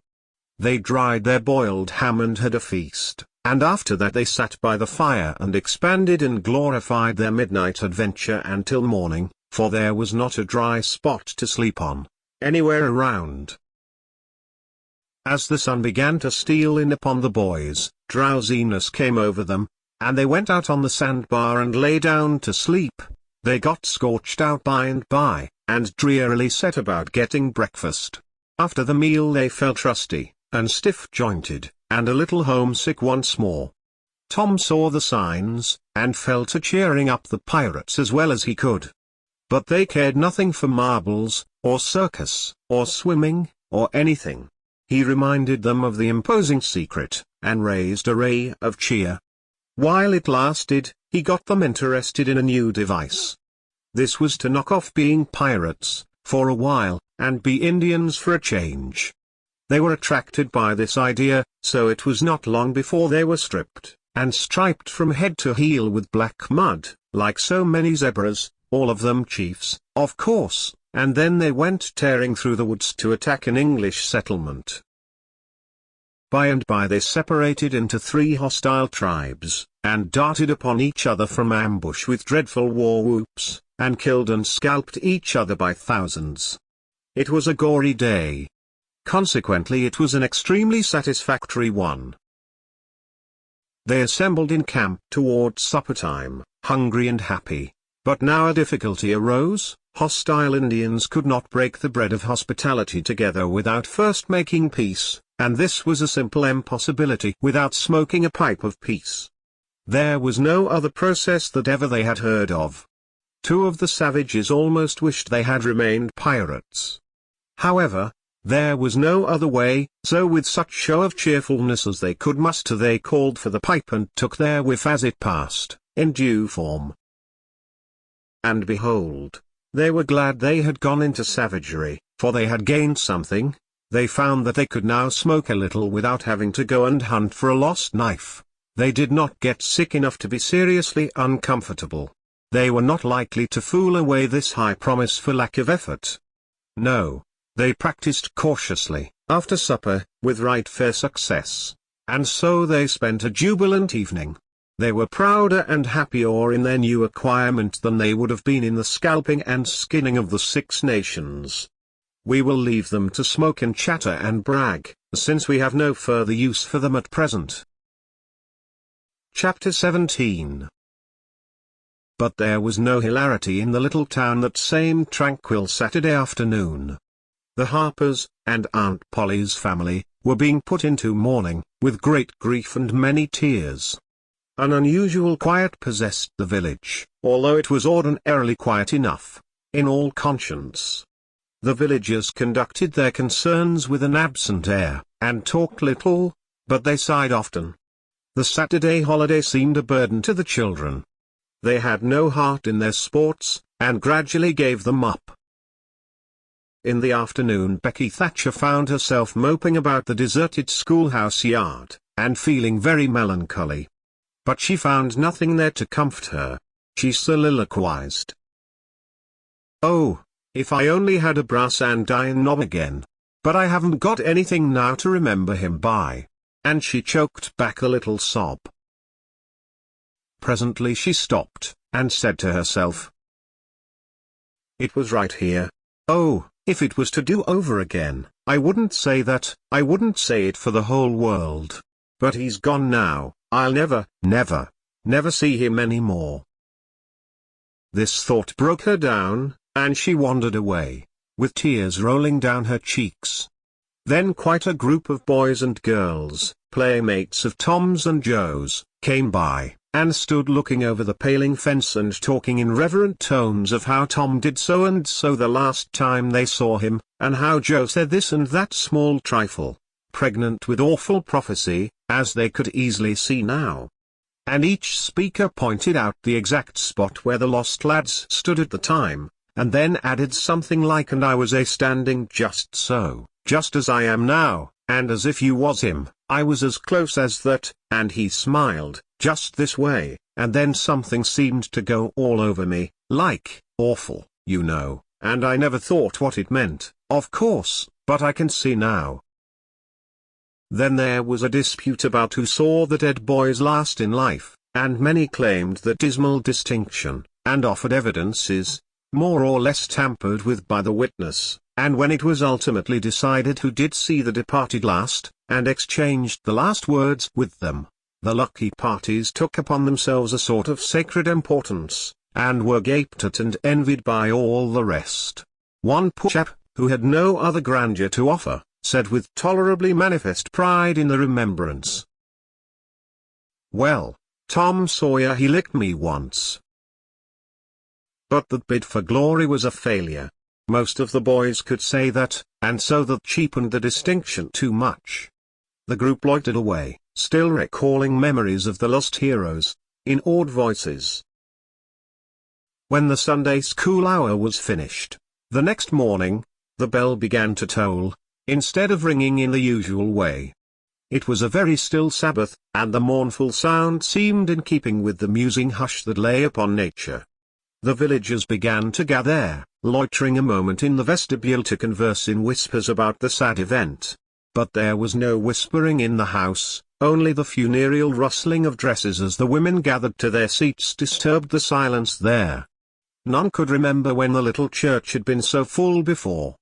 There was finally a waiting pause, an expectant dumbness, and then Aunt Polly entered, followed by Sid and Mary, and they by the Harper family, all in deep black, and the whole congregation, the old minister as well, rose reverently and stood until the mourners were seated in the front pew. There was another communing silence, broken at intervals by muffled sobs, and then the minister spread his hands abroad and prayed. A moving hymn was sung, and the text followed, "I am the resurrection and the life." As the service proceeded, the clergyman drew such pictures of the graces, the winning ways, and the rare promise of the lost lads that every soul there, thinking he recognized these pictures, felt a pang in remembering that he had persistently blinded himself to them always before, and had as persistently seen only faults and flaws in the poor boys. The minister related many a touching incident in the lives of the departed, too, which illustrated their sweet, generous natures, and the people could easily see, now, how noble and beautiful those episodes were, and remembered with grief that at the time they occurred they had seemed rank rascalities, well deserving of the cowhide. The congregation became more and more moved, as the pathetic tale went on, till at last the whole company broke down and joined the weeping mourners in a chorus of anguished sobs, the preacher himself giving way to his feelings, and crying in the pulpit. There was a rustle in the gallery, which nobody noticed. A moment later the church door creaked, the minister raised his streaming eyes above his handkerchief, and stood transfixed. First one and then another pair of eyes followed the minister's, and then almost with one impulse the congregation rose and stared while the three dead boys came marching up the aisle, Tom in the lead, Joe next, and Huck, a ruin of drooping rags, sneaking sheepishly in the rear. They had been hid in the unused gallery listening to their own funeral sermon. Aunt Polly, Mary, and the Harpers threw themselves upon their restored ones, smothered them with kisses and poured out thanksgivings, while poor Huck stood abashed and uncomfortable, not knowing exactly what to do or where to hide from so many unwelcoming eyes. He wavered, and started to slink away, but Tom seized him and said, "Aunt Polly, it ain't fair. Somebody's got to be glad to see Huck." "And so they shall. I'm glad to see him, poor motherless thing." And the loving attentions Aunt Polly lavished upon him were the one thing capable of making him more uncomfortable than he was before. Suddenly the minister shouted at the top of his voice, "Praise God from whom all blessings flow, sing. And put your hearts in it." And they did. Old Hundred swelled up with a triumphant burst, and while it shook the rafters Tom Sawyer the pirate looked around upon the envying juveniles about him and confessed in his heart that this was the proudest moment of his life. As the soul congregation trooped out they said they would almost be willing to be made ridiculous again to hear Old Hundred sung like that once more.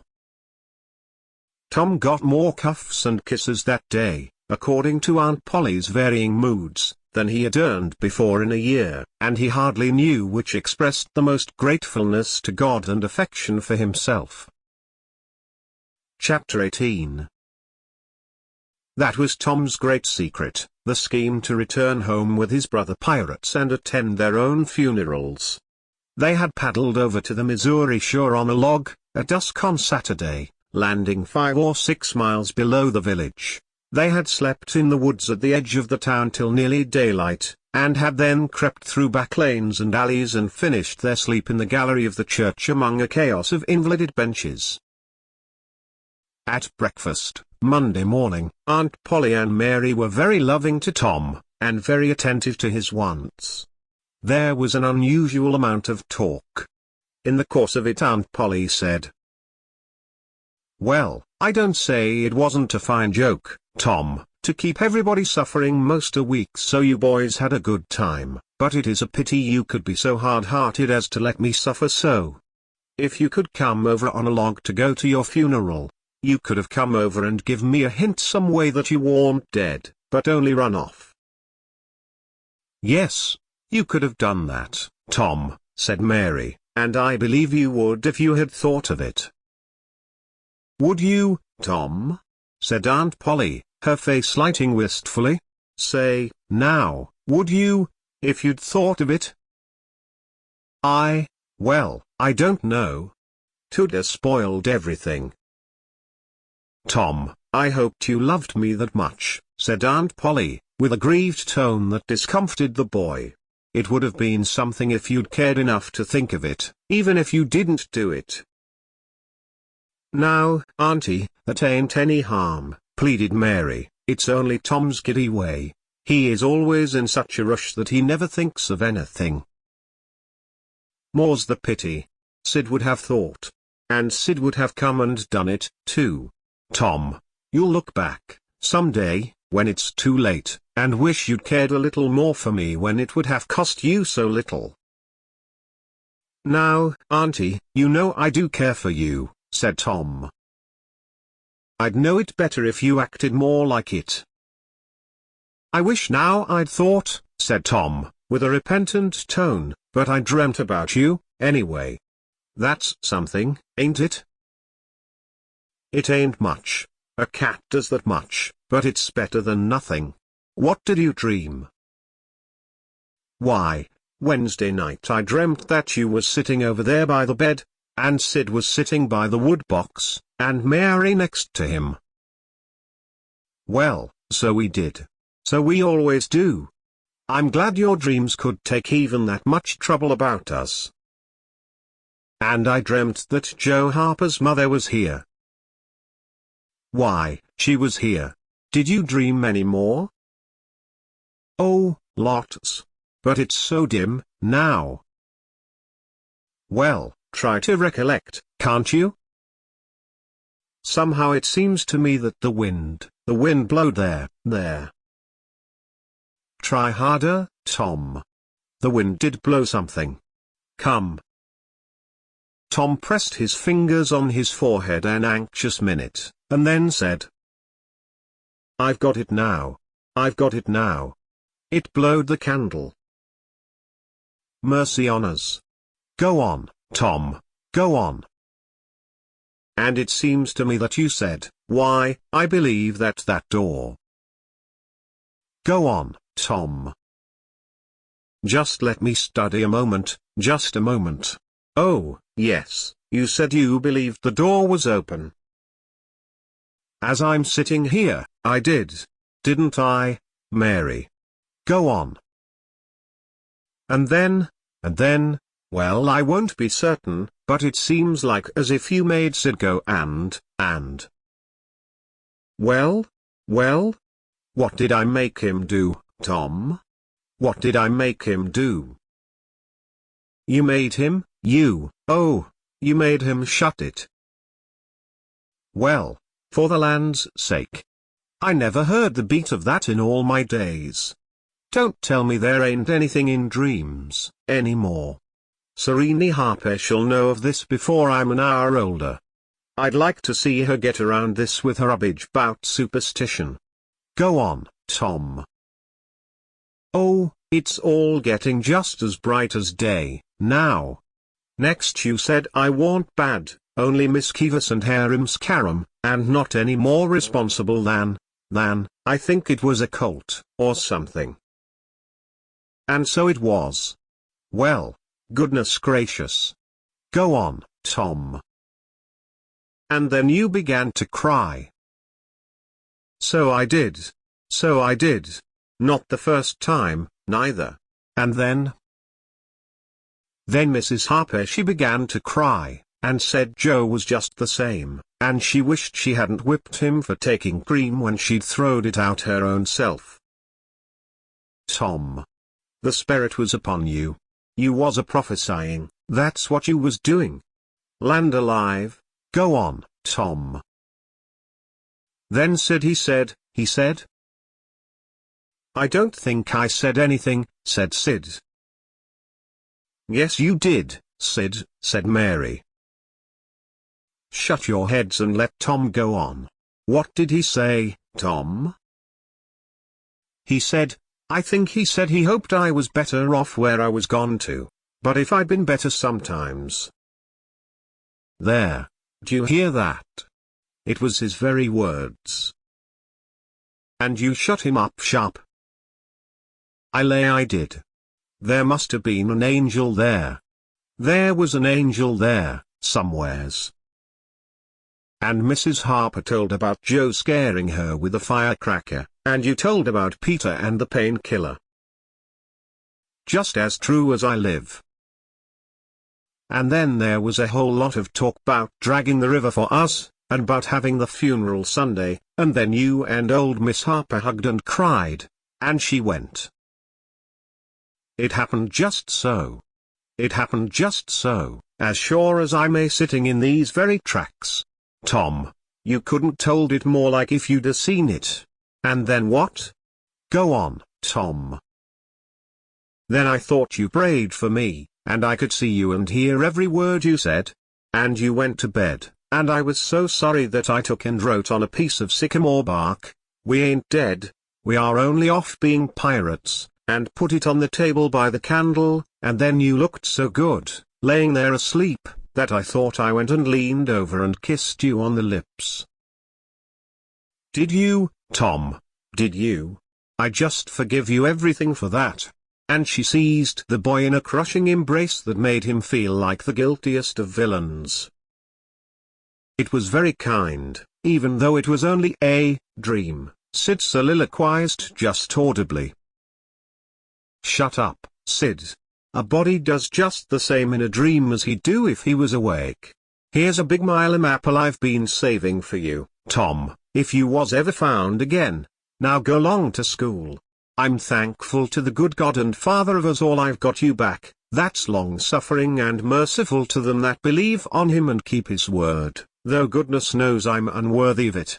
But if only the worthy ones got his blessings and had his hand to help them over the rough places, there's few enough would smile here or ever enter into his rest when the long night comes.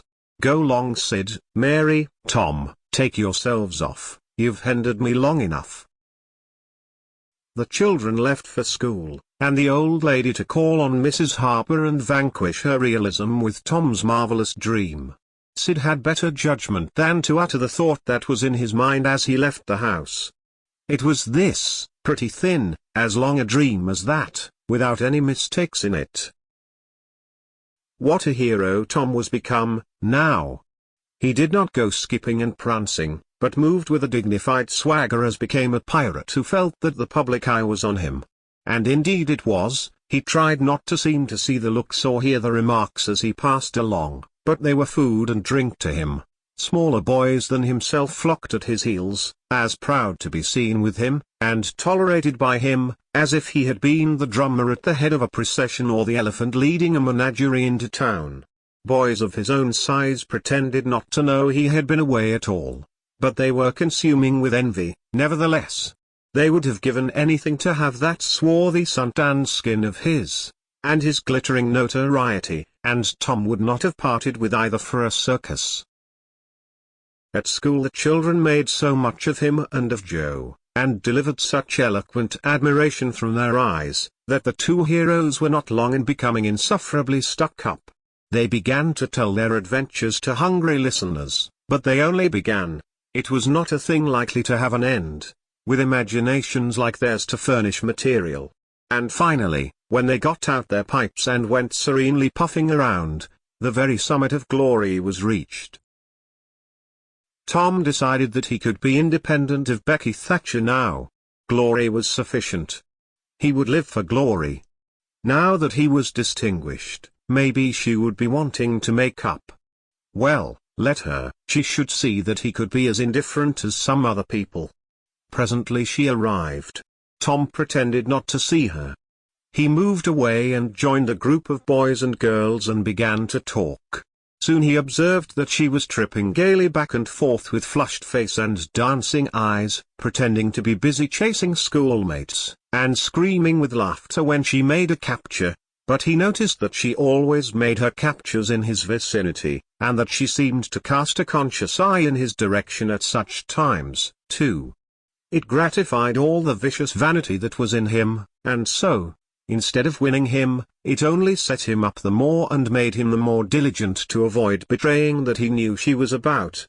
Presently she gave over skylarking, and moved irresolutely about, sighing once or twice and glancing furtively and wistfully toward Tom. Then she observed that now Tom was talking more particularly to Amy Lawrence than to anyone else. She felt a sharp pang and grew disturbed and uneasy at once. She tried to go away, but her feet were treacherous, and carried her to the group instead. She said to a girl almost at Tom's elbow, with sham vivacity, "Why, Mary Austin. You bad girl, why didn't you come to Sunday school?" "I did come, didn't you see me?"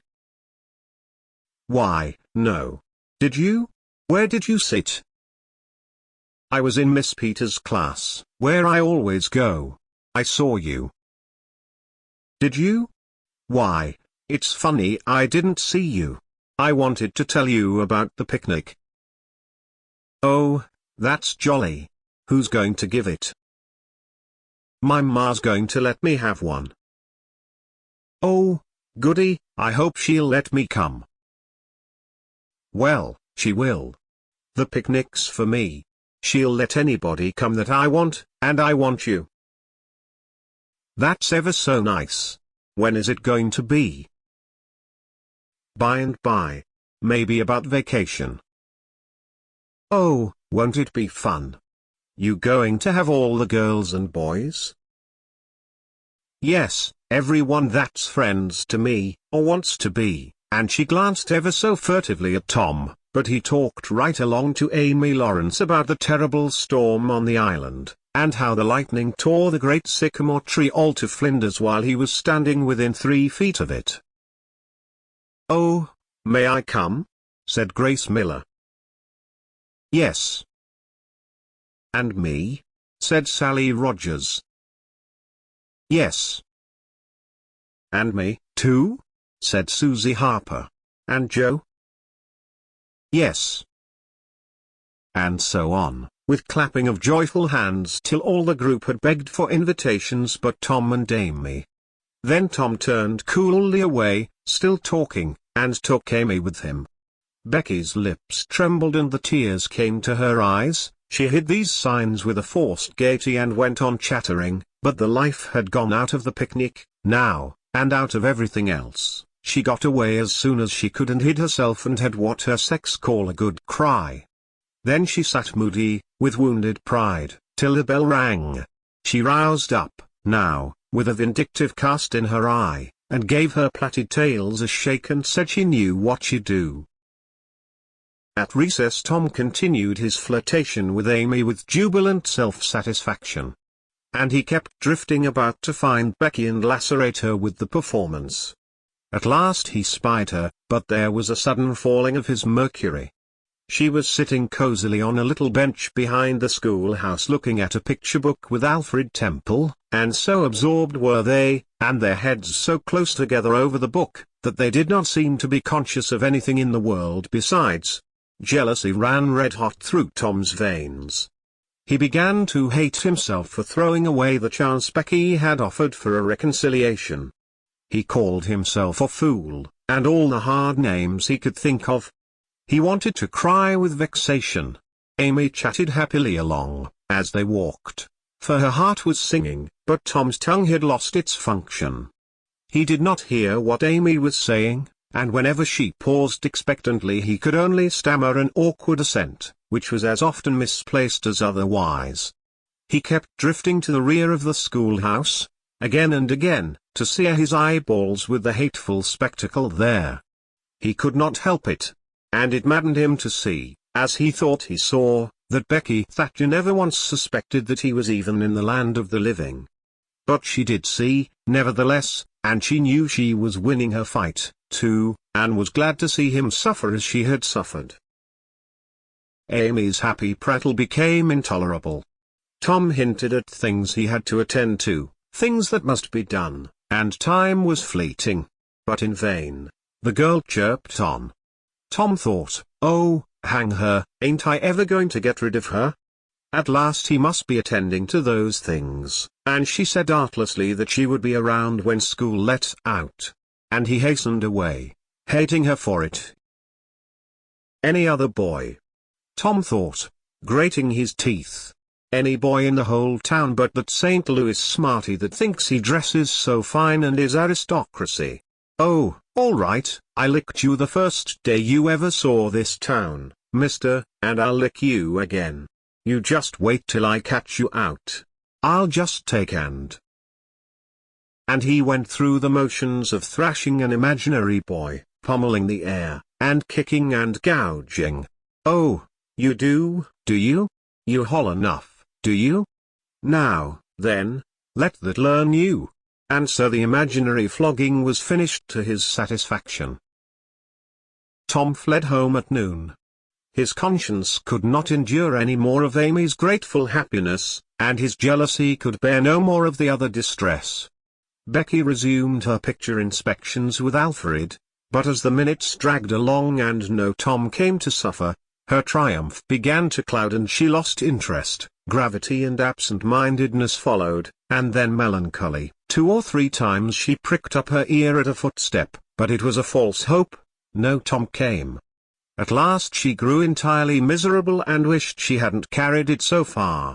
When poor Alfred, seeing that he was losing her, He did not know how, kept exclaiming, "Oh, here's a jolly one. Look at this." She lost patience at last, and said, "Oh, don't bother me. I don't care for them," and burst into tears, and got up and walked away. Alfred dropped alongside and was going to try to comfort her, but she said, "Go away and leave me alone, can't you?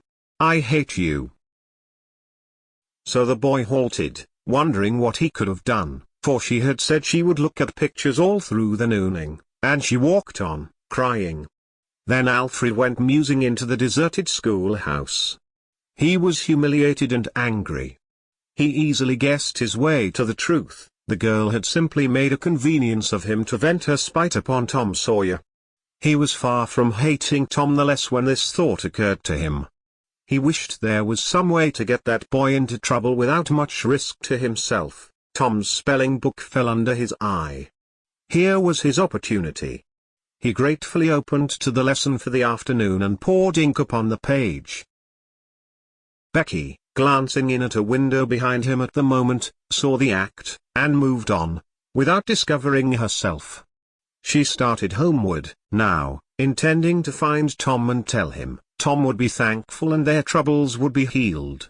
Before she was halfway home, however, she had changed her mind. The thought of Tom's treatment of her when she was talking about her picnic came scorching back and filled her with shame.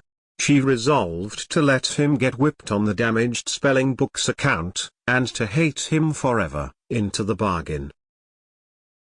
Chapter 19. Tom arrived at home in a dreary mood, and the first thing his aunt said to him showed him that he had brought his sorrows to an unpromising market. "Tom, I've a notion to skin you alive." "Auntie, what have I done?" "Well, you've done enough. Here I go over to Serene Harper, like an old softy, expecting I'm going to make her believe all that rubbish about that dream. When lo and behold she'd found out from Joe that you was over here and heard all the talk we had that night.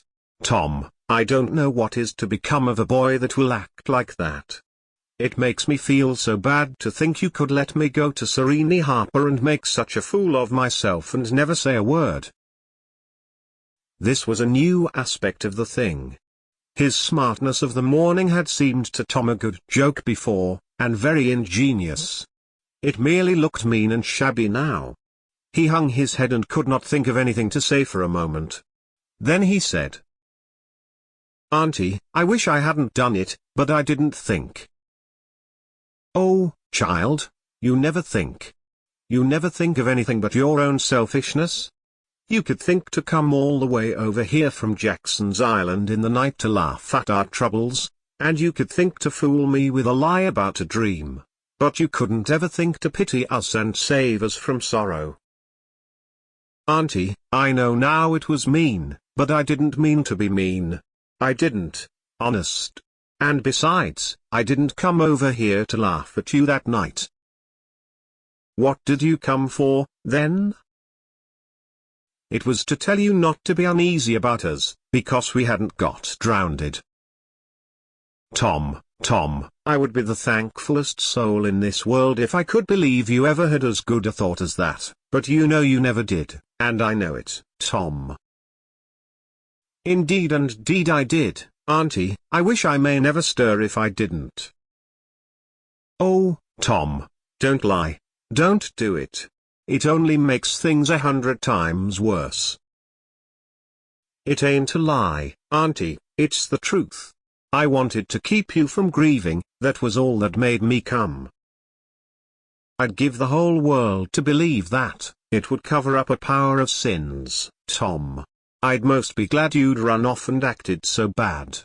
But it ain't reasonable, because, why didn't you tell me, child?"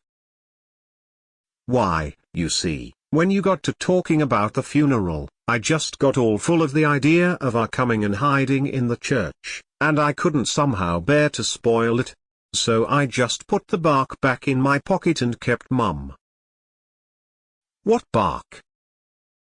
"The bark I had wrote on to tell you he'd gone pirating. I wish, now, You waked up when I kissed you, I do, honest. The hard lines in his aunt's face relaxed and a sudden tenderness dawned in her eyes. Did you kiss me, Tom? Why, yes, I did. Are you sure you did, Tom? Why, yes, I did, Auntie, certain sure. What did you kiss me for, Tom? Because I loved you so, and you laid there moaning and I was so sorry. The words sounded like truth. The old lady could not hide a tremor in her voice when she said, Kiss me again, Tom. And be off with you to school, now, and don't bother me any more. The moment he was gone, she ran to a closet and got out the ruin of a jacket which Tom had gone pirating in. Then she stopped, with it in her hand, and said to herself, No, I don't dare. Poor boy, I reckon he's lied about it, but it's a blessed lie. There's such a comfort come from it. I hope I know the Lord will forgive him, because it was such good-heartedness in him to tell it. But I don't want to find out it's a lie. I won't look. She put the jacket away, and stood by musing a minute. Twice she put out her hand to take the garment again, and twice she refrained. Once more she ventured, and this time she fortified herself with the thought, It's a good lie, it's a good lie, I won't let it grieve me.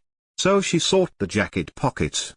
A moment later she was reading Tom's piece of bark through flowing tears and saying, I could forgive the boy, now, if he'd committed a million sins. Chapter 20.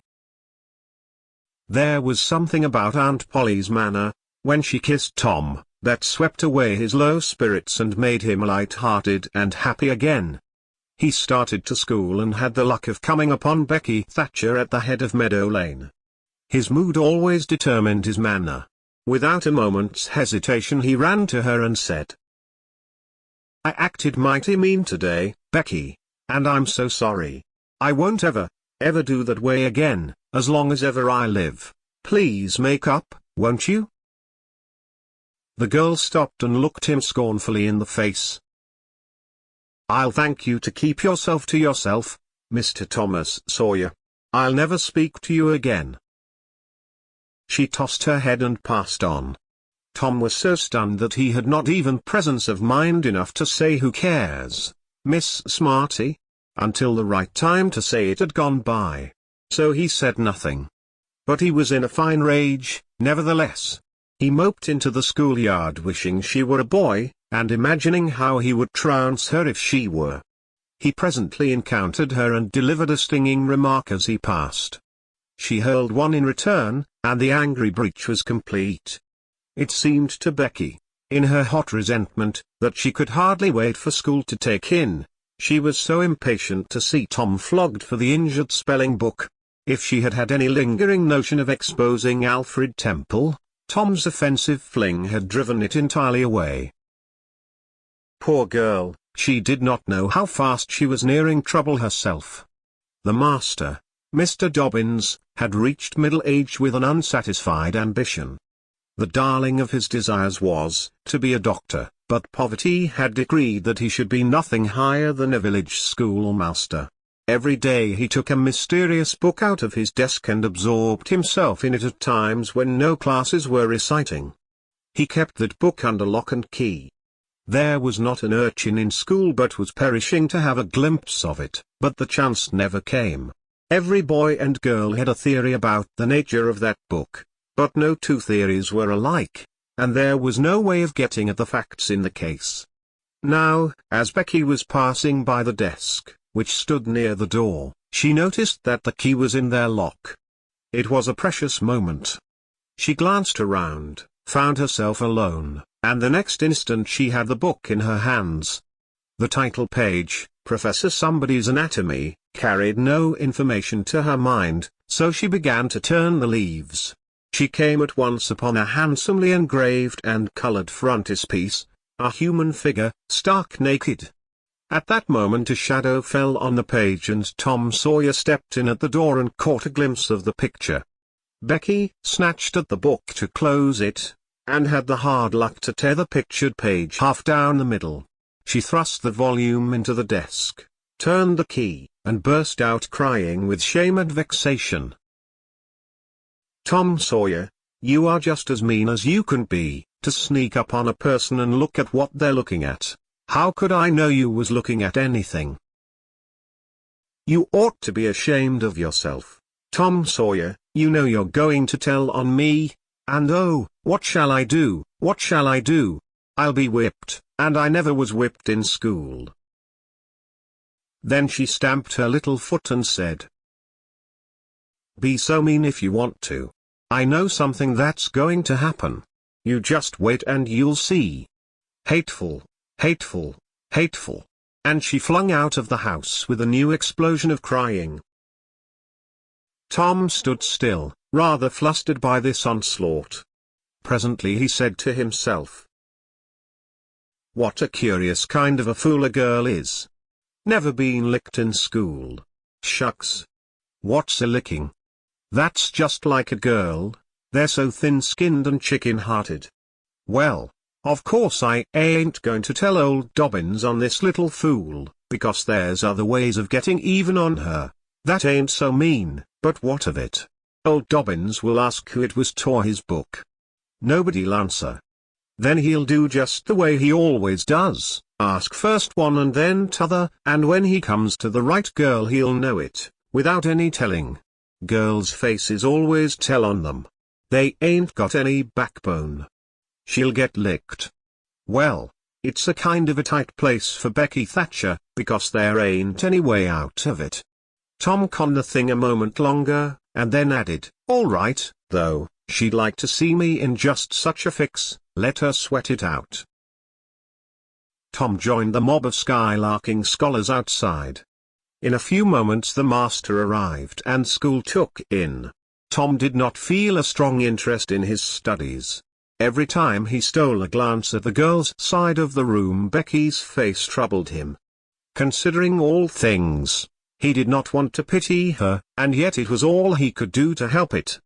He could get up no exaltation that was really worthy the name.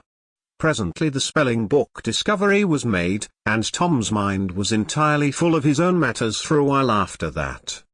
Becky roused up from her lethargy of distress and showed good interest in the proceedings. She did not expect that Tom could get out of his trouble by denying that he spilt the ink on the book himself, and she was right. The denial only seemed to make the thing worse for Tom.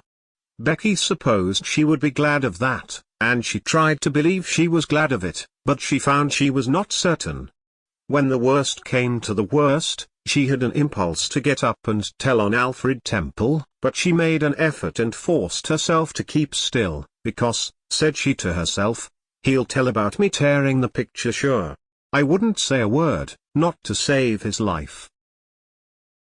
Tom took his whipping and went back to his seat not at all broken-hearted, for he thought it was possible that he had unknowingly upset the ink on the spelling book himself. In some skylarking bout, he had denied it for form's sake and because it was custom, and had stuck to the denial from principle.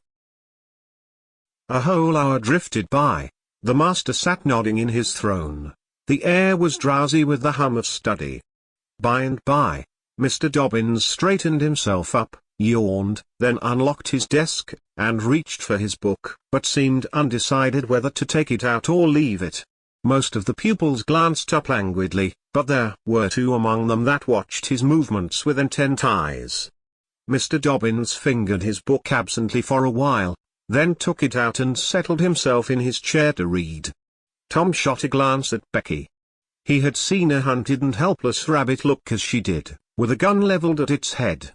Instantly he forgot his quarrel with her. Quick, something must be done. Done in a flash, too. But the very imminence of the emergency paralyzed his invention. Good. He had an inspiration. He would run and snatch the book, spring through the door and fly. But his resolution shook for one little instant, and the chance was lost. The master opened the volume. If Tom only had the wasted opportunity back again, Too late. There was no help for Becky now, he said. The next moment the master faced the school. Every eye sank under his gaze. There was that in it which smote even the innocent with fear. There was silence while one might count 10, the master was gathering his wrath. Then he spoke, "Who tore this book?" There was not a sound. One could have heard a pin drop. The stillness continued. The master searched face after face for signs of guilt. Benjamin Rogers, did you tear this book? A denial. Another pause. Joseph Harper, did you? Another denial. Tom's uneasiness grew more and more intense under the slow torture of these proceedings. The master scanned the ranks of boys, considered a while, then turned to the girls. Amy Lawrence? A shake of the head. Gracie Miller? The same sign. Susan Harper, did you do this? Another negative. The next girl was Becky Thatcher. Tom was trembling from head to foot with excitement and a sense of the hopelessness of the situation. Rebecca Thatcher. Tom glanced at her face. It was white with terror. Did you tear? No. Look me in the face. Her hands rose in appeal. Did you tear this book? A thought shot like lightning through Tom's brain.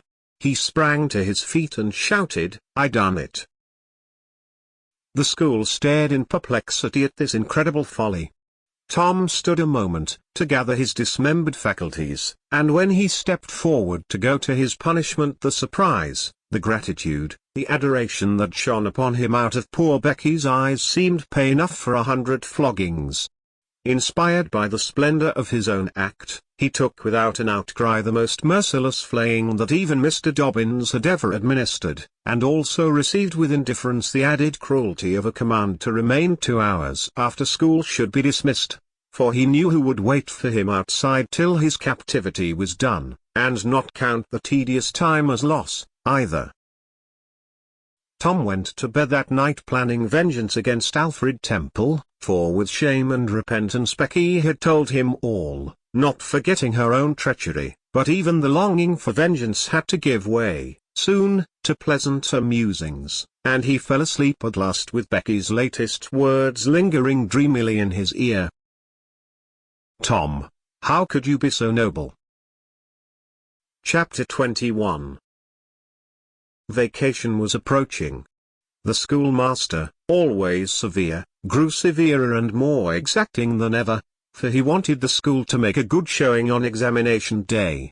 His rod and his ferula were seldom idle now, at least among the smaller pupils. Only the biggest boys, and young ladies of 18 and 20, escaped lashing. Mr. Dobbins' lashings were very vigorous ones, too, for although he carried, under his wig, a perfectly bald and shiny head, he had only reached middle age, and there was no sign of feebleness in his muscle. As the great day approached, all the tyranny that was in him came to the surface. He seemed to take a vindictive pleasure in punishing the least shortcomings. The consequence was, that the smaller boys spent their days in terror and suffering and their nights in plotting revenge. They threw away no opportunity to do the master a mischief. But he kept ahead all the time. The retribution that followed every vengeful success was so sweeping and majestic that the boys always retired from the field badly worsted. At last they conspired together and hit upon a plan that promised a dazzling victory. They swore in the sign painter's boy, told him the scheme, and asked his help. He had his own reasons for being delighted, for the master boarded in his father's family and had given the boy ample cause to hate him. The master's wife would go on a visit to the country in a few days, and there would be nothing to interfere with the plan. The master always prepared himself for great occasions by getting pretty well fuddled, and the sign painter's boy said that when the dominie had reached the proper condition on examination evening he would manage the thing while he napped in his chair, then he would have him awakened at the right time and hurried away to school. In the fullness of time the interesting occasion arrived. At 8 in the evening the schoolhouse was brilliantly lighted, and adorned with wreaths and festoons of foliage and flowers. The master sat throned in his great chair upon a raised platform, with his blackboard behind him. He was looking tolerably mellow. 3 rows of benches on each side and 6 rows in front of him were occupied by the dignitaries of the town and by the parents of the pupils. To his left, back of the rows of citizens, was a spacious temporary platform upon which were seated the scholars who were to take part in the exercises of the evening, rows of small boys, washed and dressed to an intolerable state of discomfort, rows of gawky big boys, snowbanks of girls and young ladies clad in lawn and muslin and conspicuously conscious of their bare arms, their grandmother's ancient trinkets, their bits of pink and blue ribbon and the flowers in their hair. All the rest of the house was filled with non-participating scholars. The exercises began. A very little boy stood up and sheepishly recited, "You'd scarce expect one of my age to speak in public on the stage," etc., accompanying himself with the painfully exact and spasmodic gestures which a machine might have used, supposing the machine to be a trifle out of order. But he got through safely, though cruelly scared, and got a fine round of applause when he made his manufactured bow and retired. A little shamefaced girl lisped, "Mary had a little lamb," etc., performed a compassion-inspiring curtsy, got her meed of applause, and sat down flushed and happy. Tom Sawyer stepped forward with conceited confidence and soared into the unquenchable and indestructible "Give me liberty or give me death" speech, with fine fury and frantic gesticulation, and broke down in the middle of it. A ghastly stage fright seized him, his legs quaked under him and he was like to choke. True, he had the manifest sympathy of the house, but he had the house's silence, too, which was even worse than its sympathy. The master frowned, and this completed the disaster. Tom struggled a while and then retired, utterly defeated. There was a weak attempt at applause, but it died early. The boy stood on the burning deck followed, also the Assyrian came down, and other declamatory gems. Then there were reading exercises, and a spelling fight. The meager Latin class recited with honor. The prime feature of the evening was in order. Now, original compositions by the young ladies. Each in her turn stepped forward to the edge of the platform, cleared her throat, held up her manuscript, tied with dainty ribbon, and proceeded to read, with labored attention to expression and punctuation.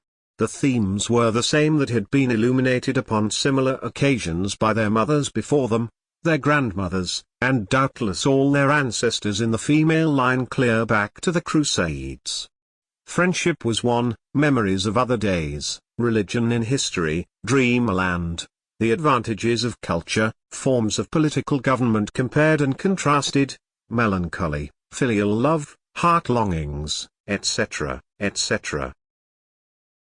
A prevalent feature in these compositions was a nursed and petted melancholy, another was a wasteful and opulent gush of fine language, another was a tendency to lug in by the ears particularly prized words and phrases until they were worn entirely out, and a peculiarity that conspicuously marked and marred them was the inveterate and intolerable sermon that wagged its crippled tail at the end of each and every one of them.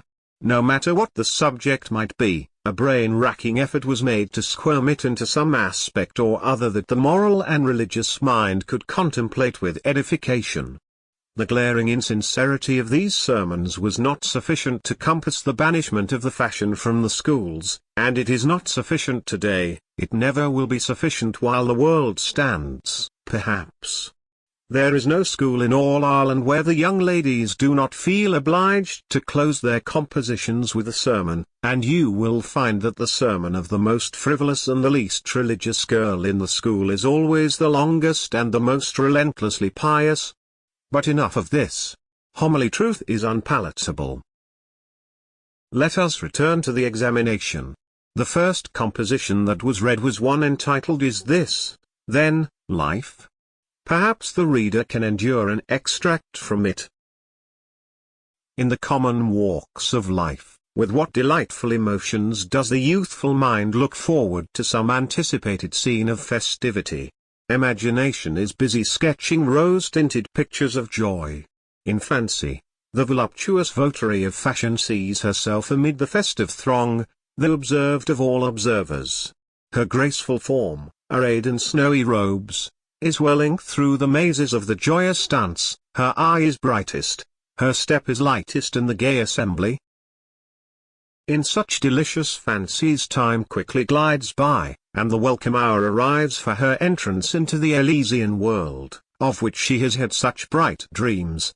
How fairy-like does everything appear to her enchanted vision! Each new scene is more charming than the last. But after a while she finds that beneath this goodly exterior, all is vanity. The flattery which once charmed her soul now grates harshly upon her ear. The ballroom has lost its charms, and with wasted health and embittered heart, she turns away with the conviction that earthly pleasures cannot satisfy the longings of the soul. And so forth and so on. There was a buzz of gratification from time to time during the reading, accompanied by whispered ejaculations of "how sweet," "how eloquent," "so true," etc. And after the thing had closed with a peculiarly afflicting sermon, the applause was enthusiastic. Then arose a slim, melancholy girl, whose face had the interesting paleness that comes of pills and indigestion, and read a poem. 2 stanzas of it will do. A Missouri Maiden's Farewell to Alabama. There were very few there who knew what Tay meant, but the poem was very satisfactory, nevertheless.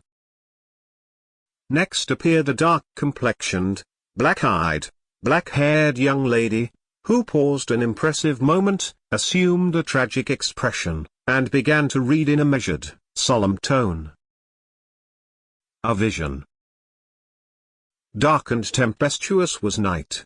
Around the throne on high not a single star quivered, but the deep intonations of the heavy thunder constantly vibrated upon the ear, whilst the terrific lightning revelled in angry mood through the cloudy chambers of heaven, seeming to scorn the power exerted over its terror by the illustrious Franklin. Even the boisterous winds unanimously came forth from their mystic homes, and blustered about as if to enhance by their aid the wildness of the scene. At such a time, so dark, so dreary, for human sympathy my very spirit sighed, but instead thereof, my dearest friend, my counselor, my comforter and guide, my joy in grief, my second bliss in joy, came to my side. She moved like one of those bright beings pictured in the sunny walks of fancy's Eden by the romantic and young, a queen of beauty unadorned save by her own transcendent loveliness.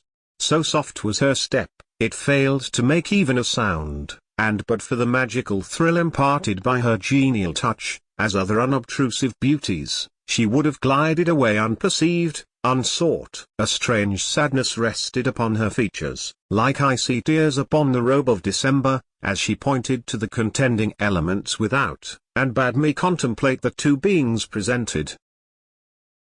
This nightmare occupied some 10 pages of manuscript and wound up with a sermon so destructive of all hope to non-Presbyterians that it took the first prize. This composition was considered to be the very finest effort of the evening.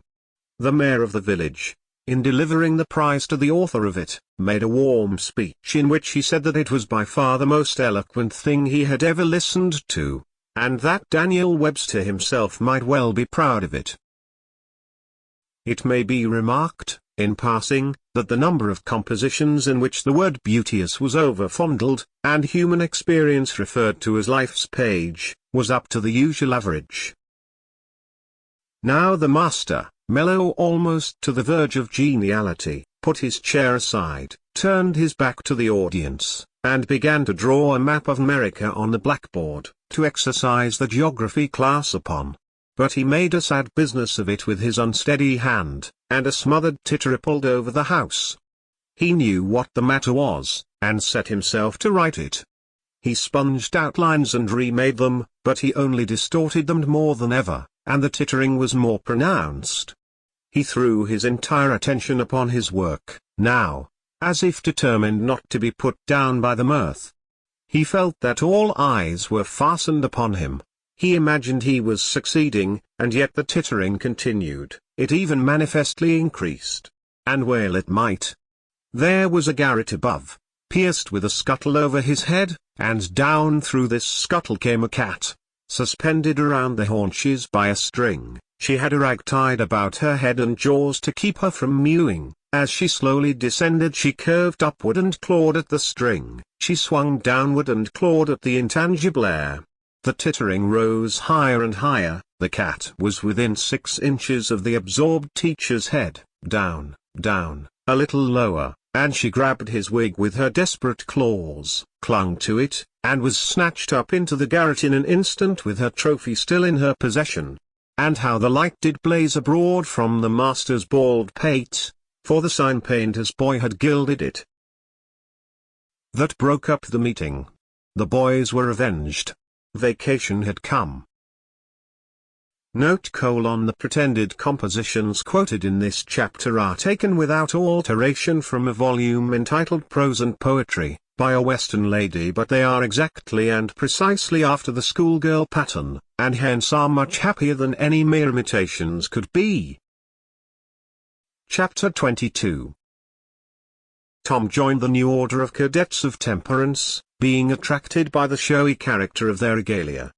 He promised to abstain from smoking, chewing, and profanity as long as he remained a member. Now he found out a new thing, namely, that to promise not to do a thing is the surest way in the world to make a body want to go and do that very thing. Tom soon found himself tormented with a desire to drink and swear. The desire grew to be so intense that nothing but the hope of a chance to display himself in his red sash kept him from withdrawing from the order. 4th of July was coming, but he soon gave it up before he had worn his shackles over 48 hours, and fixed his hopes upon old Judge Fraser, Justice of the Peace, who was apparently on his deathbed and would have a big public funeral, since he was so high an official. During 3 days Tom was deeply concerned about the judge's condition and hungry for news of it.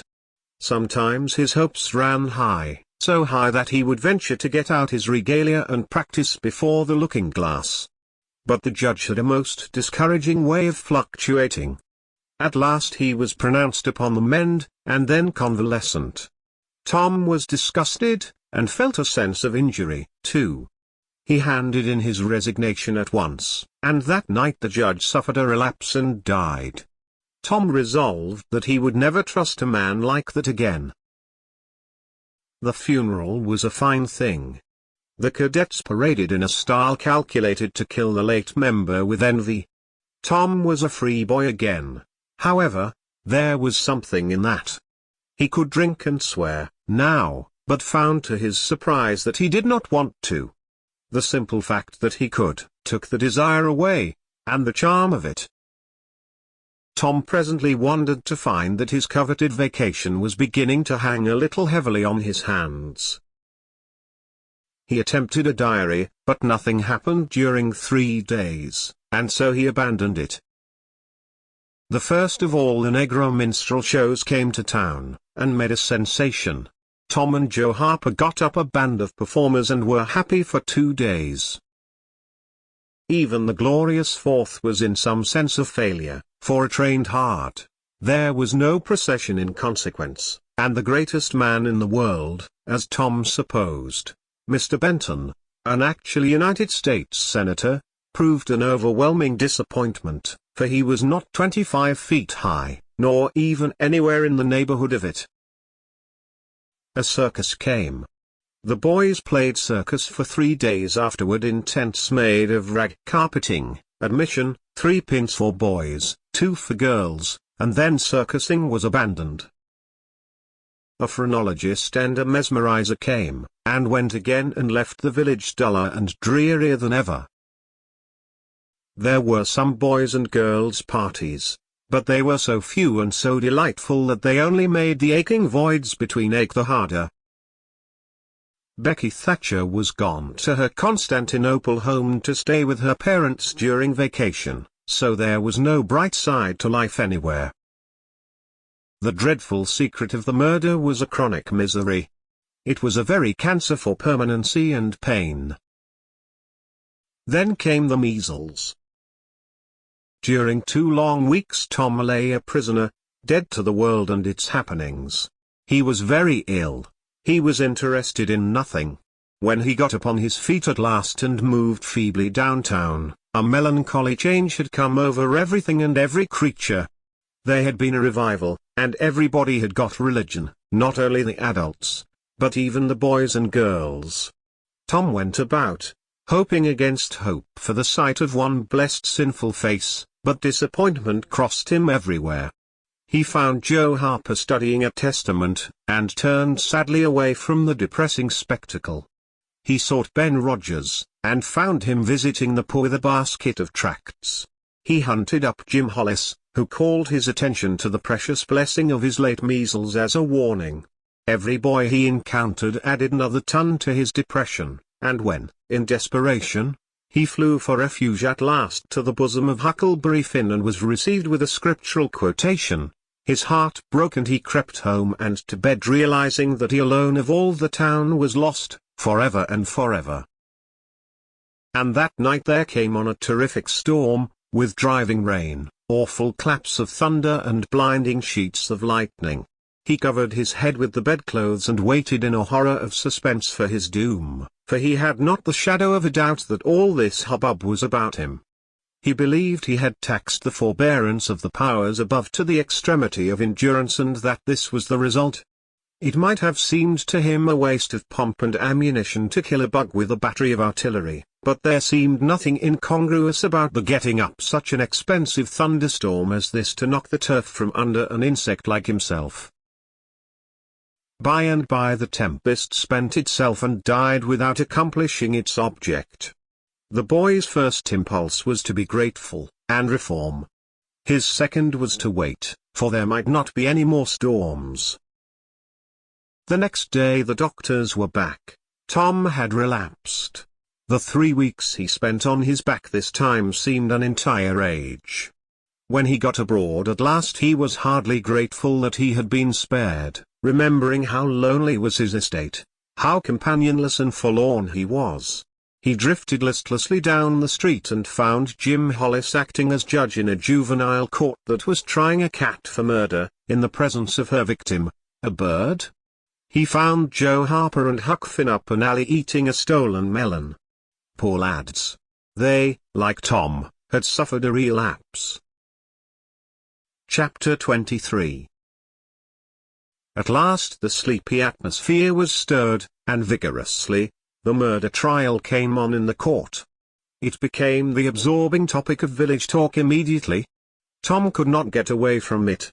Every reference to the murder sent a shudder to his heart, for his troubled conscience and fears almost persuaded him that these remarks were put forth in his hearing as feelers. He did not see how he could be suspected of knowing anything about the murder, but still he could not be comfortable in the midst of this gossip. It kept him in a cold shiver all the time. He took Huck to a lonely place to have a talk with him. It would be some relief to unseal his tongue for a little while, to divide his burden of distress with another sufferer. Moreover, he wanted to assure himself that Huck had remained discreet. "Huck, have you ever told anybody about that?" "About what?" "You know what." "Oh, course I haven't." "Never a word?" "Never a solitary word, so help me." "What makes you ask?" "Well, I was afeard." "Why, Tom Sawyer, we wouldn't be alive 2 days if that got found out.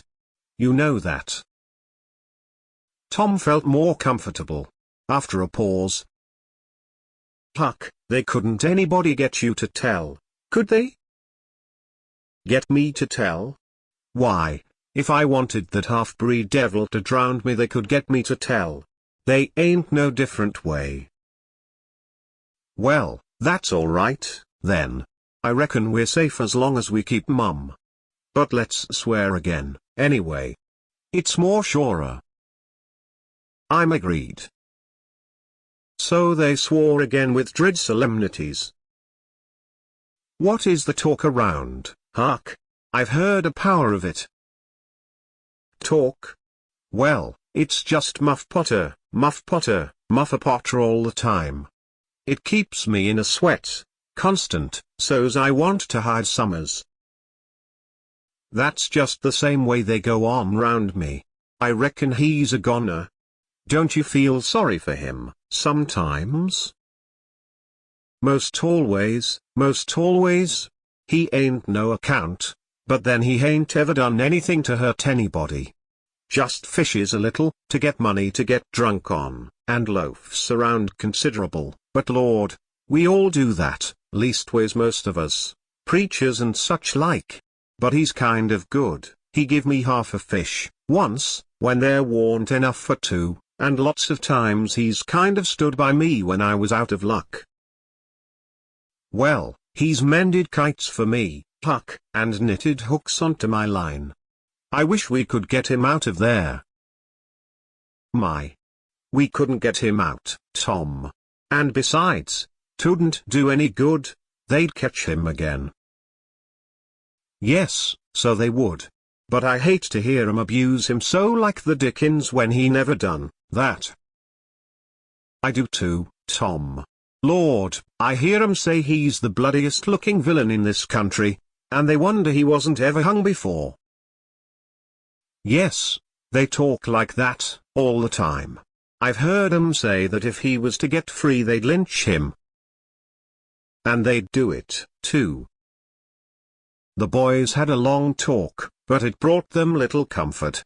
As the twilight drew on, they found themselves hanging about the neighborhood of the little isolated jail, perhaps with an undefined hope that something would happen that might clear away their difficulties. But nothing happened.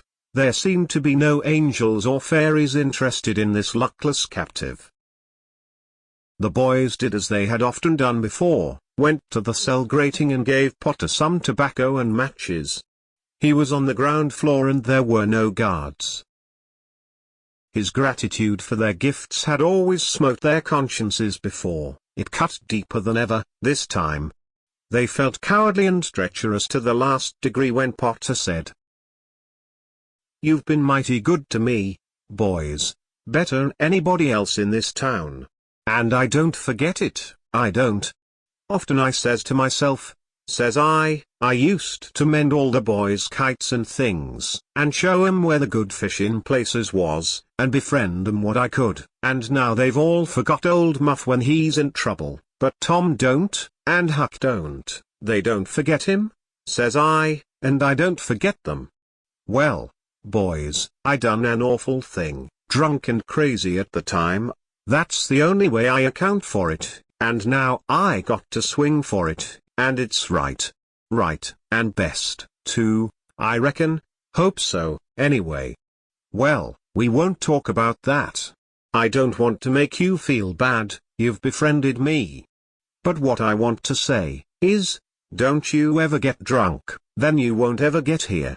Stand a little further west, so, that's it. It's a prime comfort to see faces that's friendly when a body's in such a muck of trouble, and there don't none come here but yawn. Good friendly faces, good friendly faces. Get up on one another's backs and let me touch 'em. That's it. Shake hands, yawn'll come through the bars, but mine's too big. Little hands, and weak, but they've helped Muff Potter a power, and they'd help him more if they could." Tom went home miserable, and his dreams that night were full of horrors.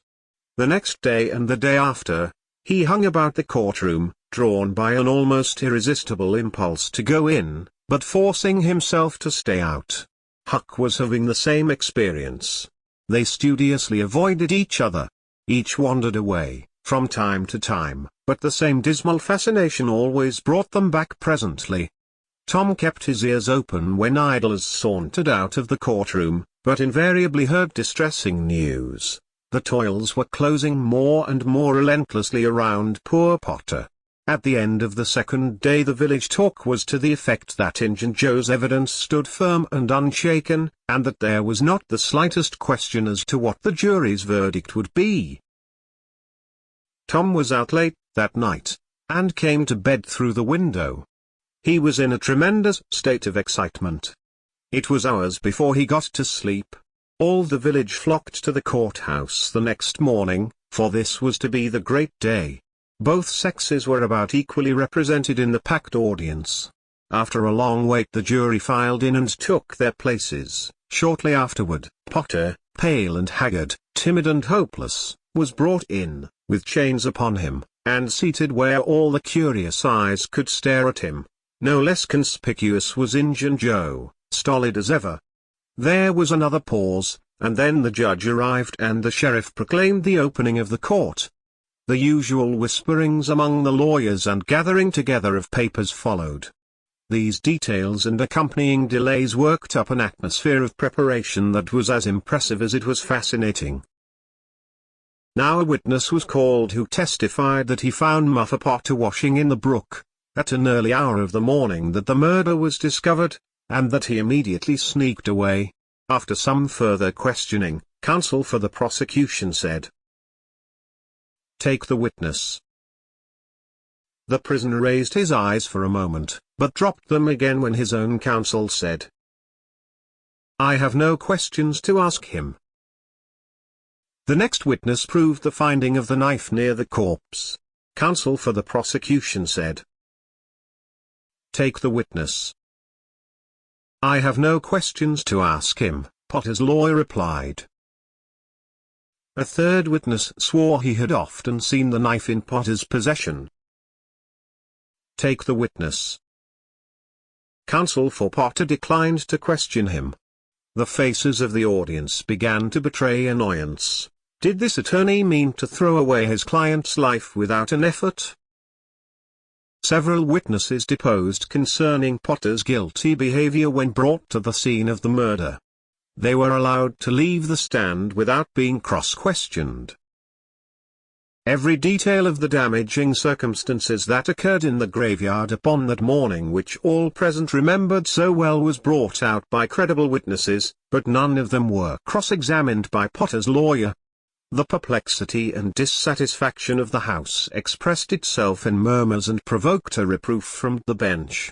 Counsel for the prosecution now said, "By the oaths of citizens whose simple word is above suspicion, we have fastened this awful crime, beyond all possibility of question, upon the unhappy prisoner at the bar. We rest our case here." A groan escaped from poor Potter, and he put his face in his hands and rocked his body softly to and fro, while a painful silence reigned in the courtroom. Many men were moved, and many women's compassion testified itself in tears. Counsel for the defense rose and said, "Your Honor, in our remarks at the opening of this trial, we foreshadowed our purpose to prove that our client did this fearful deed while under the influence of a blind and irresponsible delirium produced by drink. We have changed our mind. We shall not offer that plea." Then to the clerk, "Call Thomas Sawyer." A puzzled amazement awoke in every face in the house, not even excepting Potter's. Every eye fastened itself with wondering interest upon Tom as he rose and took his place upon the stand.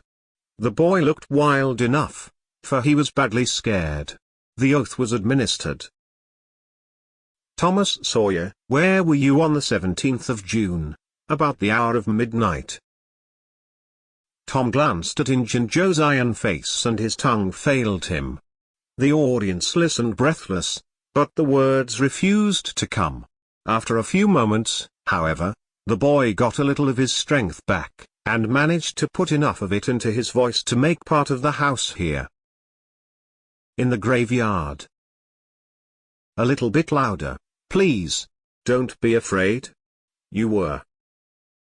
"In the graveyard." A contemptuous smile flitted across Injun Joe's face.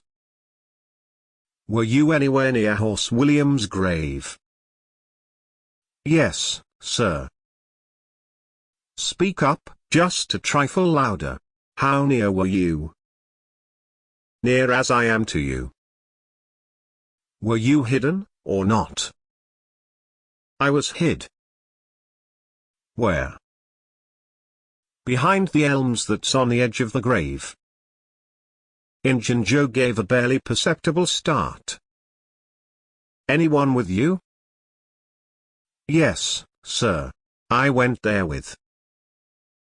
Wait a moment. Never mind mentioning your companion's name. We will produce him at the proper time. Did you carry anything there with you?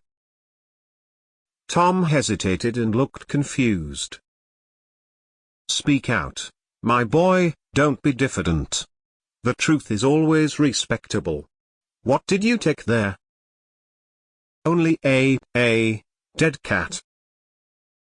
There was a ripple of mirth, which the court checked. We will produce the skeleton of that cat. Now, my boy, tell us everything that occurred. Tell it in your own way, don't skip anything, and don't be afraid. Tom began, hesitatingly at first, but as he warmed to his subject his words flowed more and more easily. In a little while every sound ceased but his own voice, every eye fixed itself upon him, with parted lips and bated breath the audience hung upon his words, taking no note of time, wrapped in the ghastly fascinations of the tale. The strain upon pent emotion reached its climax when the boy said, and as the doctor fetched the board around and Muff Potter fell, Injun Joe jumped with the knife and crash! Quick as lightning the half-breed sprang for a window, tore his way through all opposers, and was gone. Chapter 24. Tom was a glittering hero once more, the pet of the old, the envy of the young. His name even went into immortal print, for the village paper magnified him. There were some that believed he would be president, yet, if he escaped hanging. As usual, the fickle, unreasoning world took Muff Potter to its bosom and fondled him as lavishly as it had abused him before. But that sort of conduct is to the world's credit, therefore it is not well to find fault with it. Tom's days were days of splendor and exultation to him, but his nights were seasons of horror. Injun Joe infested all his dreams, and always with doom in his eye. Hardly any temptation could persuade the boy to stir abroad after nightfall. Poor Huck was in the same state of wretchedness and terror, for Tom had told the whole story to the lawyer the night before the great day of the trial, and Huck was sore afraid that his share in the business might leak out. Yet, notwithstanding Injun Joe's flight had saved him the suffering of testifying in court. The poor fellow had got the attorney to promise secrecy, but what of that? Since Tom's harassed conscience had managed to drive him to the lawyer's house by night and wring a dread tale from lips that had been sealed with the dismalest and most formidable of oaths, Huck's confidence in the human race was well nigh obliterated. Daily Muff Potter's gratitude made Tom glad he had spoken, but nightly he wished he had sealed up his tongue. Half the time Tom was afraid Injun Joe would never be captured. The other half he was afraid he would be. He felt sure he never could draw a safe breath again until that man was dead and he had seen the corpse. Rewards had been offered, the country had been scoured, but no Injun Joe was found. One of those omniscient and awe-inspiring marvels, a detective, came up from St. Louis, moused around, shook his head, looked wise, and made that sort of astounding success which members of that craft usually achieve. That is to say, he found a clue. But you can't hang a clue for murder, and so after that detective had got through and gone home, Tom felt just as insecure as he was before. The slow days drifted on, and each left behind it a slightly lightened weight of apprehension. Chapter 25. There comes a time in every rightly constructed boy's life when he has a raging desire to go somewhere and dig for hidden treasure. This desire suddenly came upon Tom one day. He sallied out to find Joe Harper, but failed of success. Next he sought Ben Rogers. He had gone fishing. Presently he stumbled upon Huck Finn the red-handed. Huck would answer. Tom took him to a private place and opened the matter to him confidentially. Huck was willing. Huck was always willing to take a hand in any enterprise that offered entertainment and required no capital, for he had a troublesome superabundance of that sort of time which is not money. "Well, we dig," said Huck. "Oh, most anywhere." "Why, is it hid all around?" "No, indeed it ain't. It's hid in mighty particular places, Huck, sometimes on islands, sometimes in rotten chests under the end of a limb of an old dead tree, just where the shadow falls at midnight, but mostly under the floor in haunted houses." "Who hides it?" "Why, robbers, of course. Who do you reckon? Sunday school superintendents?" "I don't know. If 'twas mine I wouldn't hide it. I'd spend it and have a good time." "So would I, but robbers don't do that way. They always hide it and leave it there." "Don't they come after it any more?"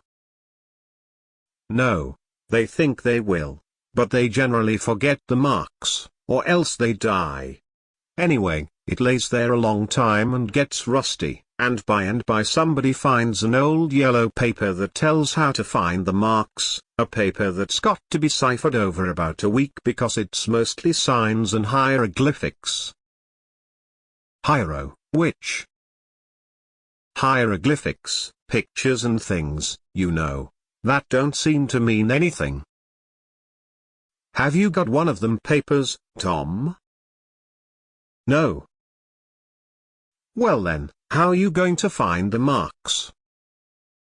"I don't want any marks. They always bury it under a haunted house or on an island, or under a dead tree that's got one limb sticking out. Well, we've tried Jackson's Island a little, and we can try it again sometime. And there's the old haunted house up the Stillhouse branch, and there's lots of dead limb trees, dead loads of 'em." "Is it under all of them?" "How you talk. No." "Then how you going to know which one to go for?" "Go for all of 'em." "Why, Tom, it'll take all summer." "Well, what of that? Suppose you find a brass pot with $100 in it, all rusty and gray, or rotten chest full of diamonds. How's that?" Huck's eyes glowed. "That's bully. Plenty bully enough for me. Just you gimme the $100 and I don't want no diamonds." "All right. But I bet you I ain't going to throw off on diamonds. Some of 'em's worth $20 apiece. There ain't any, hardly, but's worth 6 bits or $1. "No. Is that so?" "Certainly, anybody'll tell you so. Hain't you ever seen one, Huck?" "Not as I remember." "Oh, kings have slathers of them?" "Well, I don't know no kings, Tom." "I reckon you don't. But if you was to go to Europe you'd see a raft of 'em hopping around." "Do they hop?" "Hop? Your granny. No." "Well, what did you say they did, for?" "Shucks, I only meant you'd see 'em, not hopping, of course. What do they want to hop for? But I mean you just see 'em, scattered around, you know, in a kind of a general way. Like that old humpbacked Richard." "Richard? What's his other name?" "He didn't have any other name. Kings don't have any but a given name." "No?" "But they don't." "Well, if they like it, Tom, all right, but I don't want to be a king and have only just a given name, like a nigger. But say, where you going to dig first?" "Well, I don't know.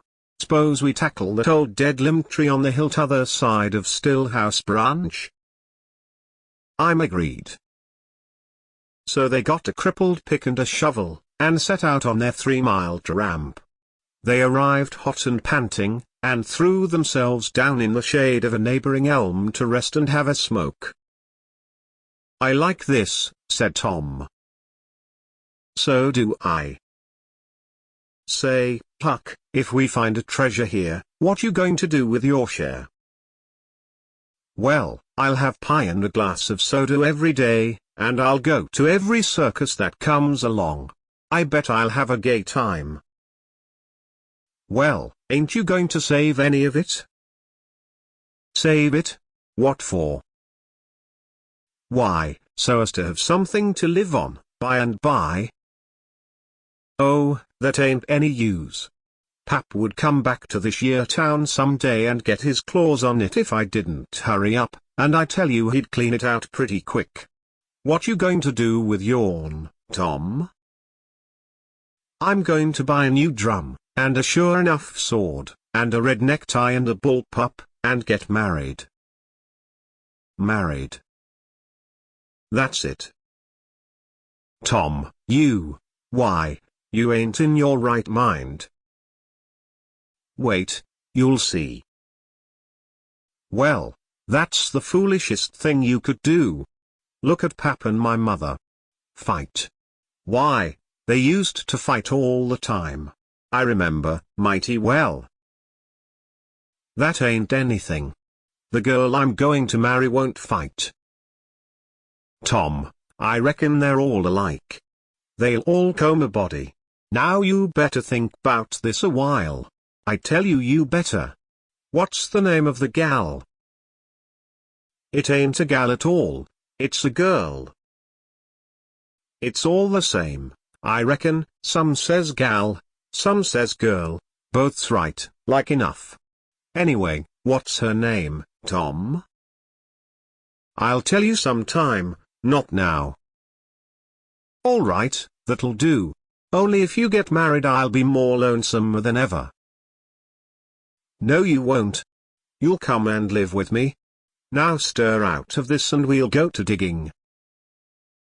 They worked and sweated for half an hour. No result. They toiled another half hour. Still no result. Huck said. Do they always bury it as deep as this? Sometimes, not always. Not generally. I reckon we haven't got the right place. So they chose a new spot and began again. The labor dragged a little, but still they made progress. They pegged away in silence for some time. Finally Huck leaned on his shovel, swabbed the beaded drops from his brow with his sleeve, and said, "Where you going to dig next, after we get this one?" "I reckon maybe we'll tackle the old tree that's over yonder on Cardiff Hill back of the widow's." "I reckon that'll be a good one.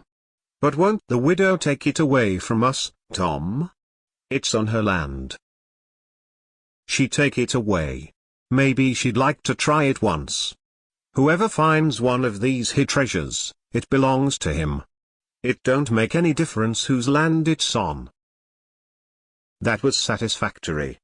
The work went on. By and by Huck said, "Blame it, we must be in the wrong place again. What do you think?"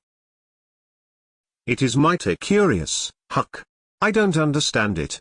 Sometimes witches interfere. I reckon maybe that's what's the trouble now." "Shucks. Witches ain't got no power in the daytime." "Well, that's so. I didn't think of that. Oh, I know what the matter is. What a blamed lot of fools we are. You got to find out where the shadow of the limb falls at midnight, and that's where you dig. Then confound it, we fooled away all this work for nothing. Now hang it all, we got to come back in the night. It's an awful long way. Can you get out?" "I bet I will. We've got to do it tonight, too, because if somebody sees these holes they'll know in a minute what's here and they'll go for it." "Well, I'll come around and mow tonight." "All right. Let's hide the tools in the bushes." The boys were there that night, about the appointed time. They sat in the shadow waiting. It was a lonely place, and an hour made solemn by old traditions. Spirits whispered in the rustling leaves, ghosts lurked in the murky nooks, the deep baying of a hound floated up out of the distance, An owl answered with his sepulchral note. The boys were subdued by these solemnities, and talked little. By and by they judged that 12 had come, they marked where the shadow fell, and began to dig. Their hopes commenced to rise. Their interest grew stronger, and their industry kept pace with it. The hole deepened and still deepened, but every time their hearts jumped to hear the pick strike upon something, they only suffered a new disappointment. It was only a stone or a chunk. At last Tom said, "It ain't any use, Huck, we're wrong again." "Well, but we can't be wrong. We spotted the shadow to a dot." "I know it, but then there's another thing." "What's that?" "Why, we only guessed at the time. Like enough it was too late or too early." Huck dropped his shovel. "That's it," said he. "That's the very trouble. We got to give this one up. We can't ever tell the right time, and besides this kind of thing's too awful. Here this time of night with witches and ghosts say fluttering around so. I feel as if something's behind me all the time, and I'm afeard to turn around, because maybe there's others in front waiting for a chance. I've been creeping all over, ever since I got here." "Well, I've been pretty much so, too, Huck. They most always put in a dead man when they bury a treasure under a tree, to look out for it." "Lordy." "Yes, they do. I've always heard that." "Tom, I don't like to fool around much where there's dead people. A body's bound to get into trouble with them, sure. I don't like to stir 'em up, either. S'pose this one here was to stick his skull out and say something." "Don't, Tom. It's awful." "Well, it just is.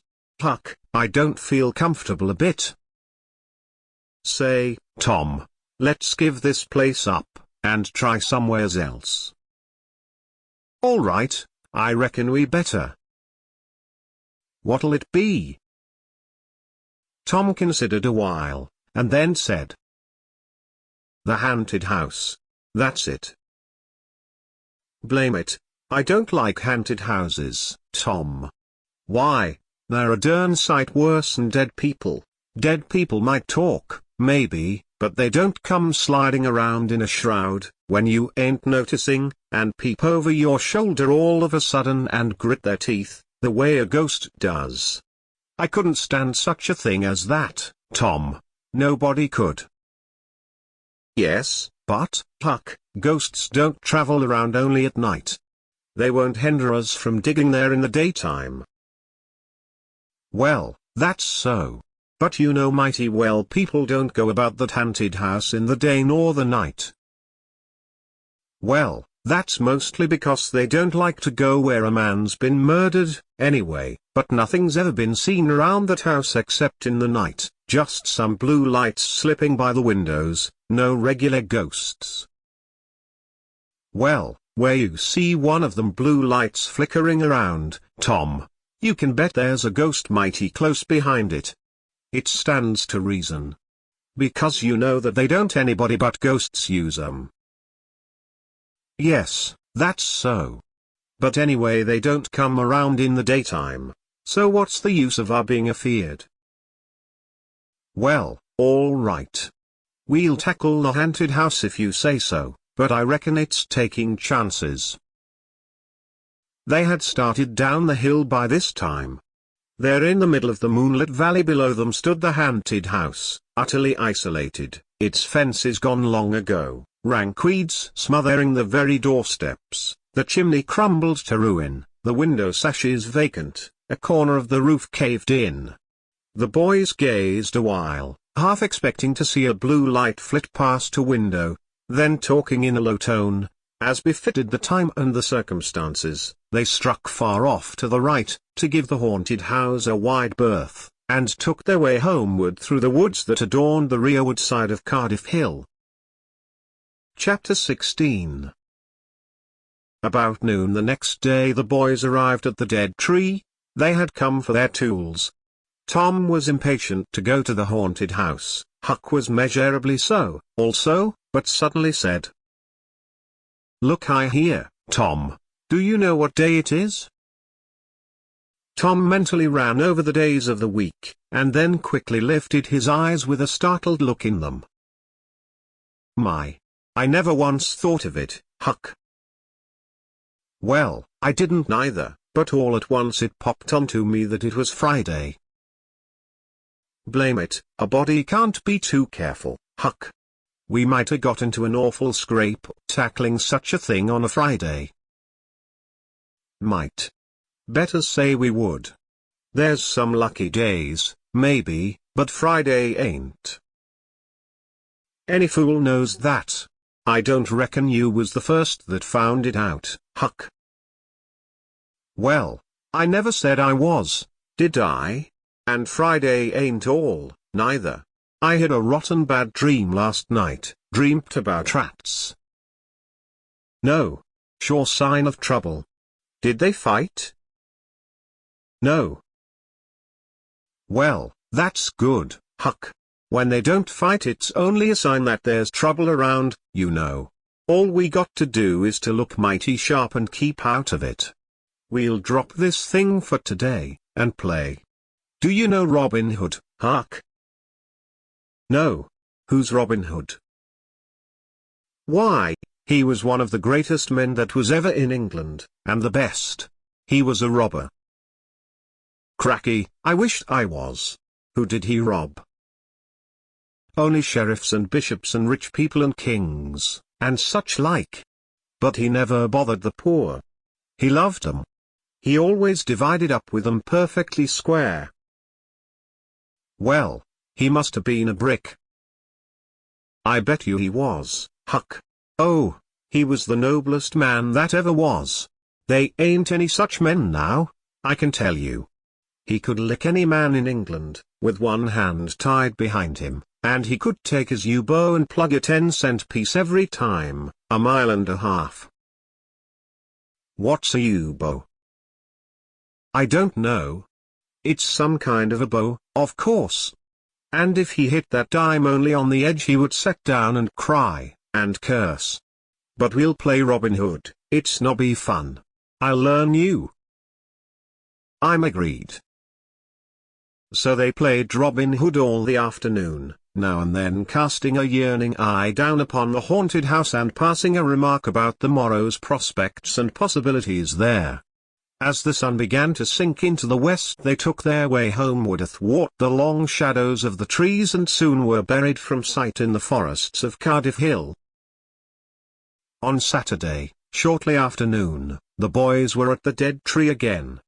They had a smoke and a chat in the shade, and then dug a little in their last hole, not with great hope, but merely because Tom said there were so many cases where people had given up a treasure after getting down within 6 inches of it, and then somebody else had come along and turned it up with a single thrust of a shovel.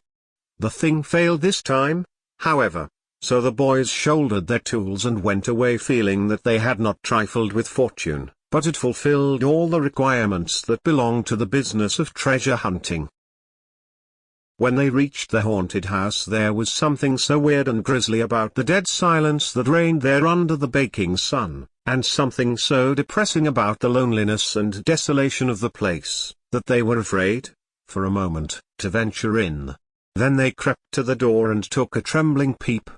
They saw a weed-grown, flawless room, unplastered, unancient fireplace, vacant windows, a ruinous staircase, and here, there, and everywhere hung ragged and abandoned cobwebs.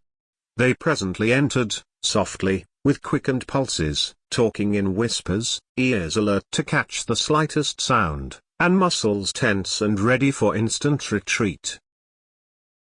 In a little while familiarity modified their fears and they gave the place a critical and interested examination, rather admiring their own boldness, and wondering at it, too. Next they wanted to look upstairs. This was something like cutting off retreat, but they got to daring each other, and of course there could be but one result. They threw their tools into a corner and made the ascent. Up there were the same signs of decay. In one corner they found a closet that promised mystery, but the promise was a fraud. There was nothing in it. Their courage was up now and well in hand. They were about to go down and begin work when "Sh," said Tom. "What is it?" whispered Huck, blanching with fright. "Sh. There. Hear it?" "Yes. Oh, my. Let's run." "Keep still. Don't you budge. They're coming right toward the door." The boys stretched themselves upon the floor with their eyes to knotholes in the planking, and lay waiting, in a misery of fear. "They've stopped. No, coming. Here they are. Don't whisper another word, Huck. My goodness, I wish I was out of this." Two men entered. Each boy said to himself, "There's the old deaf and dumb Spaniard that's been about town once or twice lately. Never saw t'other man before." T'other was a ragged, unkempt creature, with nothing very pleasant in his face. The Spaniard was wrapped in a serape. He had bushy white whiskers, long white hair flowed from under his sombrero, and he wore green goggles. When they came in, T'other was talking in a low voice. They sat down on the ground, facing the door, with their backs to the wall, and the speaker continued his remarks. His manner became less guarded and his words more distinct as he proceeded. "No," said he, "I've thought it all over, and I don't like it. It's dangerous." "Dangerous?" grunted the deaf and dumb Spaniard, to the vast surprise of the boys. "Milksop." This voice made the boys gasp and quake. It was Injun Joe's. There was silence for some time. Then Joe said, "What's any more dangerous than that job up yonder, but nothing's come of it?" "That's different. Away up the river so, and not another house about. 'Twon't ever be known that we tried, anyway, long as we didn't succeed." "Well, what's more dangerous than coming here in the daytime? Anybody would suspicion us that saw us." "I know that. But there warn't any other place as handy after that fool of a job. I want to quit this shanty. I wanted to yesterday, only it warn't any use trying to stir out of here, with those infernal boys playing over there on the hill right in full view." Those infernal boys quaked again under the inspiration of this remark, and thought how lucky it was that they had remembered it was Friday and concluded to wait a day. They wished in their hearts they had waited a year. The two men got out some food and made a luncheon. After a long and thoughtful silence, Injun Joe said, "Look here, lad, you go back up the river where you belong. Wait there till you hear from me. I'll take the chances on dropping into this town just once more, for a look. We'll do that dangerous job after I've spied around a little and think things look well for it. Then for Texas. We'll leg it together." This was satisfactory. Both men presently fell to yawning, and Injun Joe said, "I'm dead for sleep. It's your turn to watch." He curled down in the weeds and soon began to snore. His comrade stirred him once or twice and he became quiet. Presently the watcher began to nod, his head drooped lower and lower. Both men began to snore now. The boys drew a long, grateful breath. Tom whispered, "Now's our chance, come." Huck said, "I can't, I'd die if they was to wake." Tom urged, Huck held back. At last Tom rose slowly and softly, and started alone. But the first step he made wrung such a hideous creak from the crazy floor that he sank down almost dead with fright. He never made a second attempt. The boys lay there counting the dragging moments till it seemed to them that time must be done and eternity growing grey, and then they were grateful to note that at last the sun was setting. Now one snore ceased. Injun Joe sat up, stared around, smiled grimly upon his comrade, whose head was drooping upon his knees, stirred him up with his foot and said, "Here. You're a watchman, ain't you? All right, though, nothing's happened." "My. Have I been asleep?" "Oh, partly. Nearly time for us to be moving, but what'll we do with what little swag we've got left?" "I don't know, leave it here as we've always done, I reckon. No use to take it away till we start south. 650 in silver's something to carry." "Well, all right, it won't matter to come here once more." "No, but I'd say come in the night as we used to do, it's better." "Yes, but look here, it may be a good while before I get the right chance at the job, accidents might happen, 'tain't in such a very good place, we'll just regularly bury it, and bury it deep."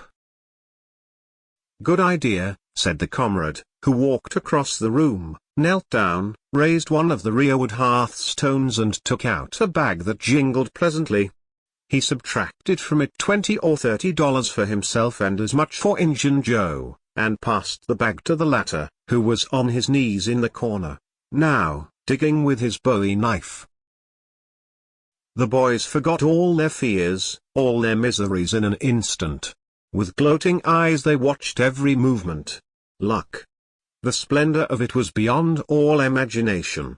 $600 was money enough to make half a dozen boys rich. Here was treasure hunting under the happiest auspices. There would not be any bothersome uncertainty as to where to dig. They nudged each other every moment, eloquent nudges and easily understood, for they simply meant, "Oh, but ain't you glad now we're here?" Joe's knife struck upon something. "Hello," said he. "What is it?" said his comrade. "Half-rotten plank, no, it's a box, I believe. Here, bear a hand and we'll see what it's here for. Never mind, I've broke a hole." He reached his hand in and drew it out.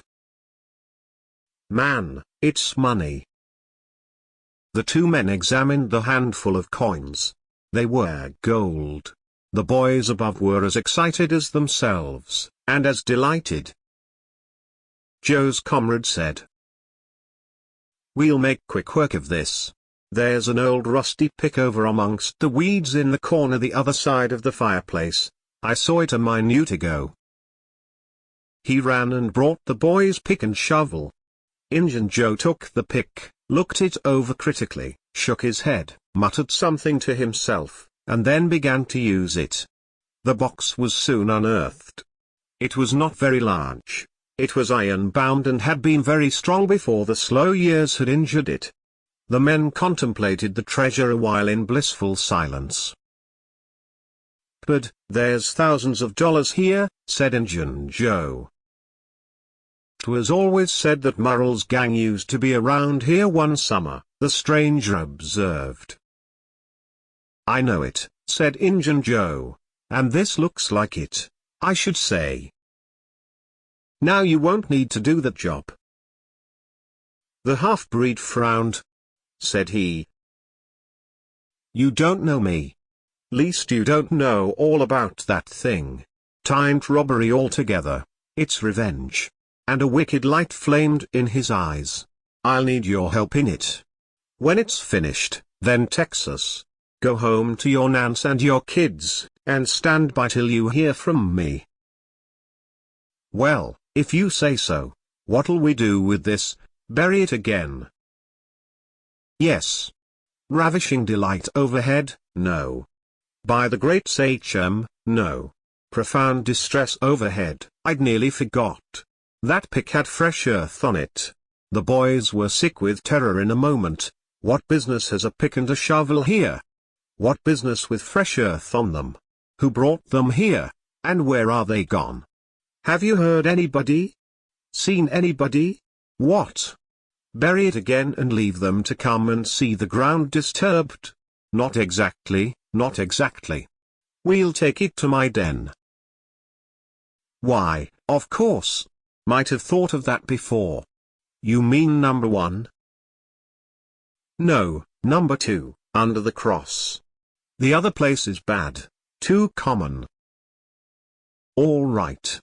It's nearly dark enough to start. Injun Joe got up and went about from window to window cautiously peeping out. Presently he said, "Who could have brought those tools here? Do you reckon they can be upstairs?"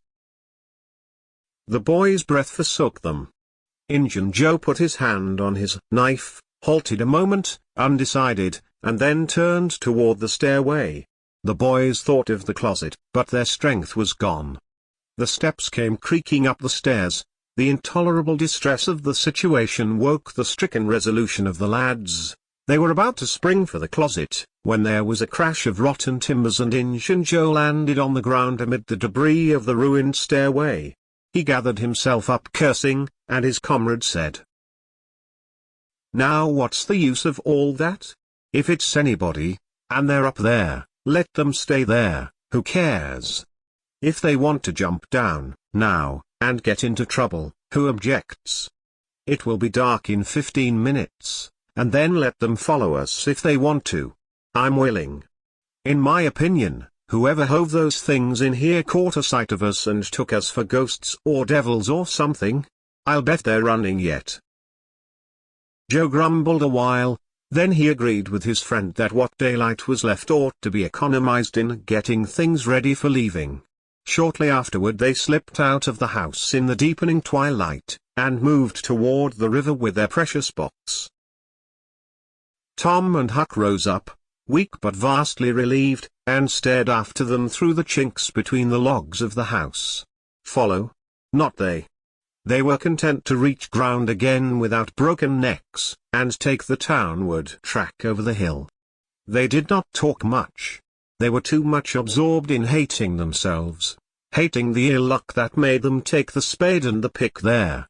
But for that, Injun Joe never would have suspected. He would have hidden the silver with the gold to wait there till his revenge was satisfied, and then he would have had the misfortune to find that money turn up missing. Bitter, bitter luck that the tools were ever brought there. They resolved to keep a lookout for that Spaniard when he should come to town, spying out for chances to do his revengeful job, and follow him to number 2, wherever that might be. Then a ghastly thought occurred to Tom. Revenge? What if he means us, Huck? "Oh, don't," said Huck, nearly fainting. They talked it all over, and as they entered town they agreed to believe that he might possibly mean somebody else, at least that he might at least mean nobody but Tom, since only Tom had testified. Very, very small comfort it was to Tom to be alone in danger. Company would be a palpable improvement, he thought. Chapter 27. The adventure of the day mightily tormented Tom's dreams that night. 4 times he had his hands on that rich treasure, and 4 times it wasted to nothingness in his fingers as sleep forsook him and wakefulness brought back the hard reality of his misfortune. As he lay in the early morning recalling the incidents of his great adventure, he noticed that they seemed curiously subdued and far away, somewhat as if they had happened in another world, or in a time long gone by. Then it occurred to him that the great adventure itself must be a dream. There was one very strong argument in favor of this idea, namely, that the quantity of coin he had seen was too vast to be real. He had never seen as much as $50 in one mass before, and he was like all boys of his age and station in life, in that he imagined that all references to hundreds and thousands were mere fanciful forms of speech, and that no such sums really existed in the world. He never had supposed for a moment that so large a sum as $100 was to be found in actual money in anyone's possession. If his notions of hidden treasure had been analyzed, they would have been found to consist of a handful of real dimes and a bushel of vague, splendid, ungraspable dollars. But the incidents of his adventure grew sensibly sharper and clearer under the attrition of thinking them over, and so he presently found himself leaning to the impression that the thing might not have been a dream, after all.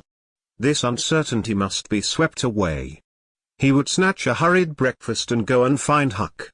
Huck was sitting on the gunwale of a flatboat, listlessly dangling his feet in the water and looking very melancholy.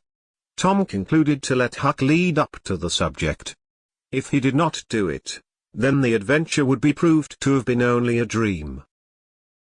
"Hello, Huck." "Hello, yourself." Silence, for a minute. "Tom, if we'd left the blame tools at the dead tree, we'd got the money. Oh, ain't it awful?" "Time to dream, then, time to dream. Somehow I most wish it was. Dogged if I don't, Huck." "What ain't to dream?" "Oh, that thing yesterday. I been half thinking it was." "Dream.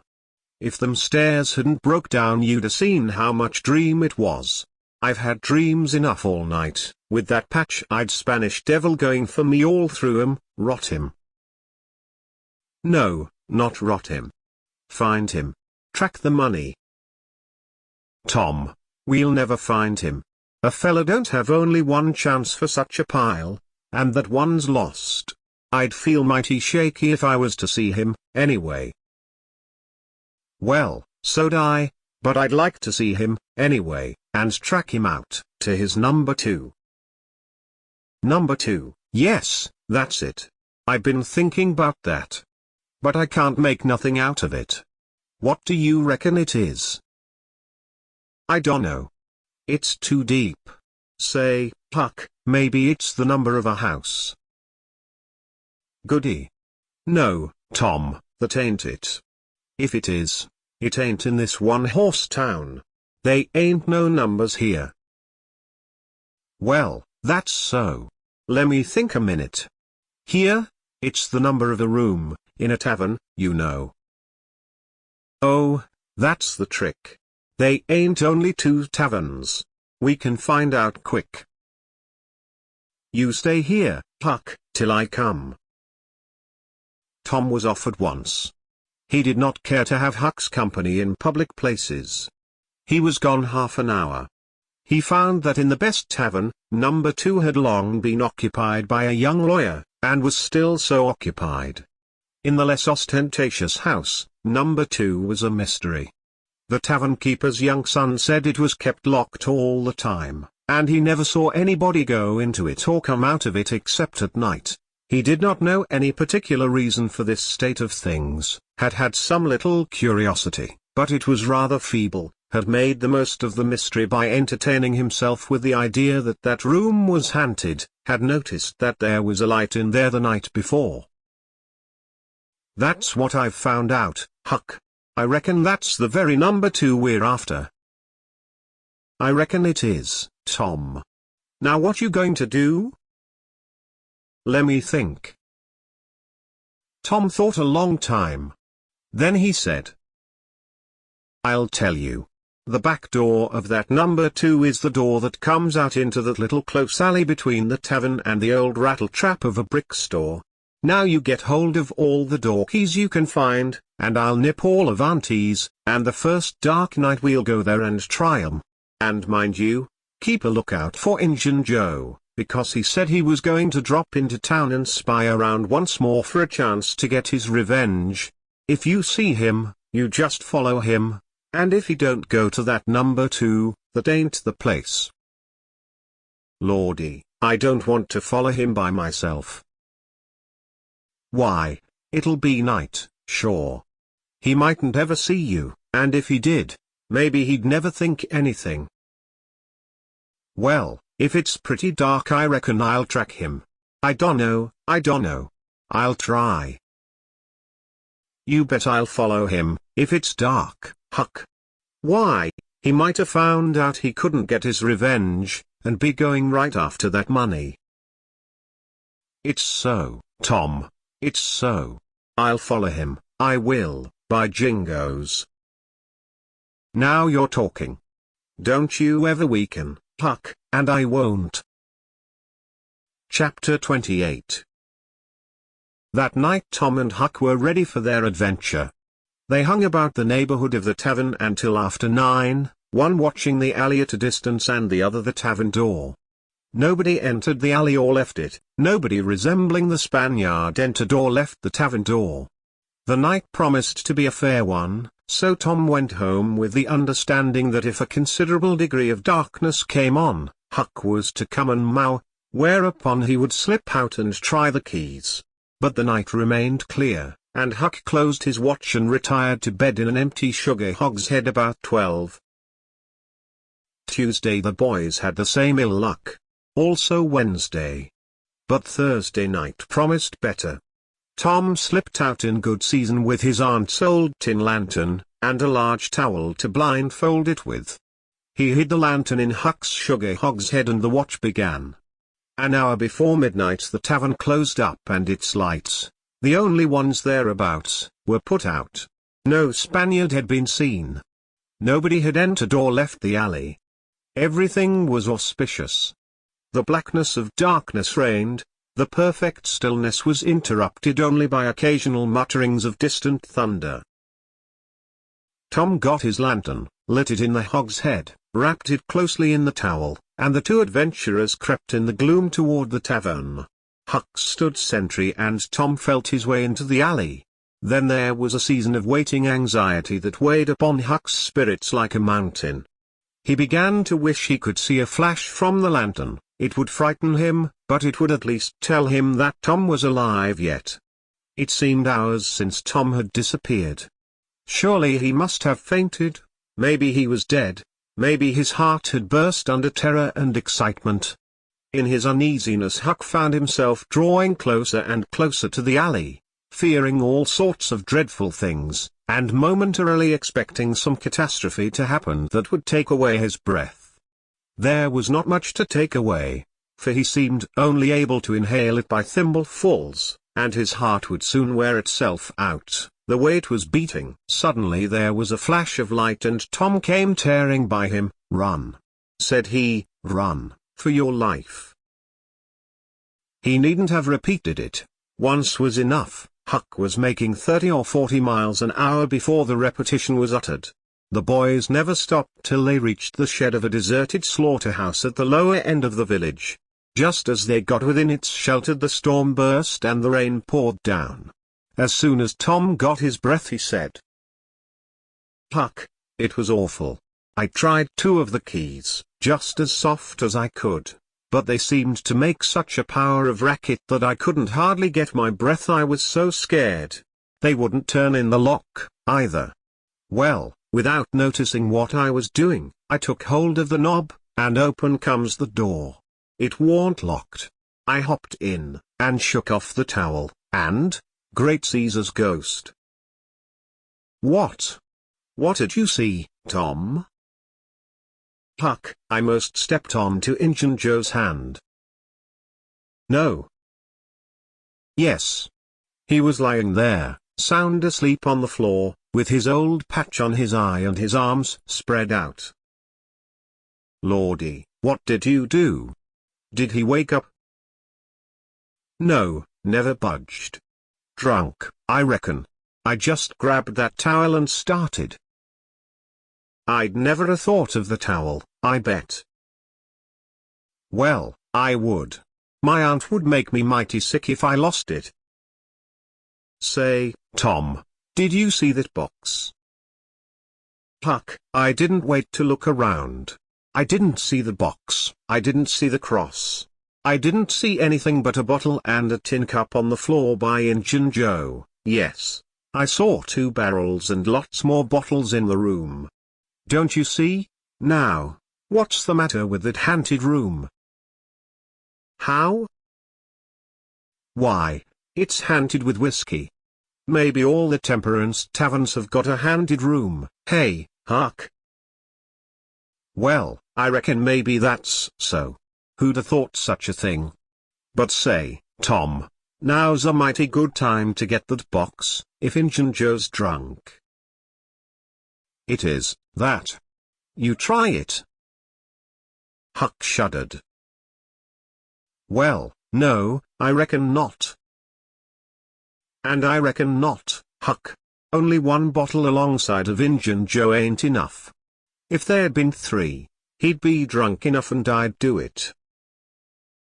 There was a long pause for reflection, and then Tom said, "Look here, Huck, let's not try that thing anymore till we know Injun Joe's not in there.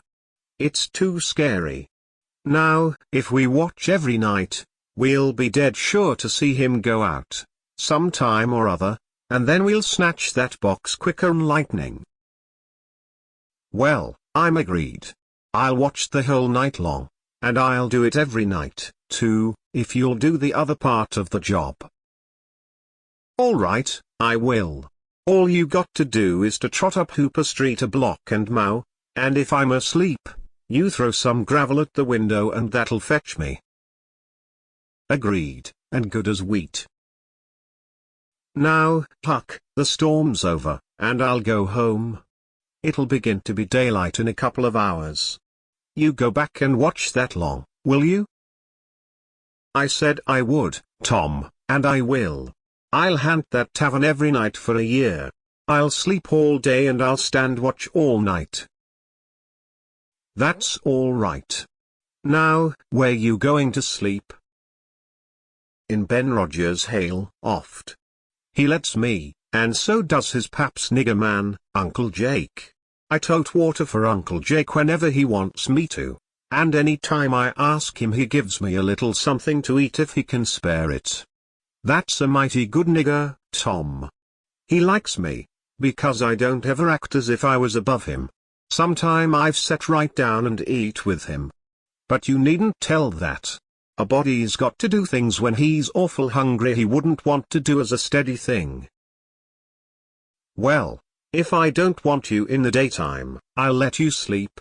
I won't come bothering around. Any time you see something's up, in the night, just skip right around and meow." Chapter 29. The first thing Tom heard on Friday morning was a glad piece of news. Judge Thatcher's family had come back to town the night before. Both Injun Joe and the treasure sunk into secondary importance for a moment, and Becky took the chief place in the boy's interest. He saw her and they had an exhausting good time playing hispy and gully keeper with a crowd of their schoolmates. The day was completed and crowned in a peculiarly satisfactory way. Becky teased her mother to appoint the next day for the long-promised and long-delayed picnic, and she consented. The child's delight was boundless, and Tom's not more moderate. The invitations were sent out before sunset, and straightway the young folks of the village were thrown into a fever of preparation and pleasurable anticipation. Tom's excitement enabled him to keep awake until a pretty late hour, and he had good hopes of hearing Huck's meow, and of having his treasure to astonish Becky and the picnickers with, next day, but he was disappointed. No signal came that night. Morning came, eventually, and by 10 or 11 o'clock a giddy and rollicking company were gathered at Judge Thatcher's, and everything was ready for a start. It was not the custom for elderly people to mar the picnics with their presence. The children were considered safe enough under the wings of a few young ladies of 18 and a few young gentlemen of 23 or thereabouts. The old steam ferry boat was chartered for the occasion. Presently the gay throng filed up the main street laden with provision baskets. Sid was sick and had to miss the fun. Mary remained at home to entertain him. The last thing Mrs. Thatcher said to Becky was, "You'll not get back till late. Perhaps you'd better stay all night with some of the girls that live near the ferry landing, child." "Then I'll stay with Susie Harper, Mama."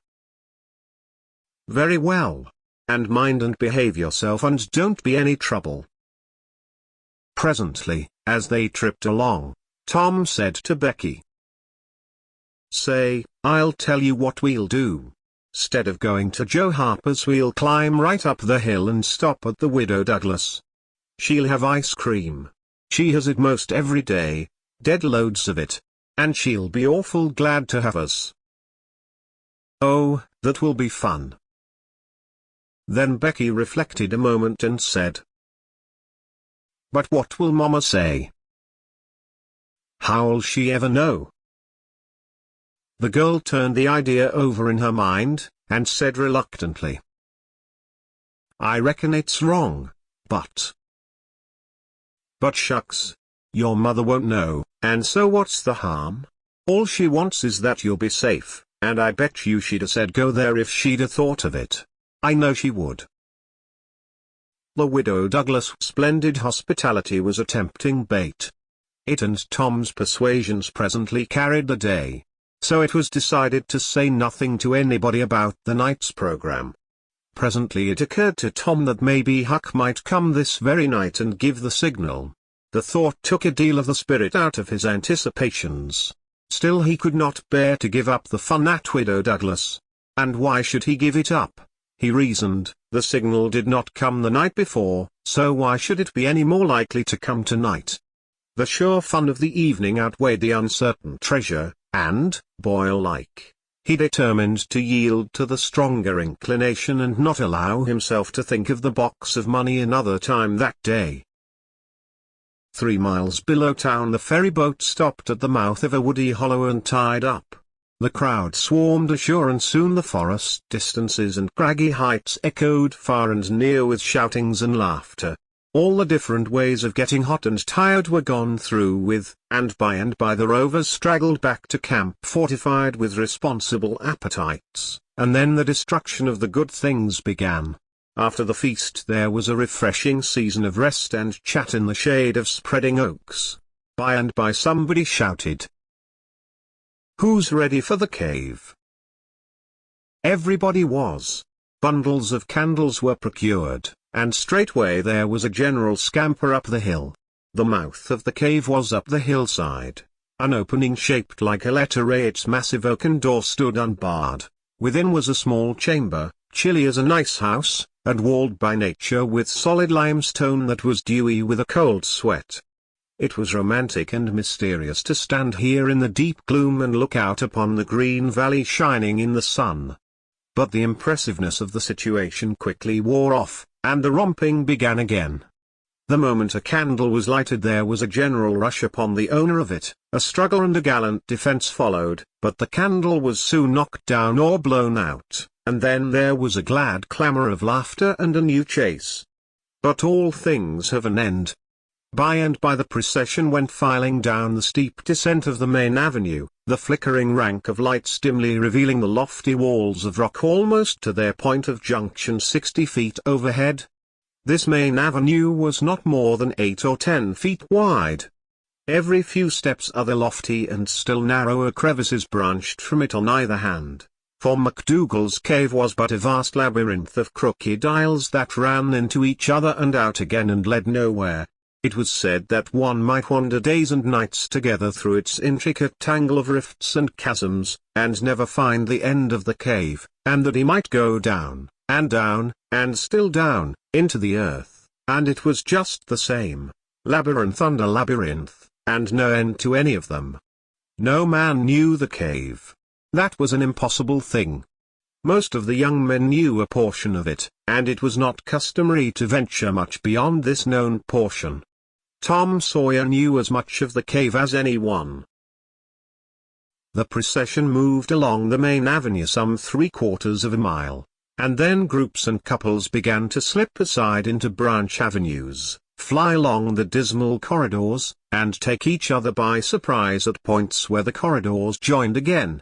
Parties were able to elude each other for the space of half an hour without going beyond the known ground. By and by, one group after another came straggling back to the mouth of the cave, panting, hilarious, smeared from head to foot with tallow drippings, daubed with clay, and entirely delighted with the success of the day. Then they were astonished to find that they had been taking no note of time and that night was about at hand. The clanging bell had been calling for half an hour. However, this sort of close to the day's adventures was romantic and therefore satisfactory. When the ferry boat with her wild freight pushed into the stream, nobody cared sixpence for the wasted time but the captain of the craft. Huck was already upon his watch when the ferry boat's lights went glinting past the wharf. He heard no noise on board, for the young people were as subdued and still as people usually are who are nearly tired to death. He wondered what boat it was, and why she did not stop at the wharf, and then he dropped her out of his mind and put his attention upon his business. The night was growing cloudy and dark. 10 o'clock came, and the noise of vehicles ceased, scattered lights began to wink out, all straggling foot passengers disappeared, the village betook itself to its slumbers and left the small watcher alone with the silence and the ghosts. 11 o'clock came, and the tavern lights were put out. Darkness everywhere, now. Huck waited what seemed a weary long time, but nothing happened. His faith was weakening. Was there any use? Was there really any use? Why not give it up and turn in? A noise fell upon his ear. He was all attention in an instant. The alley door closed softly. He sprang to the corner of the brick store. The next moment 2 men brushed by him, and one seemed to have something under his arm. It must be that box. So they were going to remove the treasure. Why call Tom now? It would be absurd. The men would get away with the box and never be found again. No. He would stick to their wake and follow them, he would trust to the darkness for security from discovery. So communing with himself, Huck stepped out and glided along behind the men, cat-like, with bare feet, allowing them to keep just far enough ahead not to be invisible. They moved up the river street 3 blocks, then turned to the left up a cross street. They went straight ahead, then, until they came to the path that led up Cardiff Hill. This they took. They passed by the old Welshman's house, halfway up the hill, without hesitating, and still climbed upward. Good, thought Huck. They will bury it in the old quarry. But they never stopped at the quarry. They passed on, up the summit. They plunged into the narrow path between the tall sumac bushes, and were at once hidden in the gloom. Huck closed up and shortened his distance, now, for they would never be able to see him. He trotted along a while, then slackened his pace, fearing he was gaining too fast, moved on a piece, then stopped altogether, listened, no sound, none, save that he seemed to hear the beating of his own heart. The hooting of an owl came over the hill, ominous sound. But no footsteps. Heavens, was everything lost? He was about to spring with winged feet, when a man cleared his throat not 4 feet from him. Huck's heart shot into his throat, but he swallowed it again, and then he stood there shaking as if a dozen agues had taken charge of him at once, and so weak that he thought he must surely fall to the ground. He knew where he was. He knew he was within 5 steps of the stile leading into Widow Douglas grounds. Very well, he thought, let them bury it there. It won't be hard to find. Now there was a voice, a very low voice, Injun Joe's. Damn her, maybe she's got company. There's lights. Late as it is. I can't see any. This was that stranger's voice, the stranger of the haunted house. A deadly chill went to Huck's heart. This, then, was the revenge job. His thought was, to fly. Then he remembered that the Widow Douglas had been kind to him more than once, and maybe these men were going to murder her. He wished he dared venture to warn her, but he knew he didn't dare, they might come and catch him. He thought all this and more in the moment that elapsed between the stranger's remark and Injun Joe's next, which was, because the bush is in your way. Now, this way. Now you see, don't you? Yes. Well, there is company there, I reckon. Better give it up. Give it up, and I just leaving this country forever. Give it up and maybe never have another chance. I tell you again, as I've told you before, I don't care for her swag, you may have it. But her husband was rough on me, many times he was rough on me, and mainly he was the justice of the peace that jugged me for a vagrant. And that ain't all. It ain't a millionth part of it. He had me horsewhipped. Horsewhipped in front of the jail, like a nigger. With all the town looking on. Horsewhipped. Do you understand? He took advantage of me and died. But I'll take it out of her. Oh, don't kill her. Don't do that. Kill? Who said anything about killing? I would kill him if he was here, but not her. When you want to get revenge on a woman, you don't kill her, bosh. You go for her looks. You slit her nostrils. You notch her ears like a sow. By God, that's... Keep your opinion to yourself. It will be safest for you. I'll tie her to the bed. If she bleeds to death, is that my fault? I'll not cry, if she does. My friend, you'll help me in this thing. For my sake, that's why you're here. I mightn't be able alone. If you flinch, I'll kill you. Do you understand that? And if I have to kill you, I'll kill her, and then I reckon nobody'll ever know much about who done this business. Well, if it's got to be done, let's get at it. The quicker the better. I'm all in a shiver. Do it now? And company there? Look here, I'll get suspicious of you, first thing you know. No, we'll wait till the lights are out. There's no hurry. Huck felt that a silence was going to ensue, a thing still more awful than any amount of murderous talk, so he held his breath and stepped gingerly back, planted his foot carefully and firmly, after balancing, one-legged, in a precarious way and almost toppling over, first on one side and then on the other. He took another step back, with the same elaboration and the same risks, then another and another, and a twig snapped under his foot.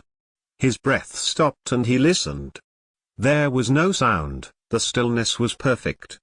His gratitude was measureless. Now he turned in his tracks, between the walls of sumac bushes, turned himself as carefully as if he were a ship, and then stepped quickly but cautiously along. When he emerged at the quarry he felt secure, and so he picked up his nimble heels and flew. Down, down he sped, till he reached the Welshman's. He banged at the door, and presently the heads of the old man and his two stalwart sons were thrust from windows. What's the row there? Who's banging? What do you want? Let me in, quick! I'll tell everything. Why, who are you? Huckleberry Finn, quick, let me in. Huckleberry Finn, indeed. It ain't a name to open many doors, I judge. But let him in, lads, and let's see what's the trouble.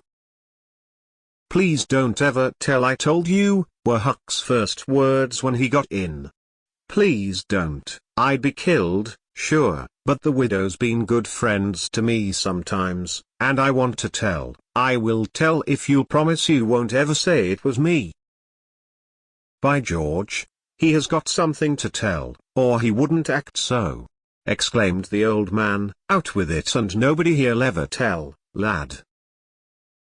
3 minutes later the old man and his sons, well armed, were up the hill, and just entering the sumac path on tiptoe, their weapons in their hands. Huck accompanied them no further. He hid behind a great boulder and fell to listening. There was a lagging, anxious silence, and then all of a sudden there was an explosion of firearms and a cry. Huck waited for no particulars. He sprang away and sped down the hill as fast as his legs could carry him. Chapter 30. As the earliest suspicion of dawn appeared on Sunday morning, Huck came groping up the hill and rapped gently at the old Welshman's door. The inmates were asleep, but it was a sleep that was set on a hair-trigger, on account of the exciting episode of the night. A call came from a window. Who's there? Huck's scared voice answered in a low tone. Please let me in. It's only Huck Finn. It's a name that can open this door night or day, lad. And welcome. These were strange words to the vagabond boy's ears, and the pleasantest he had ever heard. He could not recollect that the closing word had ever been applied in his case before. The door was quickly unlocked, and he entered. Huck was given a seat and the old man and his brace of tall sons speedily dressed themselves. Now, my boy, I hope you're good and hungry, because breakfast will be ready as soon as the sun's up, and we'll have a piping hot one, too. Make yourself easy about that. I and the boys hoped you'd turn up and stop here last night." "I was awful scared," said Huck, "and I run. I took out when the pistols went off, and I didn't stop for 3 mile. I've come now because I wanted to know about it, you know, and I come before daylight because I didn't want to run across them devils, even if they was dead." "Well, poor chap, you do look as if you'd had a hard night of it, but there's a bed here for you when you've had your breakfast." "No, they ain't dead, lad, we are sorry enough for that. You see, we knew right where to put our hands on them, by your description, so we crept along on tiptoe till we got within 15 feet of them, dark as a cellar that sumac path was, and just then I found I was going to sneeze. It was the meanest kind of luck. I tried to keep it back, but no use, 'twas bound to come, and it did come. I was in the lead with my pistol raised, and when the sneeze started, those scoundrels rustling to get out of the path, I sung out, 'Fire, boys!' and blazed away at the place where the rustling was. So did the boys. But they were off in a jiffy, those villains, and we after them, down through the woods. I judge we never touched them. They fired a shot apiece as they started, but their bullets whizzed by and didn't do us any harm. As soon as we lost the sound of their feet we quit chasing, and went down and stirred up the constables. They got a posse together, and went off to guard the river bank, and as soon as it is light the sheriff and a gang are going to beat up the woods. My boys will be with them presently. I wish we had some sort of description of those rascals, 'twould help a good deal.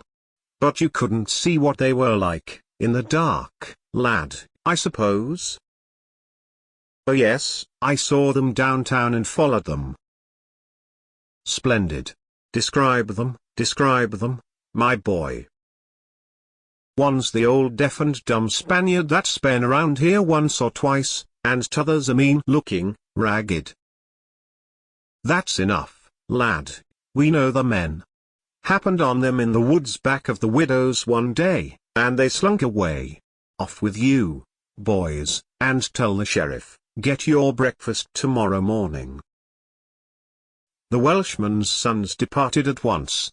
As they were leaving the room, Huck sprang up and exclaimed, "Oh, please don't tell anybody it was me that blowed on them.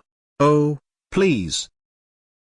"All right if you say it, Huck, but you ought to have the credit of what you did." "Oh no, no. Please don't tell." When the young men were gone, the old Welshman said, "They won't tell, and I won't. But why don't you want it known?" Huck would not explain, further than to say that he already knew too much about one of those men and would not have the man know that he knew anything against him for the whole world. He would be killed for knowing it, sure.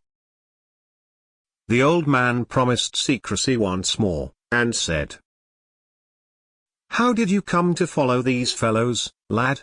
Were they looking suspicious?" Huck was silent while he framed a duly cautious reply.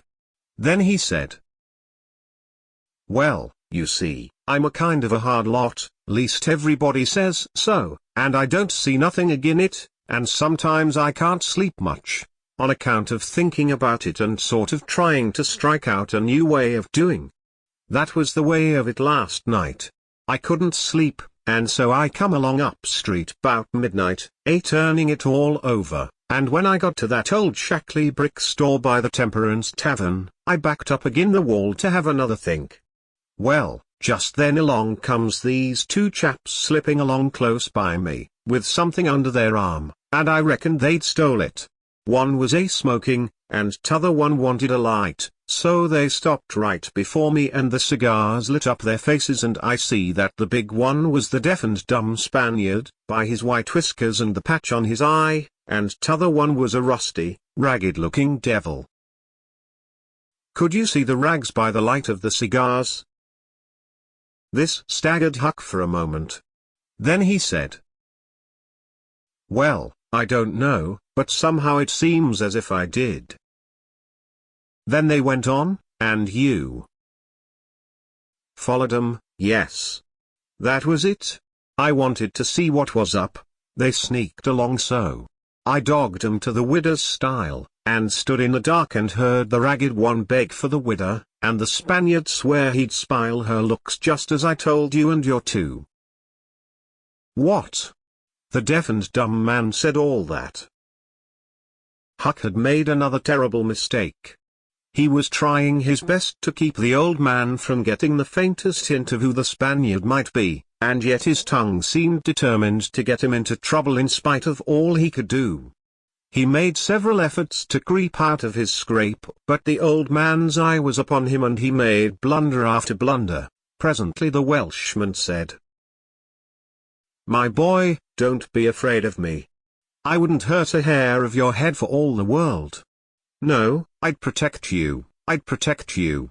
This Spaniard is not deaf and dumb. You've let that slip without intending it. You can't cover that up now. You know something about that Spaniard that you want to keep dark.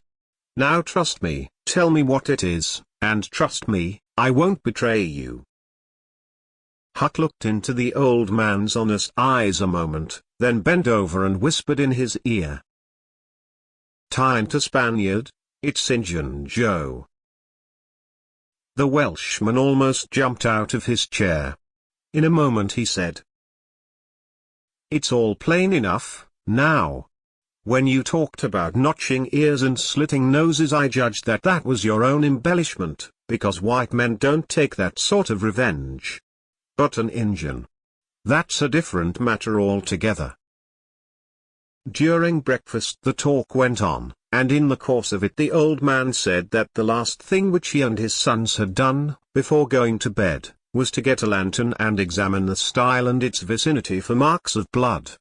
They found none, but captured a bulky bundle of what? If the words had been lightning they could not have leapt with a more stunning suddenness from Huck's blanched lips. His eyes were staring wide, now, and his breath suspended, waiting for the answer.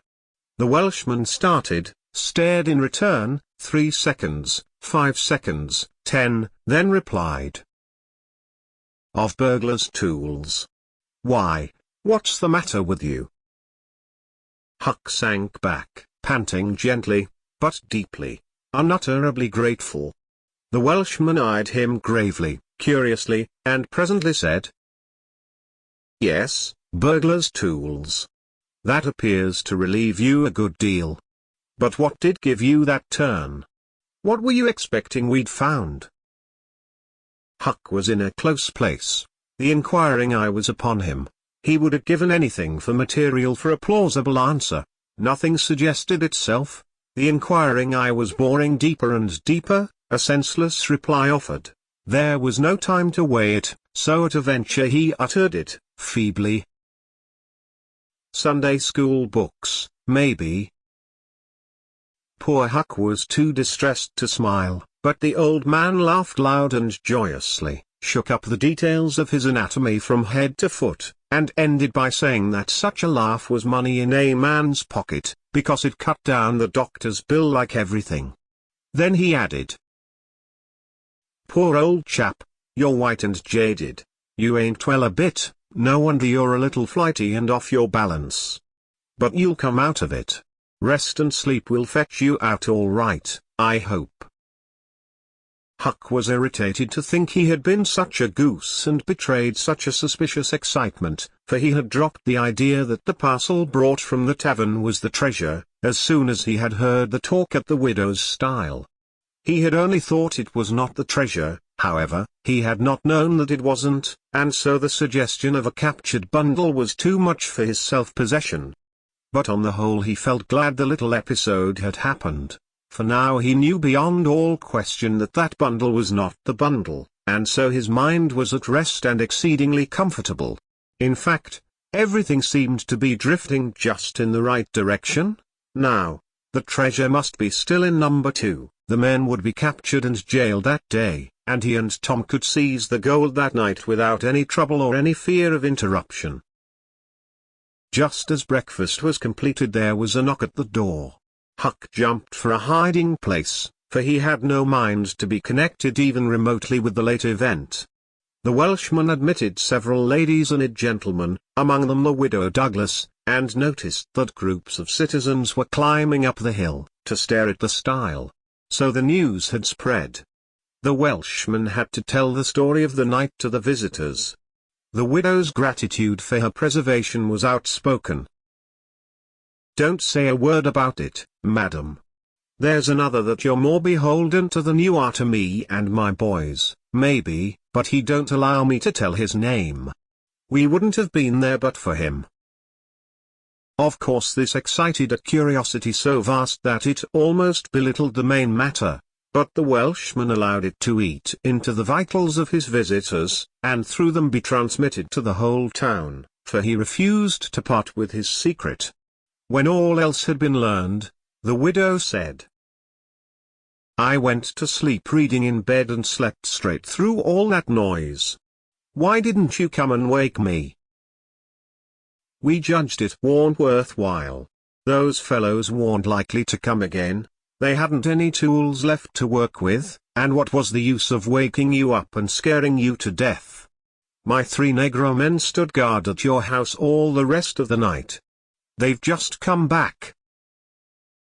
More visitors came, and the story had to be told and retold for a couple of hours more.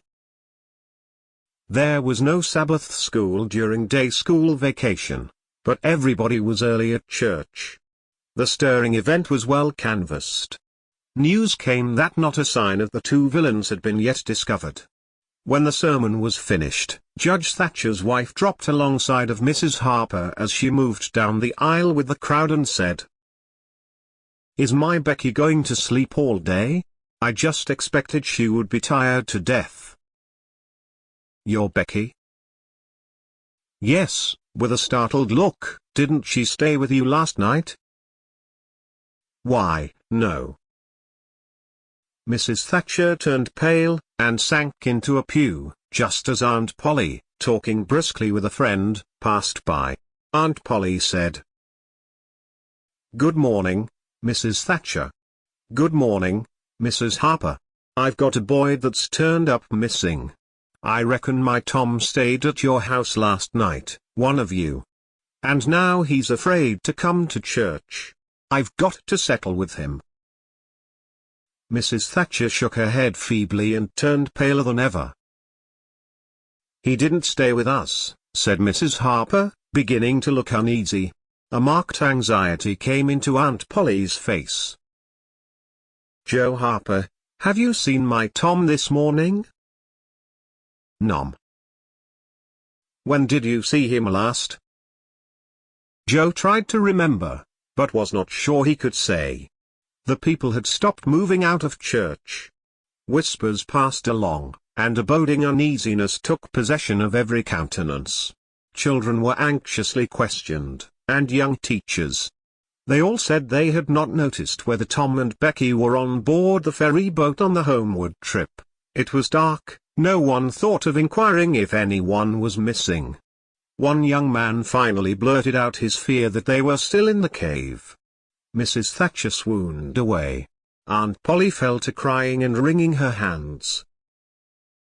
The alarm swept from lip to lip, from group to group, from street to street, and within 5 minutes the bells were wildly clanging and the whole town was up.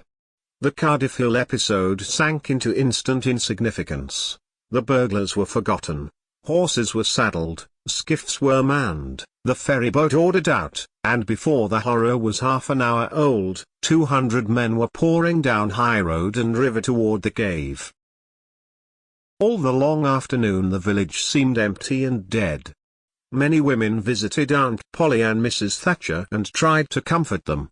They cried with them, too, and that was still better than words. All the tedious night the town waited for news, but when the morning dawned at last, all the word that came was, "Send more candles, and send food." Mrs. Thatcher was almost crazed, and Aunt Polly, also. Judge Thatcher sent messages of hope and encouragement from the cave, but they conveyed no real cheer. The old Welshman came home toward daylight, spattered with candle grease, smeared with clay, and almost worn out. He found Huck still in the bed that had been provided for him, and delirious with fever. The physicians were all at the cave, so the widow Douglas came and took charge of the patient. She said she would do her best by him, because, whether he was good, bad, or indifferent, he was the Lord's, and nothing that was the Lord's was a thing to be neglected. The Welshman said Huck had good spots in him, and the widow said, "You can depend on it. That's the Lord's mark. He don't leave it off. He never does. Puts it somewhere on every creature that comes from his hands."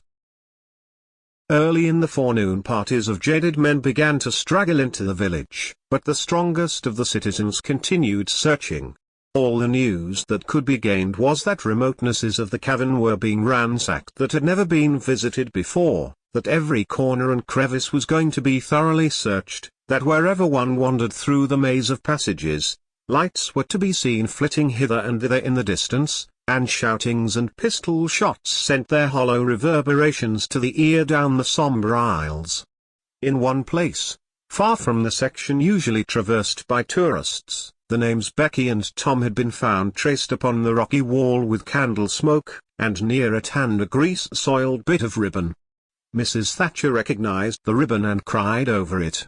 She said it was the last relic she should ever have of her child, and that no other memorial of her could ever be so precious, because this one parted latest from the living body before the awful death came. Some said that now and then, in the cave, a far-away speck of light would glimmer, and then a glorious shout would burst forth and a score of men go trooping down the echoing aisle, and then a sickening disappointment always followed. The children were not there. It was only a searcher's light. 3 dreadful days and nights dragged their tedious hours along, and the village sank into a hopeless stupor. No one had heart for anything. The accidental discovery, just made, that the proprietor of the Temperance Tavern kept liquor on his premises, scarcely fluttered the public pulse, tremendous as the fact was.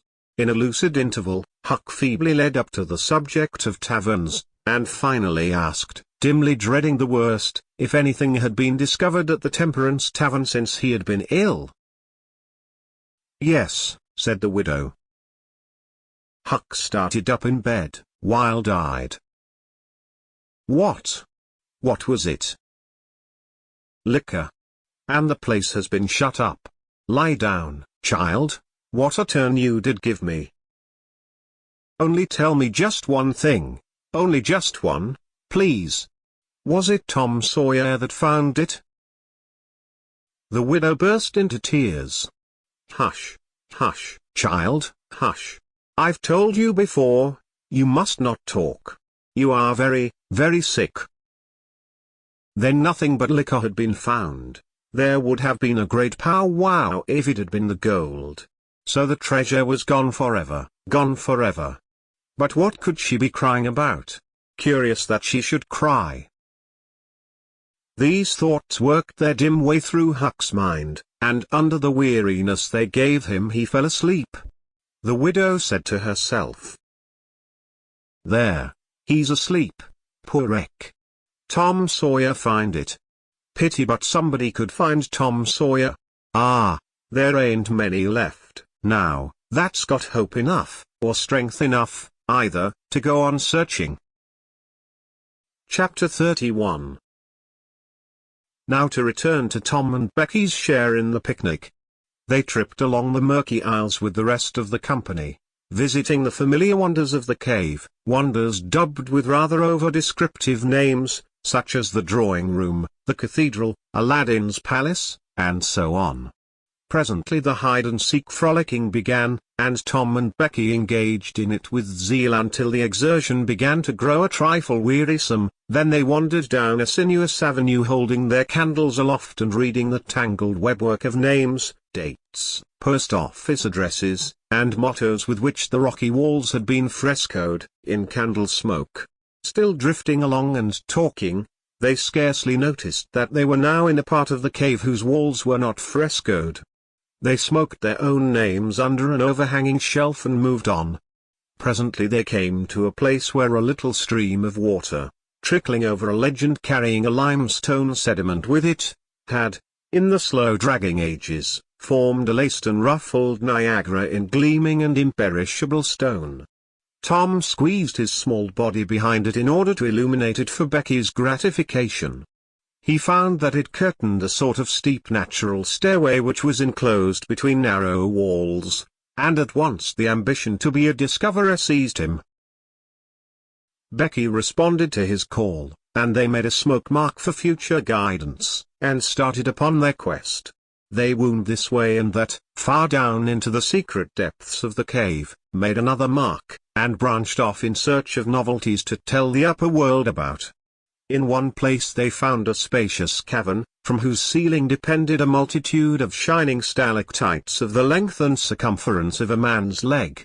They walked all about it, wondering and admiring, and presently left it by one of the numerous passages that opened into it. This shortly brought them to a bewitching spring, whose basin was encrusted with the frostwork of glittering crystals. It was in the midst of a cavern whose walls were supported by many fantastic pillars which had been formed by the joining of great stalactites and stalagmites together, the result of the ceaseless water drip of centuries. Under the roof vast knots of bats had packed themselves together, thousands in a bunch. The lights disturbed the creatures and they came flocking down by hundreds, squeaking and darting furiously at the candles. Tom knew their ways and the danger of this sort of conduct. He seized Becky's hand and hurried her into the first corridor that offered, and none too soon, for a bat struck Becky's light out with its wing while she was passing out of the cavern. The bats chased the children a good distance, but the fugitives plunged into every new passage that offered, and at last got rid of the perilous things. Tom found a subterranean lake, shortly, which stretched its dim length away until its shape was lost in the shadows. He wanted to explore its borders, but concluded that it would be best to sit down and rest a while, first. Now, for the first time, the deep stillness of the place laid a clammy hand upon the spirits of the children. Becky said, "Why, I didn't notice, but it seems ever so long since I heard any of the others. Come to think, Becky, we are away down below them, and I don't know how far away north, or south, or east, on whichever it is. We couldn't hear them here." Becky grew apprehensive. "I wonder how long we've been down here, Tom? We better start back." "Yes, I reckon we better. P'raps we better." "Can you find the way, Tom? It's all a mixed-up crookedness to me." "I reckon I could find it, but then the bats. If they put our candles out it will be an awful fix. Let's try some other way, so as not to go through there." "Well, but I hope we won't get lost. It would be so awful." And the girl shuddered at the thought of the dreadful possibilities. They started through a corridor, and traversed it in silence a long way, glancing at each new opening, to see if there was anything familiar about the look of it, but they were all strange. Every time Tom made an examination, Becky would watch his face for an encouraging sign, and he would say cheerily, "Oh, it's all right. This ain't the one, but we'll come to it right away." But he felt less and less hopeful with each failure, and presently began to turn off into diverging avenues at sheer random, in desperate hope of finding the one that was wanted. He still said it was all right, but there was such a leaden dread at his heart that the words had lost their ring and sounded just as if he had said, "All is lost." Becky clung to his side in an anguish of fear, and tried hard to keep back the tears, but they would come.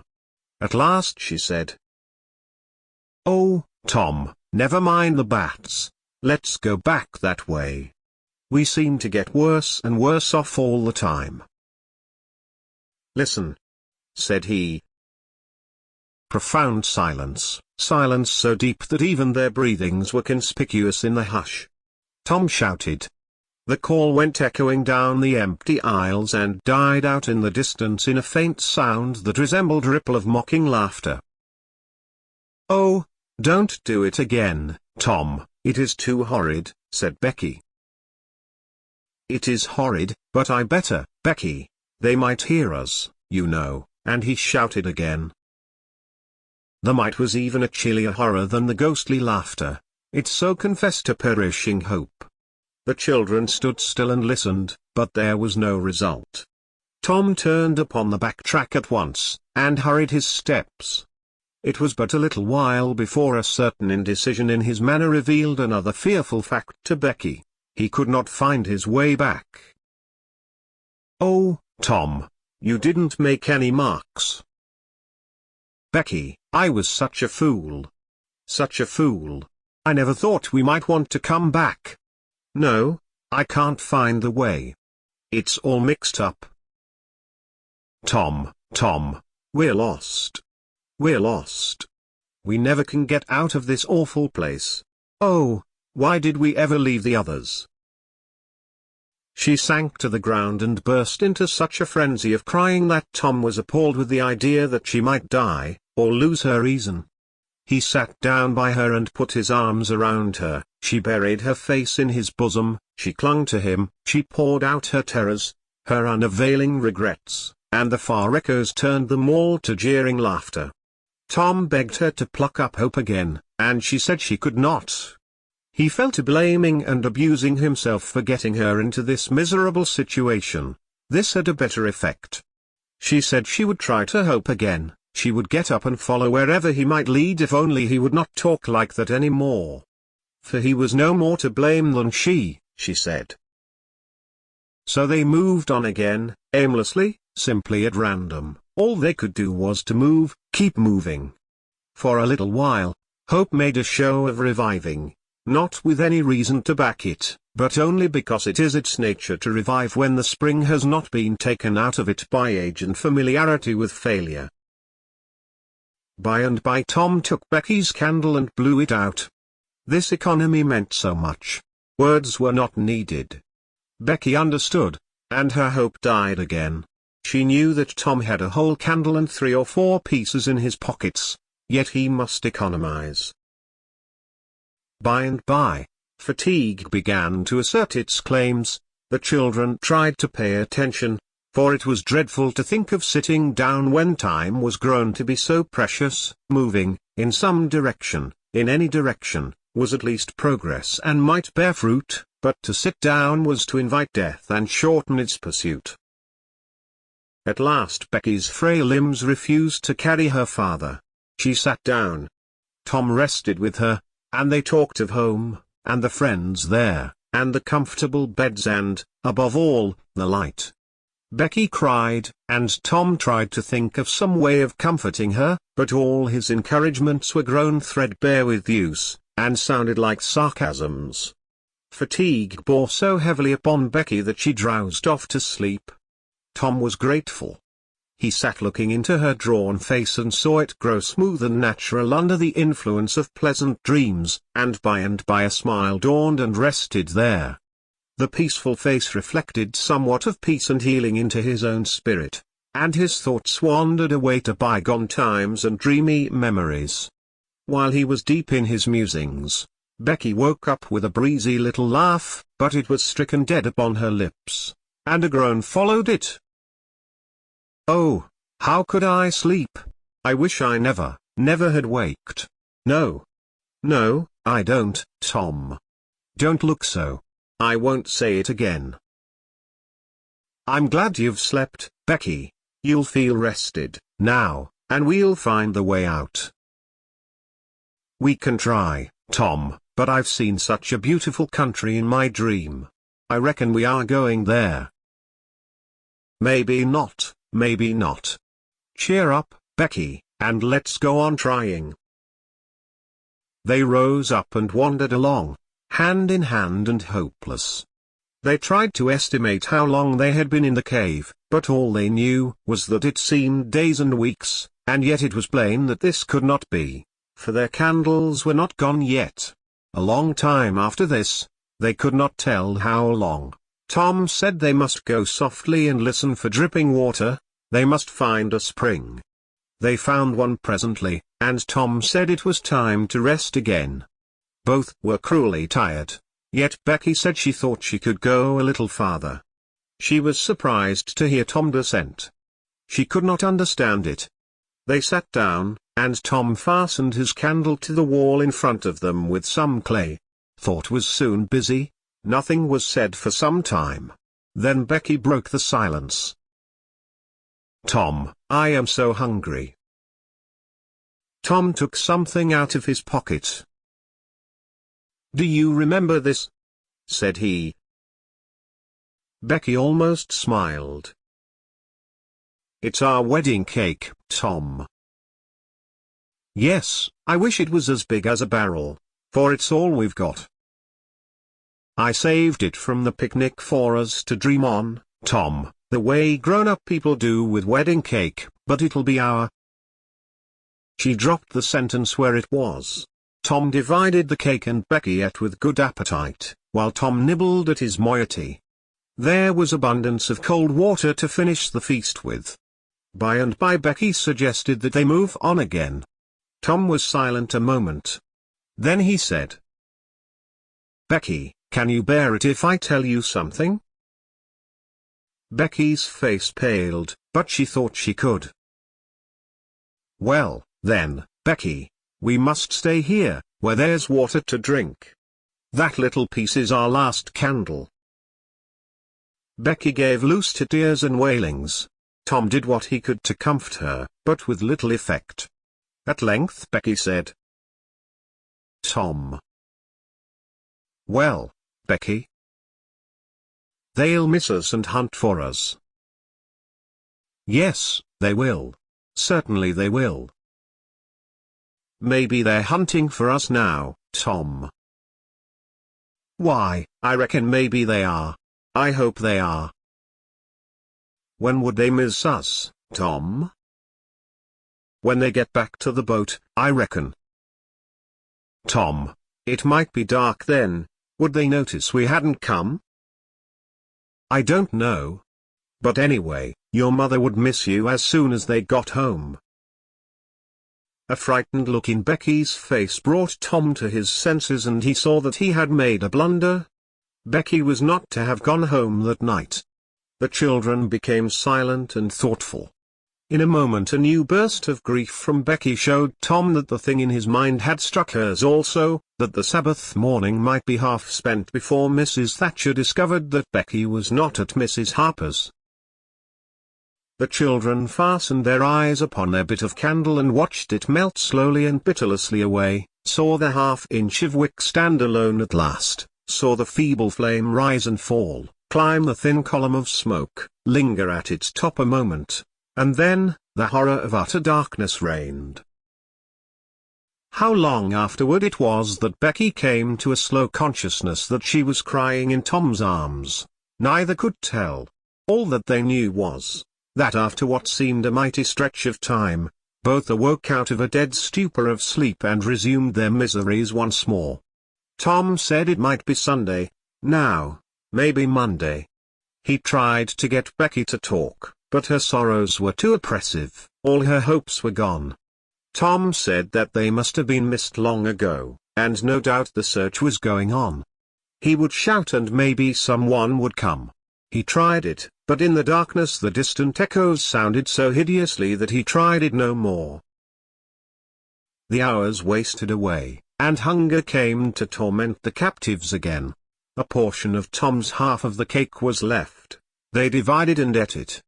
But they seemed hungrier than before. The poor morsel of food only whetted desire. By and by Tom said, "S.H. Did you hear that?" Both held their breath and listened. There was a sound like the faintest, far-off shout. Instantly Tom answered it, and leading Becky by the hand, started groping down the corridor in its direction. Presently he listened again. Again the sound was heard, and apparently a little nearer. "It's them," said Tom. "They're coming. Come along, Becky. We're all right now." The joy of the prisoners was almost overwhelming. Their speed was slow, however, because pitfalls were somewhat common, and had to be guarded against. They shortly came to one and had to stop. It might be 3 feet deep, it might be 100, there was no passing it at any rate. Tom got down on his breast and reached as far down as he could. No bottom. They must stay there and wait until the searchers came. They listened, evidently the distant shoutings were growing more distant. A moment or two more and they had gone altogether. The heart-sinking misery of it. Tom whooped until he was hoarse, but it was of no use. He talked hopefully to Becky, but an age of anxious waiting passed and no sounds came again. The children groped their way back to the spring. The weary time dragged on, they slept again, and awoke famished and were stricken. Tom believed it must be Tuesday by this time. Now an idea struck him. There were some side passages near at hand. It would be better to explore some of these than bear the weight of the heavy time in idleness. He took a kite line from his pocket, tied it to a projection, and he and Becky started, Tom in the lead, unwinding the line as he groped along. At the end of 20 steps the corridor ended in a jumping-off place. Tom got down on his knees and felt below, and then as far around the corner as he could reach with his hands conveniently. He made an effort to stretch yet a little farther to the right, and at that moment, not 20 yards away, a human hand, holding a candle, appeared from behind a rock. Tom lifted up a glorious shout, and instantly that hand was followed by the body it belonged to, Injun Joe's. Tom was paralyzed. He could not move. He was vastly gratified the next moment, to see the Spaniard take to his heels and get himself out of sight. Tom wondered that Joe had not recognized his voice and come over and killed him for testifying in court. But the echoes must have disguised the voice. Without doubt, that was it, he reasoned. Tom's fright weakened every muscle in his body. He said to himself that if he had strength enough to get back to the spring he would stay there, and nothing should tempt him to run the risk of meeting Injun Joe again. He was careful to keep from Becky what it was he had seen. He told her he had only shouted for luck. But hunger and wretchedness rise superior to fears in the long run. Another tedious wait at the spring and another long sleep brought changes. The children awoke tortured with a raging hunger. Tom believed that it must be Wednesday or Thursday or even Friday or Saturday, now, and that the search had been given over. He proposed to explore another passage. He felt willing to risk Injun Joe and all other terrors. But Becky was very weak. She had sunk into a dreary apathy and would not be roused. She said she would wait, now, where she was, and die. It would not be long. She told Tom to go with the kite line and explore if he chose, but she implored him to come back every little while and speak to her, and she made him promise that when the awful time came, he would stay by her and hold her hand until all was over. Tom kissed her, with a choking sensation in his throat, and made a show of being confident of finding the searchers or an escape from the cave. Then he took the kite line in his hand and went groping down one of the passages on his hands and knees, distressed with hunger and sick with bodings of coming doom. Chapter 32. Tuesday afternoon came, and waned to the twilight. The village of St. Petersburg still mourned. The lost children had not been found.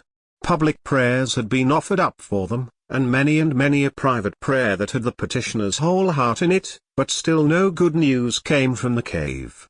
The majority of the searchers had given up the quest and gone back to their daily avocations, saying that it was plain the children could never be found. Mrs. Thatcher was very ill, and a great part of the time delirious. People said it was heartbreaking to hear her call her child, and raise her head and listen a whole minute at a time, then lay it wearily down again with a moan. Aunt Polly had drooped into a settled melancholy, and her grey hair had grown almost white. The village went to its rest on Tuesday night, sad and forlorn. Away in the middle of the night a wild peal burst from the village bells, and in a moment the streets were swarming with frantic half-clad people, who shouted, "Turn out! Turn out! They're found! They're found!" Tin pans and horns were added to the din. The population massed itself and moved toward the river, met the children coming in an open carriage drawn by shouting citizens, thronged around it, joined its homeward march, and swept magnificently up the main street roaring huzzah after huzzah. The village was illuminated. Nobody went to bed again. It was the greatest night the little town had ever seen. During the first half hour a procession of villagers filed through Judge Thatcher's house, seized the saved ones and kissed them, squeezed Mrs. Thatcher's hand, tried to speak but couldn't, and drifted out raining tears all over the place. Aunt Polly's happiness was complete, and Mrs. Thatcher's nearly so. It would be complete, however, as soon as the messenger dispatched with the great news to the cave should get the word to her husband.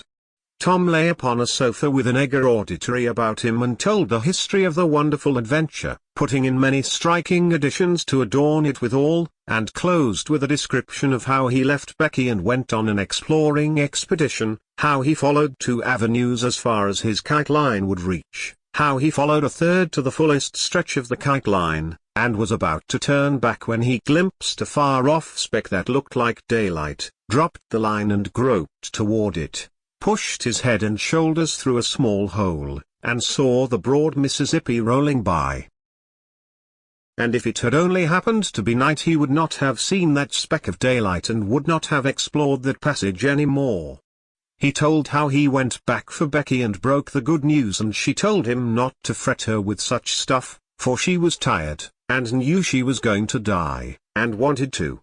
He described how he labored with her and convinced her, and how she almost died for joy when she had groped to where she actually saw the blue speck of daylight, how he pushed his way out at the hole and then helped her out, how they sat there and cried for gladness, how some men came along in a skiff and Tom hailed them and told them their situation and their famished condition, how the men didn't believe the wild tale at first, because, said they, "You are 5 miles down the river below the valley the cave is in," then took them aboard, rode to a house, gave them supper, made them rest till 2 or 3 hours after dark and then brought them home. Before day dawn, Judge Thatcher and the handful of searchers with him were tracked out, in the cave, by the twine clues they had strung behind them, and informed of the great news. 3 days and nights of toil and hunger in the cave were not to be shaken off at once, as Tom and Becky soon discovered. They were bedridden all of Wednesday and Thursday, and seemed to grow more and more tired and worn, all the time.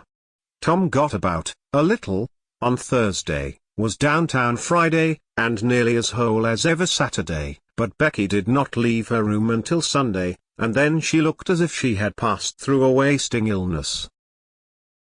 Tom learned of Huck's sickness and went to see him on Friday, but could not be admitted to the bedroom, neither could he on Saturday or Sunday. He was admitted daily after that, but was warned to keep still about his adventure and introduce no exciting topic. The widow Douglas stayed by to see that he obeyed. At home Tom learned of the Cardiff Hill event, also that the ragged man's body had eventually been found in the river near the ferry landing. He had been drowned while trying to escape, perhaps. About a fortnight after Tom's rescue from the cave, he started off to visit Huck, who had grown plenty strong enough, now, to hear exciting talk, and Tom had some that would interest him, he thought. Judge Thatcher's house was on Tom's way, and he stopped to see Becky. The judge and some friends set Tom to talking, and someone asked him ironically if he wouldn't like to go to the cave again. Tom said he thought he wouldn't mind it. The judge said, "Well, there are others just like you, Tom, I've not the least doubt. But we have taken care of that. Nobody will get lost in that cave anymore." "Why?" "Because I had its big door sheathed with boiler iron 2 weeks ago, and triple locked, and I've got the keys." Tom turned as white as a sheet. "What's the matter, boy. "Here, run, somebody. Fetch a glass of water." The water was brought and thrown into Tom's face. "Ah, now you're all right. What was the matter with you, Tom?" "Oh, Judge, Injun Joe's in the cave." Chapter 33. Within a few minutes the news had spread, and a dozen skiff-loads of men were on their way to MacDougall's cave, and the ferry boat, well filled with passengers, soon followed. Tom Sawyer was in the skiff that bore Judge Thatcher. When the cave door was unlocked, a sorrowful sight presented itself in the dim twilight of the place.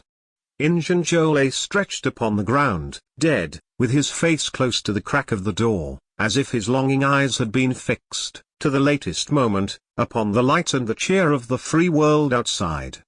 Tom was touched, for he knew by his own experience how this wretch had suffered. His pity was moved, but nevertheless he felt an abounding sense of relief and security, now, which revealed to him in a degree which he had not fully appreciated before how vast a weight of dread had been lying upon him since the day he lifted his voice against this bloody-minded outcast. Injun Joe's bowie knife lay close by, its blade broken in two. The great foundation beam of the door had been chipped and hacked through, with tedious labor, useless labor, too, it was, for the native rock formed a sill outside it, and upon that stubborn material the knife had wrought no effect. The only damage done was to the knife itself. But if there had been no stony obstruction there the labor would have been useless still, for if the beam had been wholly cut away Injun Joe could not have squeezed his body under the door, and he knew it. So he had only hacked that place in order to be doing something, in order to pass the weary time, in order to employ his tortured faculties. Ordinarily one could find half a dozen bits of candle stuck around in the crevices of this vestibule, left there by tourists, but there were none now. The prisoner had searched them out and eaten them. He had also contrived to catch a few bats, and these, also, he had eaten, leaving only their claws. The poor unfortunate had starved to death. In one place, near at hand, a stalagmite had been slowly growing up from the ground for ages, builded by the water drip from a stalactite overhead. The captive had broken off the stalagmite, and upon the stump had placed a stone, wherein he had scooped a shallow hollow to catch the precious drop that fell once in every 3 minutes with the dreary regularity of a clock tick, a dessert spoonful once in 24 hours. That drop was falling when the pyramids were new, when Troy fell, when the foundations of Rome were laid, when Christ was crucified, when the conqueror created the British Empire, when Columbus sailed, when the massacre at Lexington was news. It is falling now, it will still be falling when all these things shall have sunk down the afternoon of history, and the twilight of tradition, and been swallowed up in the thick night of oblivion. Has everything a purpose and a mission? Did this drop fall patiently during 5,000 years to be ready for this flitting human insect's need? And has it another important object to accomplish 10,000 years to come? No matter. It is many and many a year since the hapless half-breed scooped out the stone to catch the priceless drops, but to this day the tourist stares longest at that pathetic stone and that slow-dropping water when he comes to see the wonders of MacDougall's cave. Injun Joe's cup stands first in the list of the cavern's marvels, even Aladdin's palace cannot rival it. Injun Joe was buried near the mouth of the cave, and people flocked there in boats and wagons from the towns and from all the farms and hamlets for 7 miles around. They brought their children, and all sorts of provisions, and confessed that they had had almost as satisfactory a time at the funeral as they could have had at the hanging. This funeral stopped the further growth of one thing: the petition to the governor for Injun Joe's pardon. The petition had been largely signed. Many tearful and eloquent meetings had been held, and a committee of sappy women been appointed to go in deep mourning and wail around the governor, and implore him to be a merciful ass and trample his duty underfoot. Injun Joe was believed to have killed 5 citizens of the village, but what of that? If he had been Satan himself, there would have been plenty of weaklings ready to scribble their names to a pardon petition, and drip a tear on it from their permanently impaired and leaky waterworks. The morning after the funeral, Tom took Huck to a private place to have an important talk. Huck had learned all about Tom's adventure from the Welshman and the widow Douglas, by this time, but Tom said he reckoned there was one thing they had not told him. That thing was what he wanted to talk about now. Huck's face saddened. He said, "I know what it is. You got into number 2 and never found anything but whiskey. Nobody told me it was you, but I just knowed it must have been you, soon as I heard 'bout that whiskey business, and I knowed you hadn't got the money because you'd a got at me some way or other and told me even if you was mum to everybody else. Tom, something's always told me we'd never get holt of that swag." "Why, Huck, I never told on that tavern keeper. You know his tavern was all right the Saturday I went to the picnic. Don't you remember you was to watch there that night?" "Oh yes. Why, it seems 'bout a year ago. It was that very night that I followed Injun Joe to the widow's." "You followed him?" "Yes, but you keep mum. I reckon Injun Joe's left friends behind him, and I don't want 'em souring on me and doing me mean tricks. If it hadn't been for me he'd be down in Texas now, all right." Then Huck told his entire adventure in confidence to Tom, who had only heard of the Welshman's part of it before. "Well," said Huck, presently, coming back to the main question, "whoever nipped the whiskey in number 2, nipped the money, too, I reckon. Anyways, it's a goner for us, Tom." "Huck, that money wasn't ever in no 2. "What?" Huck searched his comrade's face keenly. "Tom, have you got on the track of that money again?" "Huck, it's in the cave." Huck's eyes blazed. "Say it again, Tom."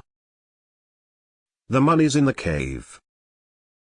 "Tom, honest Injun, now, is it fun, or earnest?"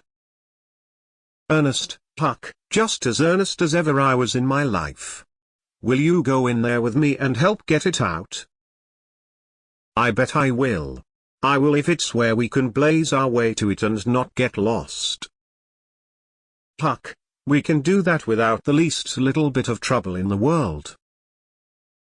"Good as wheat. What makes you think the money's?" "Huck, you just wait till we get in there. If we don't find it, I'll agree to give you my drum and everything I've got in the world. I will, by jings." "All right, it's a whiz. When do you say?" "Right now, if you say it. Are you strong enough?" "Is it far in the cave? I been on my pins a little, 3 or 4 days, now, but I can't walk more'n a mile, Tom, least I don't think I could." "It's about 5 mile into there the way anybody but me would go, Huck, but there's a mighty short cut that they don't anybody but me know about. Huck, I'll take you right to it in a skiff. I'll float the skiff down there, and I'll pull it back again all by myself. You needn't ever turn your hand over." "Let's start right off, Tom." "All right. We want some bread and meat, and our pipes, and a little bag or 2, and 2 or 3 kite strings, and some of these newfangled things they call lucifer matches. I tell you, many's the time I wished I had some when I was in there before."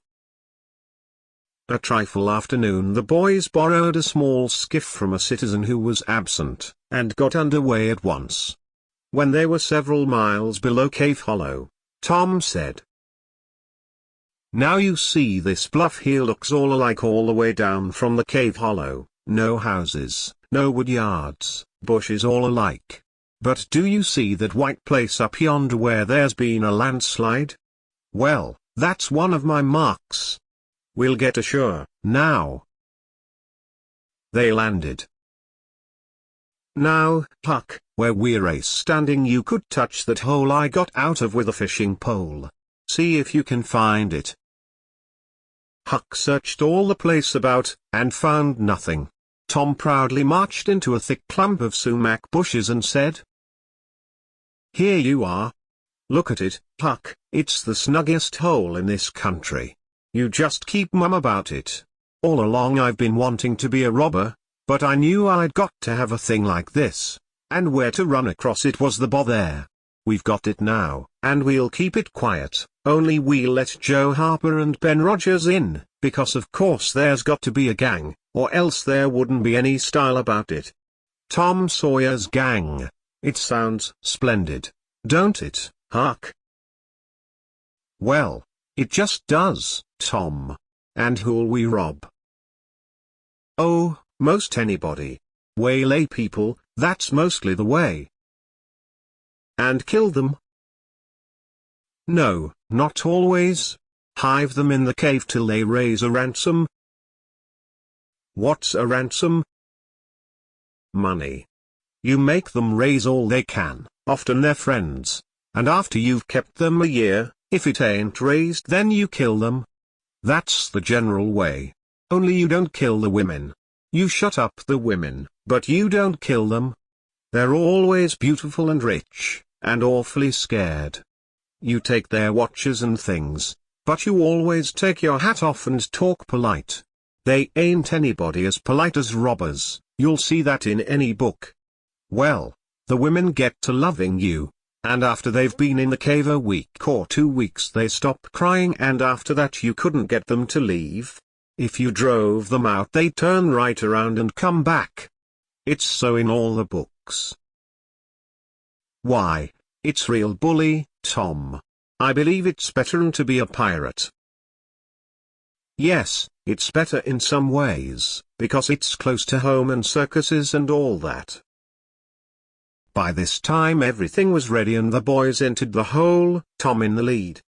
They toiled their way to the farther end of the tunnel, then made their spliced kite strings fast and moved on. A few steps brought them to the spring, and Tom felt a shudder quiver all through him. He showed Huck the fragment of candle wick perched on a lump of clay against the wall, and described how he and Becky had watched the flame struggle and expire. The boys began to quiet down to whispers, now, for the stillness and gloom of the place oppressed their spirits. They went on, and presently entered and followed Tom's other corridor until they reached the jumping-off place. The candles revealed the fact that it was not really a precipice, but only a steep clay hill 20 or 30 feet high. Tom whispered, "Now I'll show you something, Huck." He held his candle aloft and said, "Look as far around the corner as you can. Do you see that? There, on the big rock over yonder, done with candle smoke." "Tom, it's a cross." "Now where's your number 2? Under the cross, hey? Right yonder's where I saw Injun Joe poke up his candle, Huck." Huck stared at the mystic sign a while, and then said with a shaky voice, "Tom, let's get out of here." "What? And leave the treasure?" "Yes, leave it. Injun Joe's ghost is round about there, certain." "No it ain't, Huck, no it ain't. It would haunt the place where he died, away out at the mouth of the cave, 5 miles from here." "No, Tom, it wouldn't.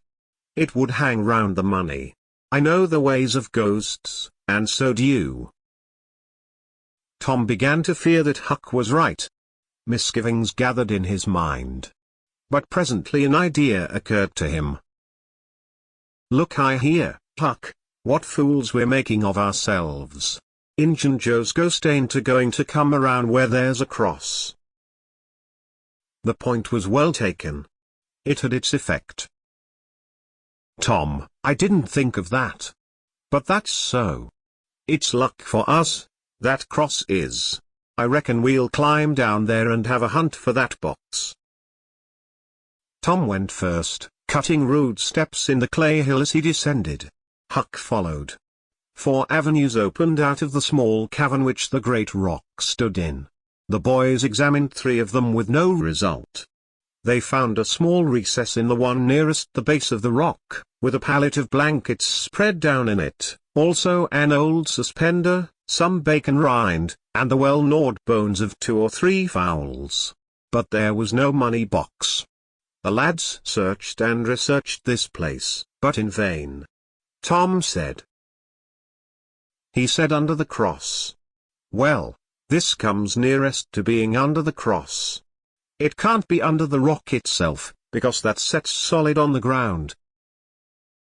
They searched everywhere once more, and then sat down discouraged. Huck could suggest nothing. By and by Tom said.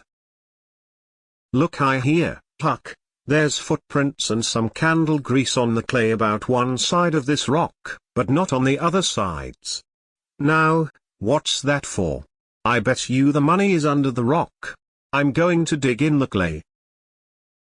That ain't no bad notion, Tom, said Huck with animation. Tom's real Barlow was out at once, and he had not dug 4 inches before he struck wood. Hey, Huck! You hear that? Huck began to dig and scratch now. Some boards were soon uncovered and removed. They had concealed a natural chasm which led under the rock.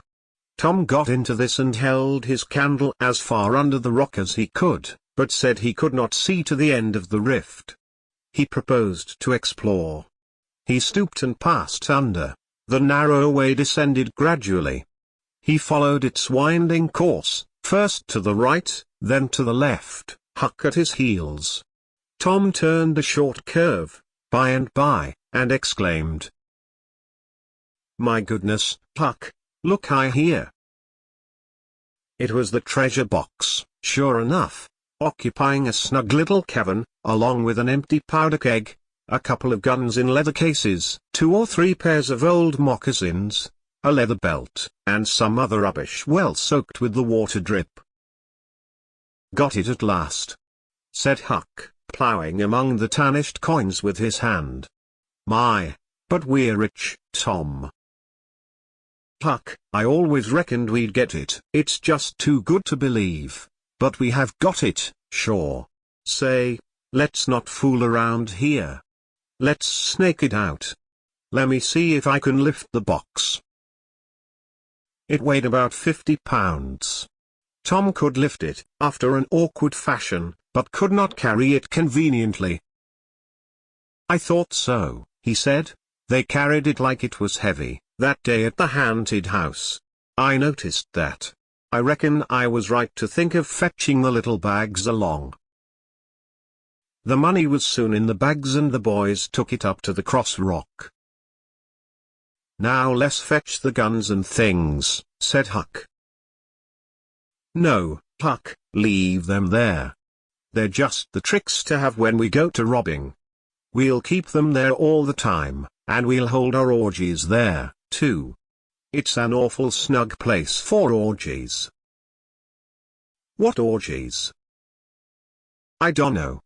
But robbers always have orgies, and of course we've got to have them, too. Come along, Huck, we've been in here a long time. It's getting late, I reckon. I'm hungry, too. We'll eat and smoke when we get to the skiff." They presently emerged into the clump of sumac bushes, looked warily out, found the coast clear, and were soon lunching and smoking in the skiff. As the sun dipped toward the horizon they pushed out and got under way.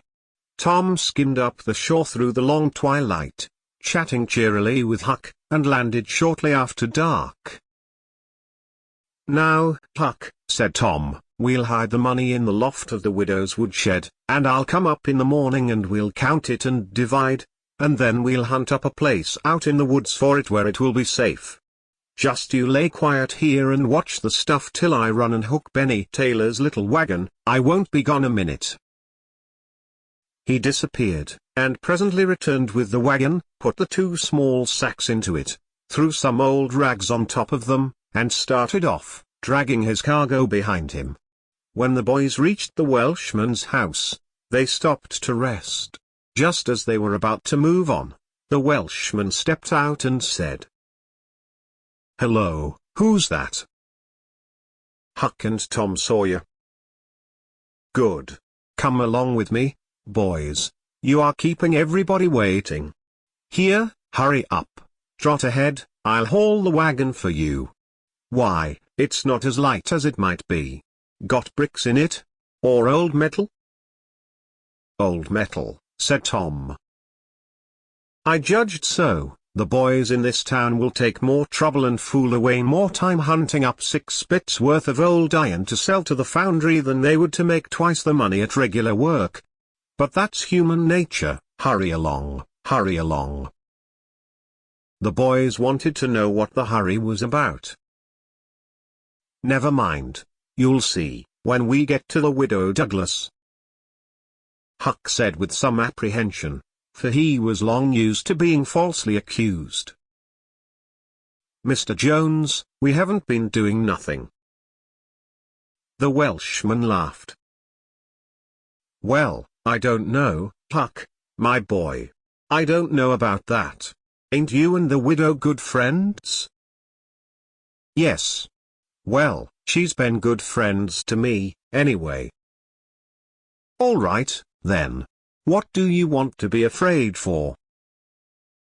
This question was not entirely answered in Huck's slow mind before he found himself pushed, along with Tom, into Mrs. Douglas' drawing room. Mr. Jones left the wagon near the door and followed. The place was grandly lighted, and everybody that was of any consequence in the village was there. The Thatchers were there, the Harpers, the Rogerses, Aunt Polly, Sid, Mary, the minister, the editor, and a great many more, and all dressed in their best. The widow received the boys as heartily as anyone could well receive 2 such-looking beings. They were covered with clay and candle grease. Aunt Polly blushed crimson with humiliation, and frowned and shook her head at Tom. Nobody suffered half as much as the 2 boys did, however. Mr. Jones said. Tom wasn't at home yet, so I gave him up, but I stumbled on him and Huck right at my door, and so I just brought them along in a hurry. And you did just right, said the widow. Come with me, boys. She took them to a bedchamber and said, Now wash and dress yourselves. Here are 2 new suits of clothes, shirts, socks, everything complete. They're Huck's. No, thanks, Huck. Mr. Jones bought one and I the other. But they'll fit both of you. Get into them. We'll wait. Come down when you are slicked up enough. Then she left. Chapter 34. Huck said, Tom, we can slope, if we can find a rope. The window ain't high from the ground. Shucks. What do you want to slope for? Well, I ain't used to that kind of a crowd. I can't stand it. I ain't going down there, Tom. Oh, bother. It ain't anything. I don't mind it a bit. I'll take care of you. Sid appeared. Tom, said he, Auntie has been waiting for you all the afternoon. Mary got your Sunday clothes ready, and everybody's been fretting about you. Say, ain't this grease and clay on your clothes? Now, Mr. Siddy, you just tend to your own business. What's all this blowout about, anyway? It's one of the widow's parties that she's always having.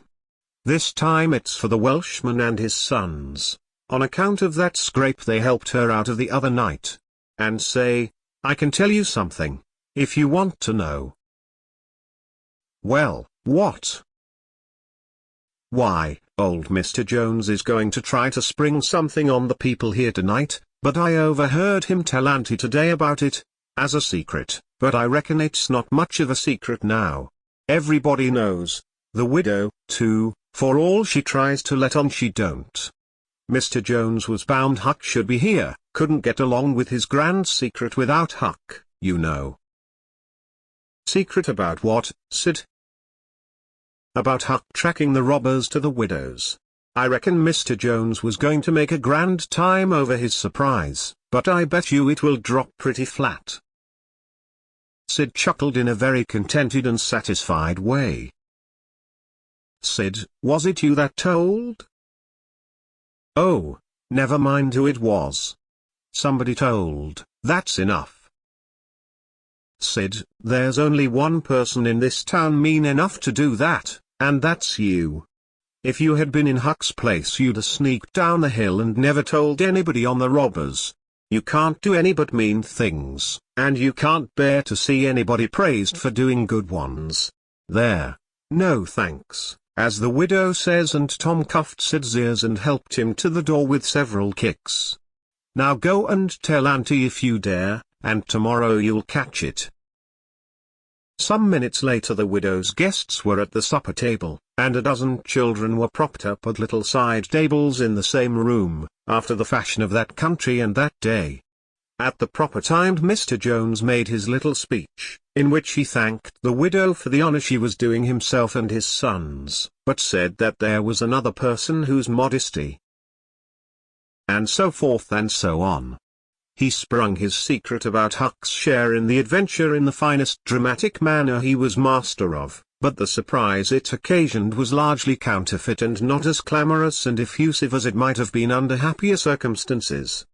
However, the widow made a pretty fair show of astonishment, and heaped so many compliments and so much gratitude upon Huck that he almost forgot the nearly intolerable discomfort of his new clothes in the entirely intolerable discomfort of being set up as a target for everybody's gaze and everybody's laudations. The widow said she meant to give Huck a home under her roof and have him educated, and that when she could spare the money she would start him in business in a modest way. Tom's chance was come, he said. Huck don't need it. Huck's rich. Nothing but a heavy strain upon the good manners of the company kept back the due and proper complimentary laugh at this pleasant joke. But the silence was a little awkward. Tom broke it. "Huck's got money. Maybe you don't believe it, but he's got lots of it. Oh, you needn't smile, I reckon I can show you. You just wait a minute."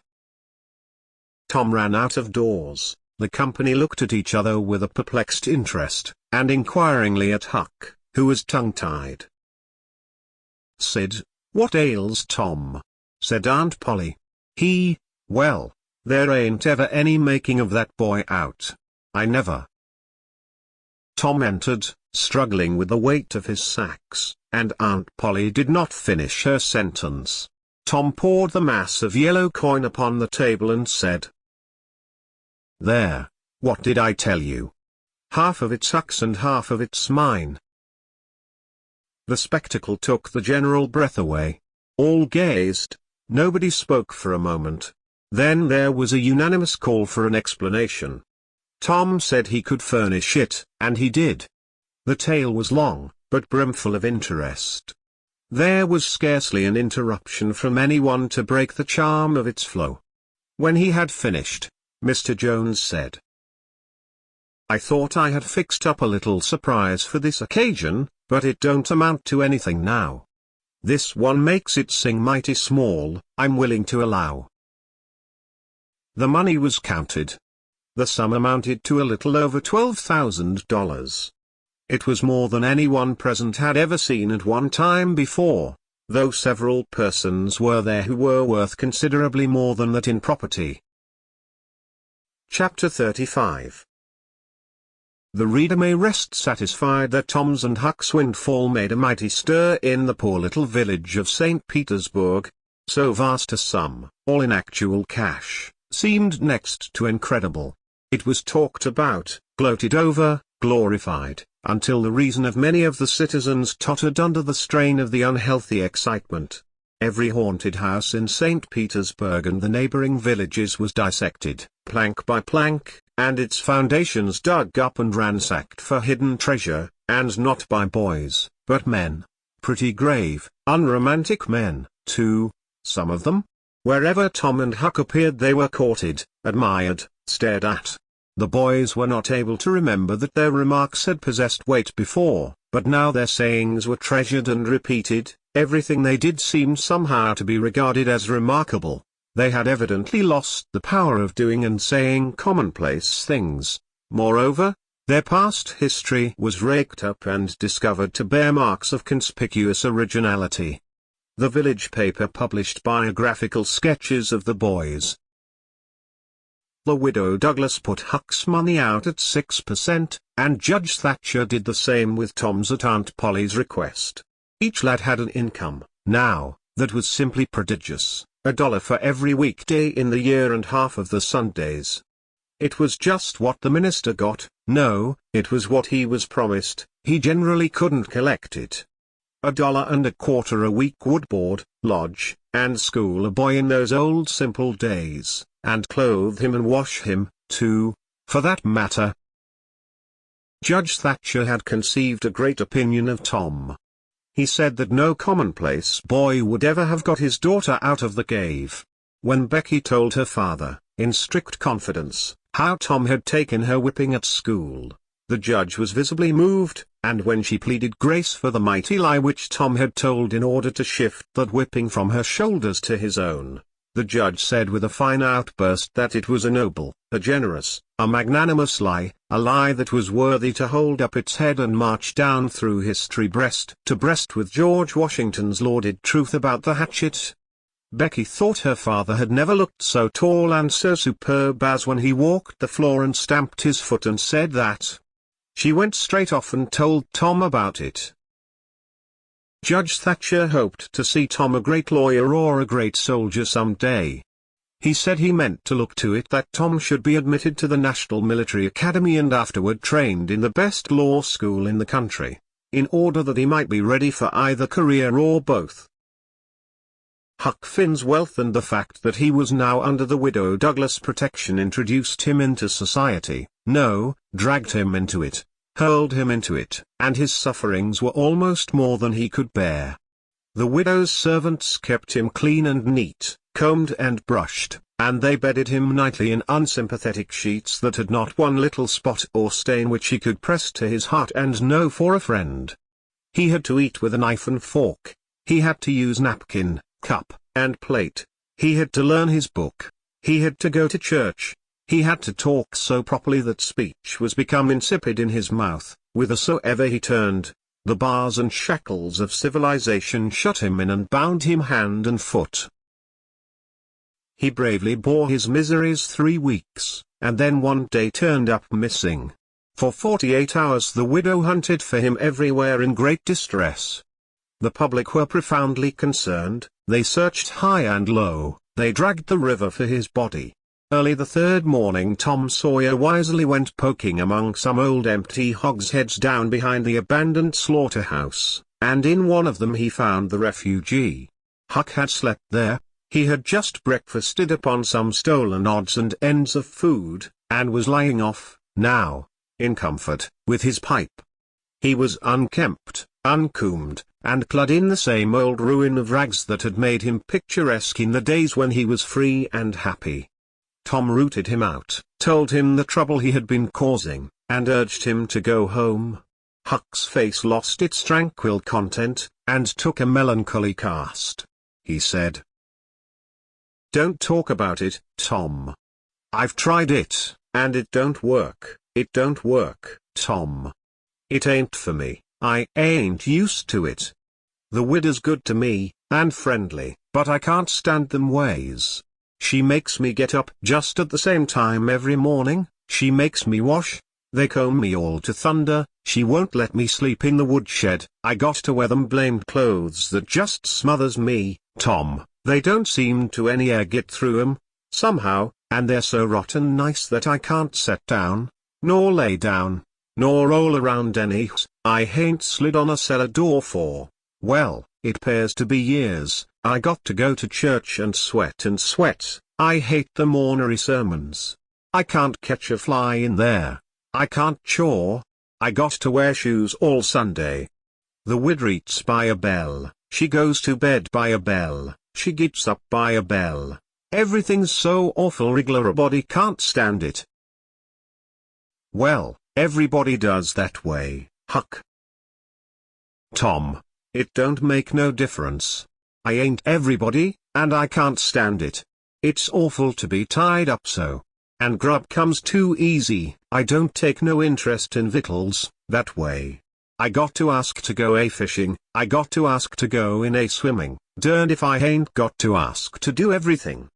Well, I'd got to talk so nice it wasn't no comfort. I'd got to go up in the attic and rip out a while, every day, to get a taste in my mouth, or I'd a died, Tom.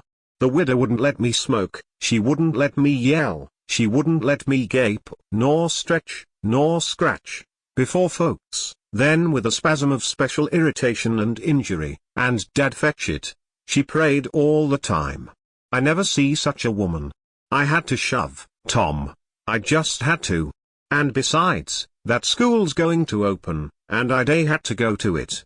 Well, I wouldn't stand that, Tom. Looky here, Tom, being rich ain't what it's cracked up to be. It's just worry, and sweat, and wishing you was dead all the time. Now these clothes suits me, and this ball suits me, and I ain't ever going to shake 'em anymore. Tom, I wouldn't ever got into all this trouble if it hadn't a been for that money. Now you just take my share of it along with yourn, and gimme a 10-center sometimes, not many times, because I don't give a dern for a thing that it's tolerable hard to get, and you go and beg off for me with the widow. Oh, Huck, you know I can't do that. 'Tain't fair, and besides if you'll try this thing just a while longer you'll come to like it. Like it? Yes, the way I'd like a hot stove if I was to set on it long enough. No, Tom, I won't be rich, and I won't live in them cussed smothery houses. I like the woods, and the river, and hogsheads, and I'll stick to 'em, too. Blame it all.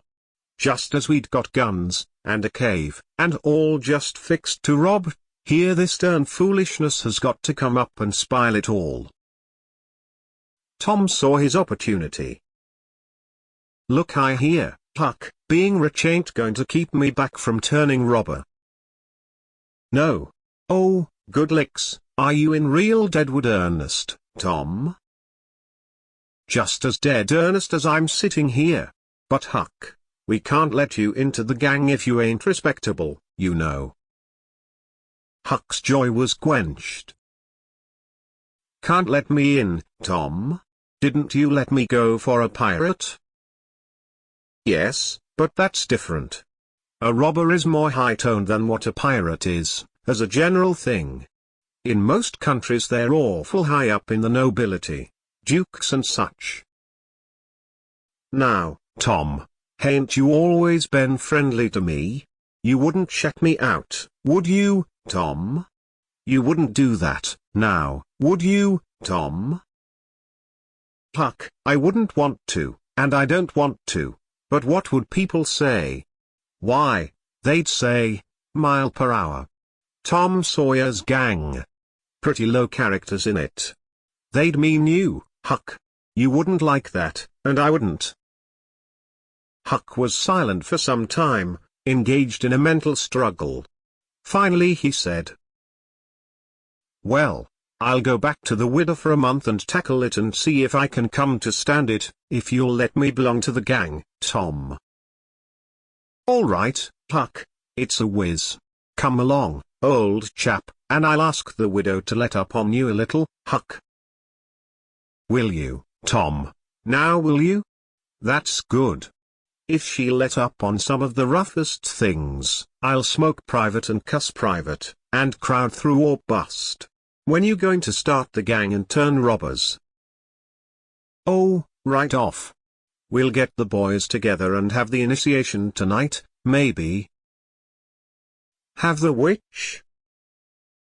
Have the initiation. What's that? It's to swear to stand by one another, and never tell the gang's secrets, even if you're chopped all to flinders, and kill anybody and all his family that hurts one of the gang. That's gay, that's mighty gay, Tom, I tell you. Well, I bet it is. And all that swearing's got to be done at midnight, in the lonesomest, awfulest place you can find. A haunted house is the best, but they're all ripped up now. Well, midnight's good, anyway, Tom. Yes, so it is. And you've got to swear on a coffin, and sign it with blood. Now, that's something like. Why, it's a million times bullier than pirating. I'll stick to the widder till I rot, Tom, and if I get to be a regular ripper of a robber, and everybody talking about it, I reckon she'll be proud she snaked me in out of the wet. Conclusion. So endeth this chronicle. It being strictly a history of a boy, it must stop here. The story could not go much further without becoming the history of a man. When one writes a novel about grown people, he knows exactly where to stop, that is, with a marriage. But when he writes of juveniles, he must stop where he best can. Most of the characters that perform in this book still live, and are prosperous and happy.